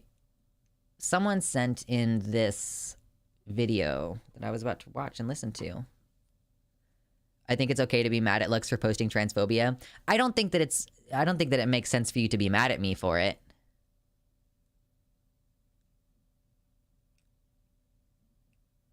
No, so Sleepy says, no, because accepted genders are what we as society have created and agreed upon to communicate with each other, which is why we have the gender spectrum. But you're using an argument that has been used against non-binary people. Like, male and female are accepted genders, and those are understood. And non-binary people are creating fake genders, whether they identify with xenogender or not. If you identify as a demi-boy, if you identify as genderqueer, if you identify as any of those sub-genders, like, they are all fake according to typical society. Like, and you cannot make the argument, oh, well, non-binary identities are being accepted and normalized, because most of society doesn't fucking agree with you on that. Like, non-binary identity is like just as retarded as xenogenders according to the majority of most people. Like, most people do think that being, like, they might accept being trans man or trans woman because at least there's a clear beginning and end point, but non-binary isn't real. Like, you can't say xenogenders aren't real and also not think that non-binary genders are not real. Do you know what I mean?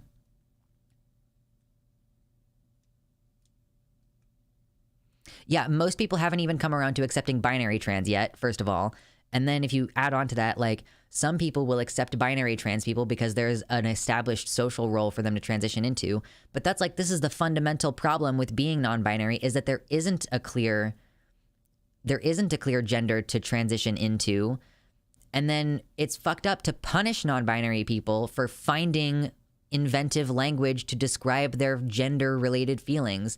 Xenogenders are just specific genders that exist kind of outside the framework of male and female. Like, gender doesn't just allude to male and female because we accept that that some trans people are rejecting masculine and feminine energy, right?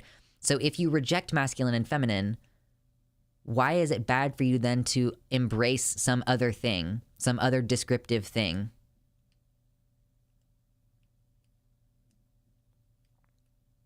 I think Ryan Beard's recent video on being non-binary is a very good, simplistic start to understanding this.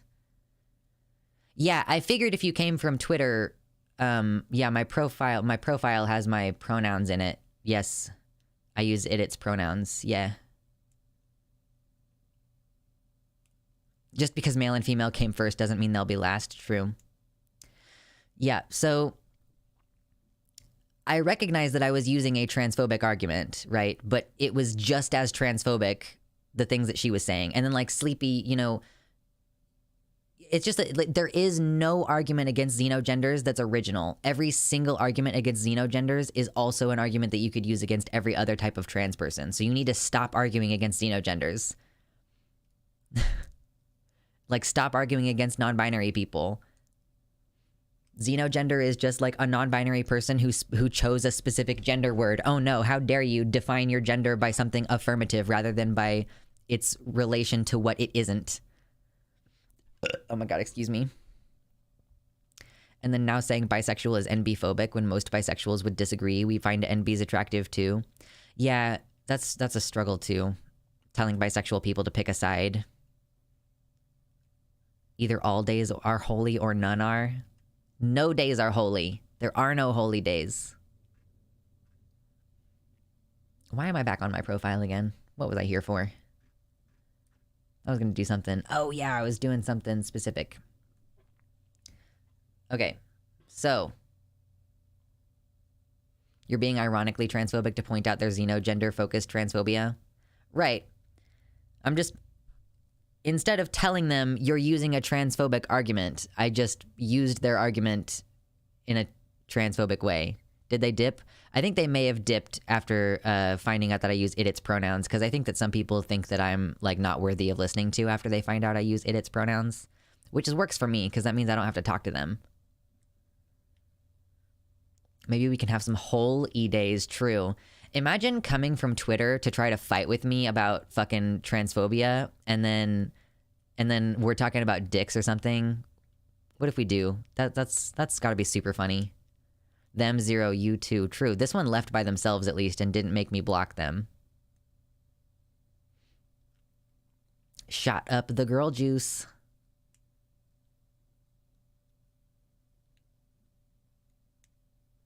Can't have a conversation about xenogender with a person who actually is xenogender after all. True.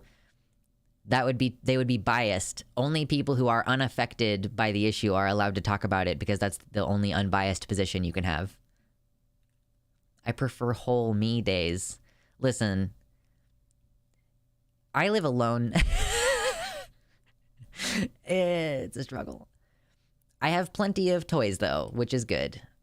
Makes it a little bit easier. But still, some days you do want to just be a whole and not have to do any of the work. And it's just really difficult to do that when you live alone. I gotta get a Sibian. Or is that what they're called? No, Sibians are like not any Audi toys, right? Sibians are like you like sit on it and it's more of a spinny. How do you learn about an identity without consulting people with that identity, though? Yeah, you don't. That's the thing. That's why it's funny. TBH, I didn't realize you were xenogender until today. I mean, it's because it's not really that serious. I don't really talk about it a lot.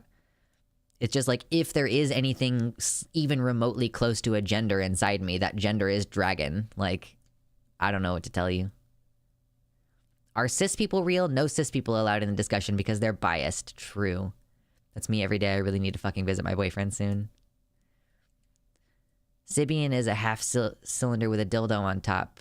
Yeah, but like, yeah, okay, so a Sibian is like a saddle, and the dildo, like, does this, right? Whereas, like, there are fucking machines that go like this. IDK if he has the energy for me to just be his hole all the time these days, but like, man, I know. I really do just be a fleshlight that cries. Oh no. Horrendous. We're having such a good stream tonight. Hey, if you haven't yet hit like, consider hitting like on the video. We're having fun. With mad people on Twitter. Can you hit dislike on a live stream? Are you able to do that? I wonder if there have been a lot of dislikes on this stream, because I can't actually see them. I can only see likes. Yeah, we got to the prosthetic penis part of the night. Dicks. It's time for dicks.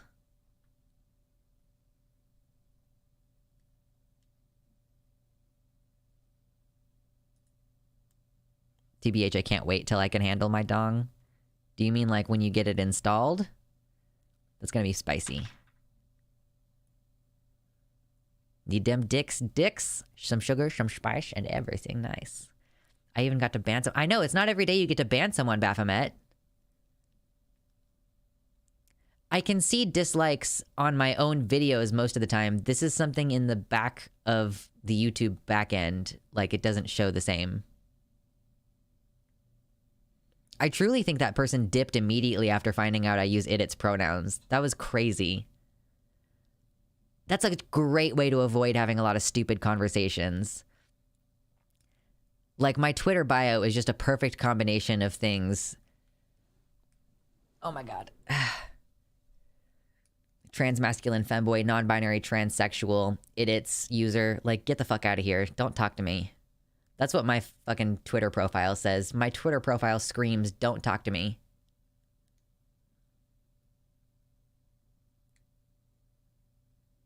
Hey, welcome Video Gamer KM. I heard that there were dicks, so I signed up real fast to say hi. Also love the horns. Thank you, I appreciate. Yeah, the dicks is a sub-only emote, but you get to at least enjoy it here in chat. Saying stupid shit and then dipping before you can get corrected is a great strategy. 100% win rate. True.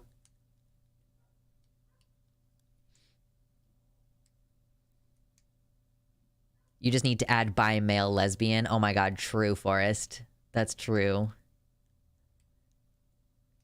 I should put bi, lesbian in there. That would also get a lot of other types. I just am not a lesbian at all. I think even if I, like, I don't know. The way that I'm attracted to women, I guess it varies. Sometimes it feels pretty sapphic, and other times it feels pretty, like, masculine for me.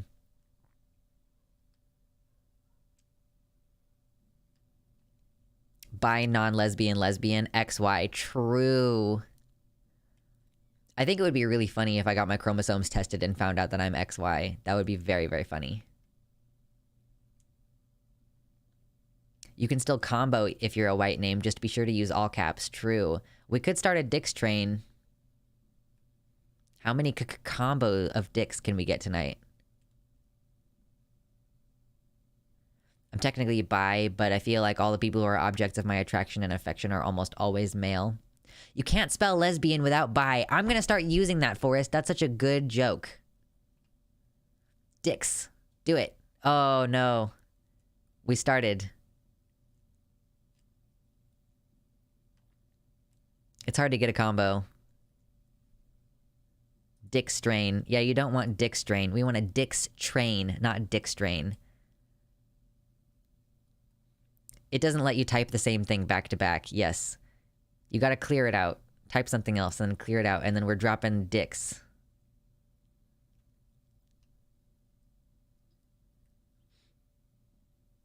I identify as lesbian because I keep ending up in a romantic dynamic with not out yet AFAB women. While dressing like a dyke. Yeah, I mean, that's fair.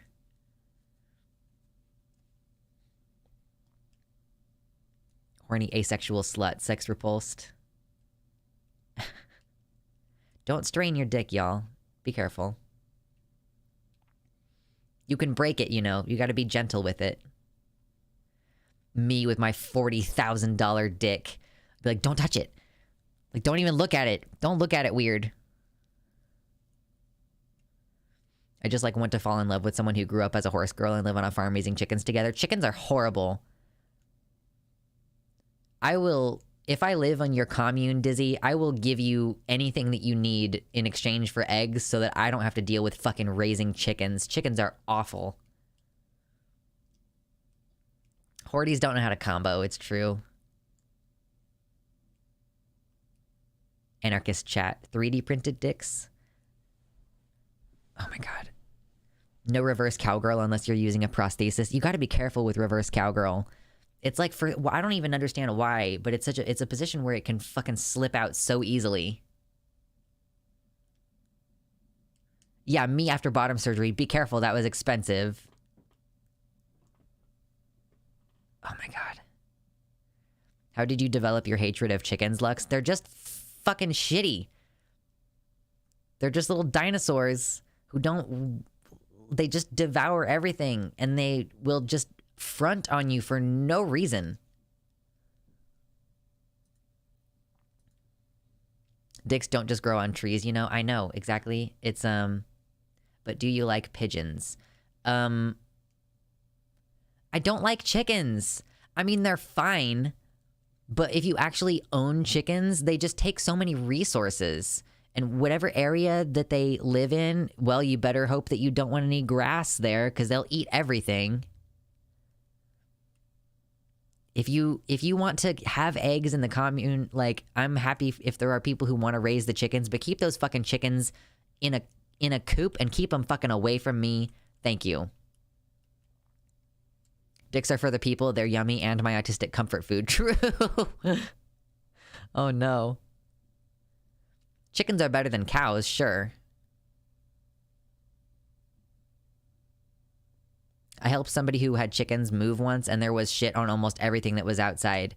Yeah, and they'll, like, yeah, they will destroy any plants in that area. This is a chicken of some kind. Horrendous birds. Like it's a dinosaur. They're angry. They're territorial for no reason.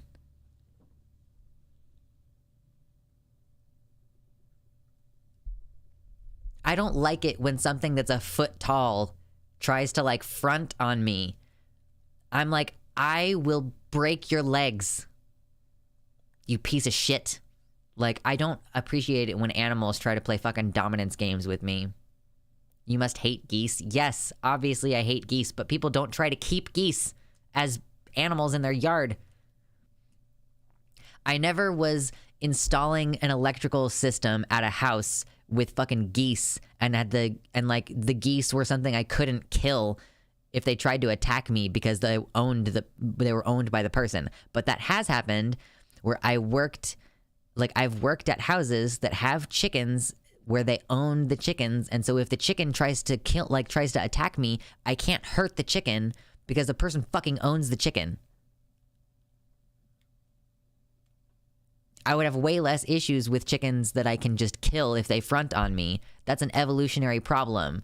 Like, it's like when a dog that's like this big is barking at you, and you're like, if it weren't for property laws, I would absolutely kill you, stupid fucking tiny little rat dog. Like, it's an evolutionary extreme disadvantage for you to be so tiny and yet trying to, like, be aggressive toward me. Like, if this were actually nature, you would be so dead. Lux gets in a gang fight with chickens. I mean, seriously. Yeah, you accidentally told everyone I ate. Yeah, you did say that, Jimsy. My sister left us with a chihuahua, and it's so fucking funny because she, like, knows how small she is. She cowers at everything. Good. You should be scared. Tiny chihuahua. She just constantly looks scared and confused. She's, like, autistic. Where we started, people can identify as animal genders. Where we are, anti-animal rant.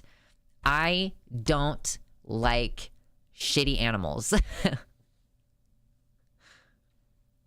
OMG Lux, even when my pity Sunny kills chickens, I cry. No. No sympathy from me. See, when it's a tiny dog, you just sit down on the ground and turn your back to it, and then it gets terribly confused that you're not scared of it. I mean, I also was a mailman for like a year, so the other thing is that, like, I don't care how small the dog is. If your dog is acting like it's gonna bite me, I will spray it in the face with pepper spray. So I have definitely done that to small dogs. It's like, oh, seems like you should have kept your kid in your fucking yard, or kept your dog in your yard. Not your kid. I wouldn't pepper spray a kid. Keep your dog in your fucking yard. If you wreck their shit with a broom, you become top cock and then they stop attacking you. Yeah, you gotta actually be willing to, like, almost hurt them, though. It's a bird. It's a bird. They don't have strong bones. Oh my god, excuse me. To be frank, there are lots of small creatures that benefit from fronting really hard. Frogs scream to scare off predators. Lots of bugs have patterns to look bigger than they are. Yeah, but I'm a human being. And so being loud as a small thing to try to scare me off is just a recipe for getting your neck wrung out. Dragon Slayer Anansi, lover of chickens. Listen. Apparently most small dogs have some chihuahua in them, which is an interesting thing. Fuck being agender, I am now chihuahua gender, oh no. We also have a part pit bull who is a complete sweetheart who's also scared of everything and cowers at everything, but she thinks she's as small as the chihuahua and she's a lot more invasive of your personal space. That's adorable. When dogs are huge and they think that they're chicken, or so they think that they're chicken sized, yeah, they think that they're little, and then they try to get in your lap and you're like, no, you weigh like 50 pounds, please get off of me. But no, I do like eating chicken. It's pretty yummy. Birds actually do have strong bones, do they? Lux, I know, all these arguments against small animals fronting hard can be made against toddlers. True. You better watch out with your 3-year-old. 3-year-old trying to front on me. I'll take a broom to it.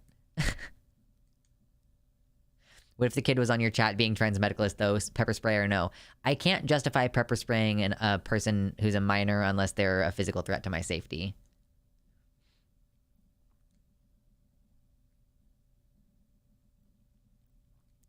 Chasing them for a while away from the flock usually works without injury. Not saying it's the most humane thing, just saying I used to have free-range birds and that was the only fix for the aggro rooster problem that I could find. You gotta scare them or hurt them, you know? Our chihuahua is smaller than a football. You could punt her if you wanted, but IDK why you would want to. She's very cute. I just asked the goblins to take toddlers away. I mean, true, we do need to get David Bowie up in here. My condolences for delivering mail. I have a friend of the family who got PTSD driving a mail truck around dangerous neighborhoods in Akron, Ohio. Hey, thanks, Jimsy. Me too. I also got PTSD from having multiple shootings along my route in a very short period of time. It fucking sucked. Started getting panic attacks. It was great. Lux, you are about to become chicken toddler discourse. What live is to NB Xeno discourse. I know, it's awful. Except that I'll be ideologically consistent. Fuck toddlers. Kill your children. Kill your shitty children.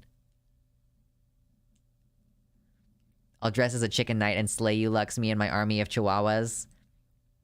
I don't know what you're gonna do against a dragon with a bunch of chickens and chihuahuas, but you're welcome to try. We definitely need a stompy emote. We need the stompy emote. Stompy, stompy, stompy. The dog is actually a lot less annoying now that she has her adult teeth. Yeah. I did hear about scientists trying to reverse engineer chickens. Excuse me.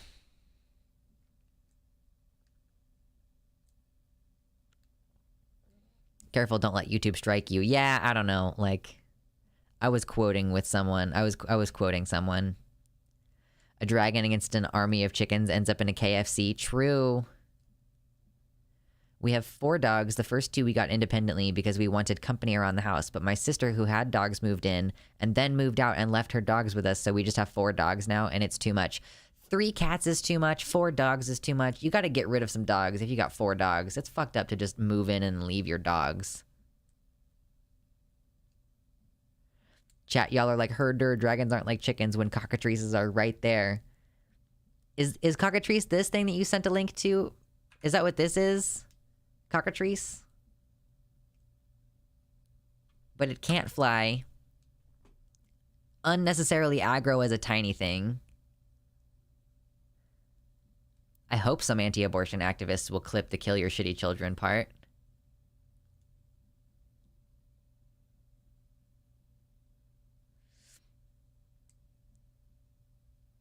Can chickens fly? Oh, cockatrices are mythical?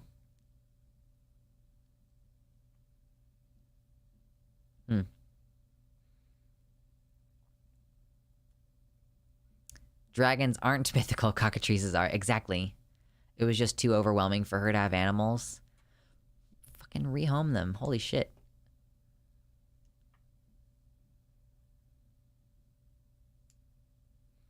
If you've ever seen half a dozen hens gang up on a wild snake, you don't know the violence of nature.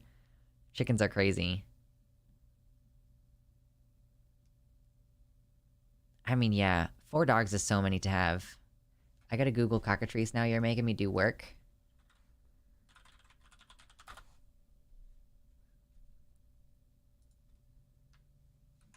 Okay, cockatrices. It's certainly trying to be a dragon. It's doing its darndest. Exactly what my Uncle Matt said. He had automatic rifles thrown in his face. IDK, why some mofo wants to shoot a postal worker. Dude's been on edge ever since. Yeah, and, like, killing a postal worker is, like... It's like a federal felony. Like, it's a federal crime. Because they're government workers. Oh my god, my crampiness! It hurts. Scientists and bioengineers have contracts to try to bring back Ice Age animals as well. I literally just today saw the news about trying to... I said a federal felony. Did you hear what I said? No, it's a state crime. It's not usually a federal crime to kill someone unless you kill someone, like, in Washington, D.C. It's a state felony.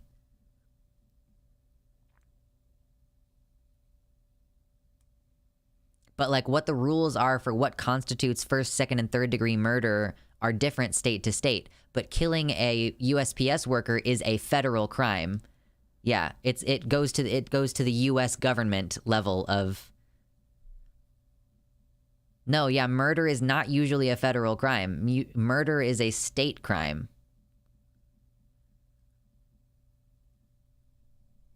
Unless you do a murder in a specific place, like a federal location. I said a federal felony, all right? So states could theoretically legalize murder. Yeah, I think that technically that could be the case. Although if you appeal it up, that could initialize some kind of mechanism by which the federal law supersedes the state law or something. I don't know, but, like, yeah, no. I think your chickens will be fine. States' rights, let's go. True. I want to make some tea, but scared the stream will be over when I return. I mean, that's a pretty good chance. We've been going for like 4.5 hours now, and someone sent me this link and I still haven't watched this video. I keep getting distracted. Okay, someone was talking about abortion earlier and how it's like they're trying to make it illegal to cross state lines if you are pregnant because of the chance that you might get an abortion. So since we're doing that, I'm gonna check and see what this little audio recording is about. But I'm gonna make sure that my audio is mixed correctly. Hold on. That's exactly right. Hold on, and I'm for... Okay, hold on. That needs to be up a little bit louder. And then I'm gonna take it back to the beginning. This is just a little audio recording from Representative Jim Banks. Our work as a pro-life movement is far from over. If a young lady can hop in a car in Fort Wayne and in an hour and a half she can be in a place in Michigan, or in just under 3 hours she could cross the line into Illinois and achieve what she was able to do with abortion clinics here in Indiana, the fight is far from over. That's exactly right. And I'm for federal legislation. I'm for stronger laws at the state levels, whatever we can do to save lives, to protect babies. That's what this fight is all about. Our work. Yeah, so they're explicitly saying it's not good enough for us to have individual states where abortion isn't legal. We want to make it so that, like, it's federally illegal. And if they... Oh, good night, Baphomet. Good night. Yeah, they're literally saying... True, Anansi. Yeah, this ultimately is about keeping white babies safe. They're going to be preventing white women from accessing these things in particular. But yeah, so they want to make it so, oh, states' rights, oh, you know, this state can make it illegal, but then in reality they do want to strip it. They want to strip it federally. Like, they're going to try to make it illegal on the federal level to get an abortion, for sure. States' rights is a complicated discussion, IMO. I mean, I think it's a lot less complicated than people make it. I think people, like, pretend like it's complicated. But, I mean, usually... I mean, the only ways in which it's complicated is, like, literally the laws are complicated. But most of the time when someone's saying, like, oh, the states' rights, what they're trying to do is they're trying to section off smaller and smaller parts of the country where you can access your rights. Didn't Biden just sign something protecting women's rights? I'm not sure. I haven't heard of that. States' rights to own slaves. Yeah, it's weird how the states' rights thing, it's always only, like, the states' rights to own slaves, or the states' rights to limit abortion, or the states' rights to enact stricter laws, or it's states' rights to make guns more available, or something. And it's always something that's fucked up and, like, will certainly harm a bunch of people.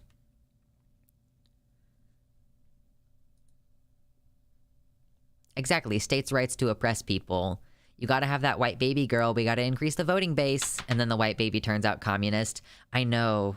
Imagine all that hard work you do, and then your fucking kid is a communist. Shameful. Shameful. I'm like, honestly, I don't know if I'm more surprised that we had any people hopping over into here from Twitter, or that we had two separate people hop over here from Twitter today. Because this has happened before when I post, when I posted, like, fighting against Terfs a lot. When I would argue with transphobes, sometimes they would hop over onto chat. But usually it was YouTube chat back then. It's been a long time since someone I disagreed with popped into the chat to argue with me. And we had two today. It was weird. White commie dragon babies. True.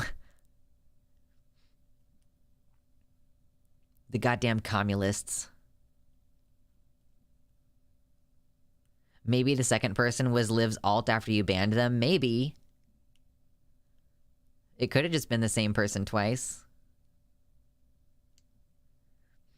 States' rights are always taking away rights instead of preserving or protecting them. It's a denial of rights. Yeah, occasionally, like, the state of Minnesota and the state of California will create a sanctuary state, or, like, they'll make gay marriage legal there. VPNs are a hell of a thing. True. And then they just voluntarily left after realizing that I use its. Here's a third. I disagree with your opinions about chickens, though my husband agrees with you. So here's the thing. Individual chickens can be sweet and nice. Like, it's an animal that can be affectionate somewhat, right? However, chickens, plural, bad juju. Immediate bad juju. One chicken, potentially tolerable. Any more than one chicken, nah. Yeah, I think that Minnesota is one of the laws that passed sanctuary state protections. So, like, if you're leaving Texas because they're about to accuse you of child abuse on your kid, and you move to Minnesota, I think it's safe there. Like, they won't extradite you, basically. May we get Malcolm X as a huge black dragon? That would be cool. I need to commission some art this year for the channel for sure. Chicks, though. I mean, chicks are fine. Silky bantams? Is this a type of chicken? Are you making me look at chickens again? Like, aren't silky chickens the ones with, like, the blue flesh? Are they the ones with the blue chicken flesh? They're little fluffy chickens. They're cute, but they're probably still nightmares to live with. But they are cute. So cute and fluffy. I'm planning a move from Michigan to Minnesota, and I'm nervous about having no one out there except some friends I met on Discord. Minnesota is a super easy place to meet people. There is a strong kink community there. There's tons of trans people there. It's a very progressive place. There's plenty of conventions that are there. If you're a nerd or a geek type person, I would highly recommend going to Convergence, which is the name of a convention that I used to go to on a regular basis. I went there like 4 or 5 different years. Probably never going to go back again, but I enjoyed that. If that's your deal, it was a lot of fun. Chicken poodle soup. That's true. That's what this is. This is chicken poodle soup. Right there. When I was little, I tried to pet a rat in the grandma's shed, but it was too fast. Yeah, it didn't want to... I had no idea Minnesota was decent. I just know it as the stupidly cold place. No, it's very socially progressive there. I have a lot of friends there. Like, a lot of people who I've actually met in real life friends. Like, people who I've stayed at their house before. Like, people who I cried with because our friend died, you know, like... I went to Chicago to stay with some of these friends. Like, we all went to Chicago together. I don't talk to most of those people anymore. But it was a pretty cool place to be. Yet a lot of black people were killed in Minnesota. Yeah, I don't think that there's anywhere that's gotten rid of the racism problem. Like, if we look at California, California, it's supposed to be this mecca. You can get good trans healthcare there. You can get gay married there. And yet, isn't it like Los Angeles County? Or it's one specific county that I think is in Los Angeles that has like the United States record for most number of people tased to death by the cops. Maybe maybe I'm thinking of Nevada, but it was either in Nevada or California that it's like, yeah, this one county has like a hugely significant number of people just dying from getting tased to death by cops. And it would make sense for it to be California, because in California, they're going to have more laws about not using your gun. So, like, in California...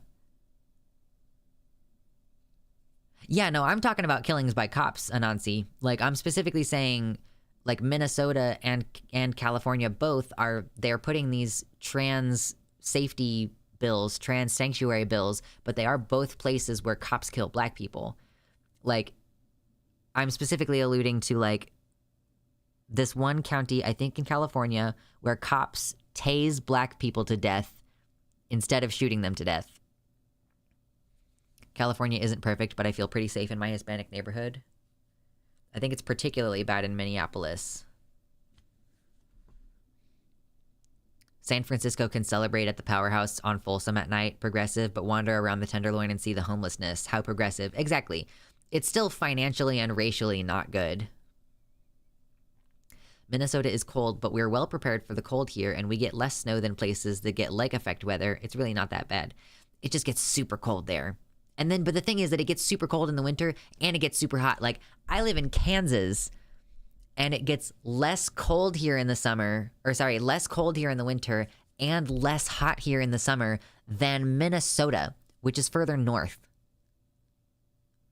I'm the whitest human I know, by the way. Nice. Oh yeah, you're saying you feel safe in a neighborhood surrounded by Hispanic people. My friends in Twin Cities told me their police department is very corrupt. I haven't had hotter than a 100F day. No fucking way. I remember like only a couple years ago when I was still going to Minnesota during the summer, it was like 110 degrees. Because I was going to Minnesota in like July whenever I would go to that convention. Good night, Dally. Have a good night. See ya. Maybe I'm in the wrong state and my transmasc soulmate is in Minnesota. You could try.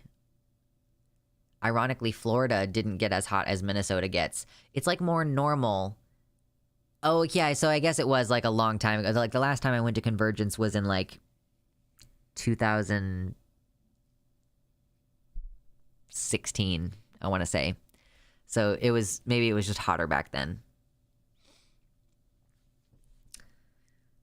But it's like, yeah, more the same in Florida around the year. Whereas in Minnesota, it gets extremely hot in the summer and extremely cold in the winter. And it's fucking stupid. It's part of why I don't like living in Kansas either, because it does the same thing. And yes, the humidity makes a big difference. We are like, oh yeah, I am humidity. Forrest, you silly bean.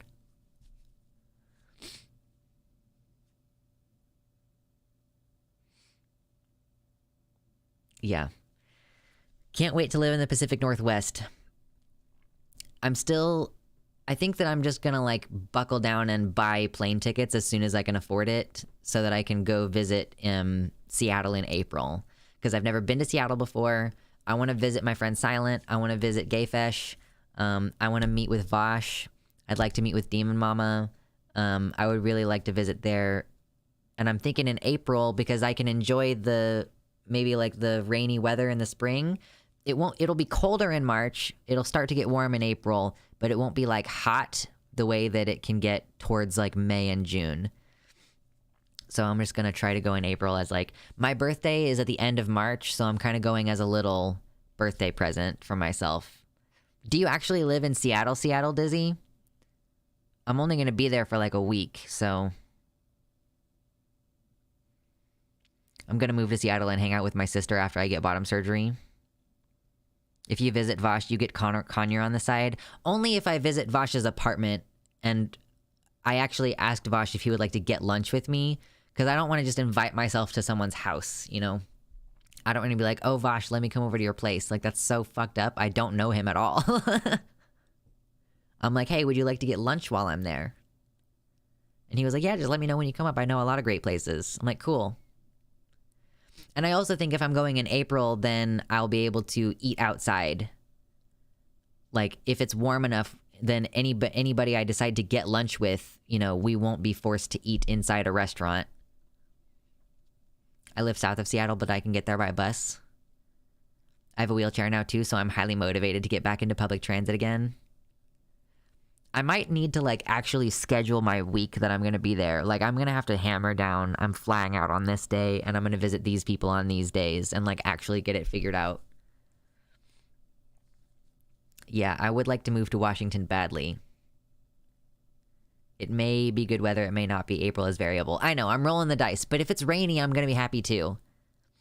If it's going to be rainy, I'll be happy with that as well. I totally had time to get tea, but I bet the second I go, the stream will end. Yeah, I mean, I'm probably going to get off of here now here in a minute because it's been almost 5 hours. And I am, like, in need of dinner. But, yeah, I'll have to actually figure out who I'm visiting, when, and not just go out there and fly by the seat of my pants. Although I know that Silent is going to want to take me to show me stuff. So...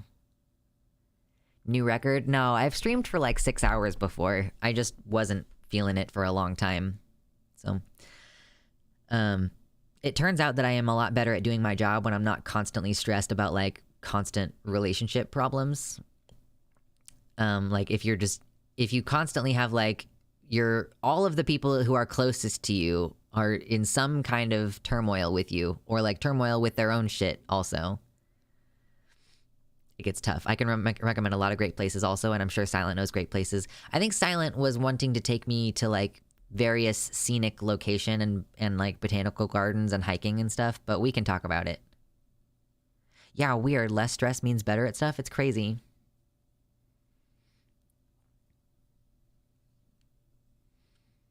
I live in Virginia in a clearing in the woods off the side of a cliff. I learned that the cave at the bottom of the cliff is a tectonic cave. Also found out that I have some titanium ore on my property. It's not worth mining, however. It's terrifying to me, Mersh, that you have a cave on your land. Caves are fucking terrifying. You gotta go up the Space Needle if you find the money for it. Forrest, that's gonna involve going into places that are like crowded. And I'm like already really freaked out about traveling, because I don't want to get COVID while I'm gone. Okay, but the floor is glass. Yeah, April is when the first rhodies start to bloom, so it's a great time to go see botanical gardens. Oh, rhododendrons? Ooh, yeah, that's gonna be gorgeous. The Space Needle is overrated. I'd rather go to see waterfalls and like be in the mountains and like hiking. And like eating some fresh seafood because I live in fucking Kansas. There are caves everywhere around where I live. I am so terrified of caves after I learned that if you look at a map, hold on. If you look at a map, hold on.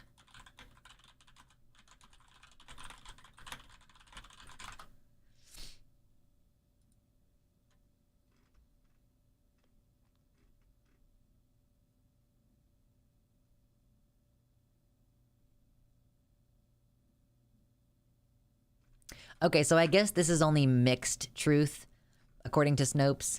But so like the claim is that a comparison of two maps shows how most people in the U.S. seem to go missing near cave systems. I never thought it was supposed to be most people, just supposed to be a significant number of people.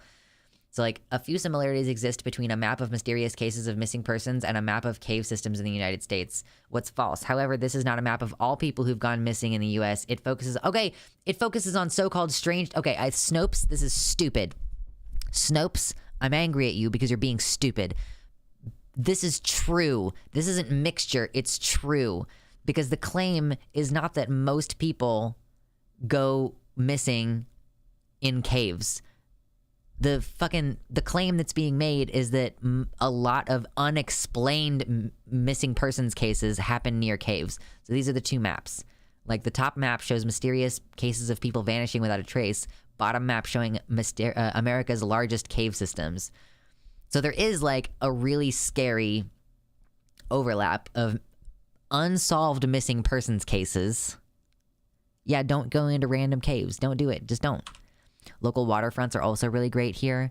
I'm really seriously considering it's not a population map. What do you no?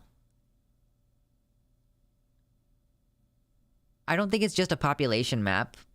Like there's these places in Kansas right here. I can assure you that these places in Kansas are not like very high population areas. Oh, so I was going to say, I'm really seriously considering getting a 5-gallon tank for a betta fish because I think I would like the sound of the running water and that betta fish are fun. Oh my God. Yeah, if it's a well-known cave and you have a trained guide, don't go spelunking without a guide. Like, seriously, you will die.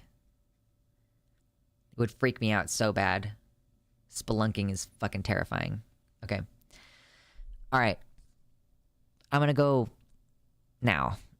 I had a lot of fun. Today was a really good stream. Today was a nice long stream. Thank you for helping me make some money today. It's the end of the month, and I appreciate the opportunity to make some muns in time for rent to be due.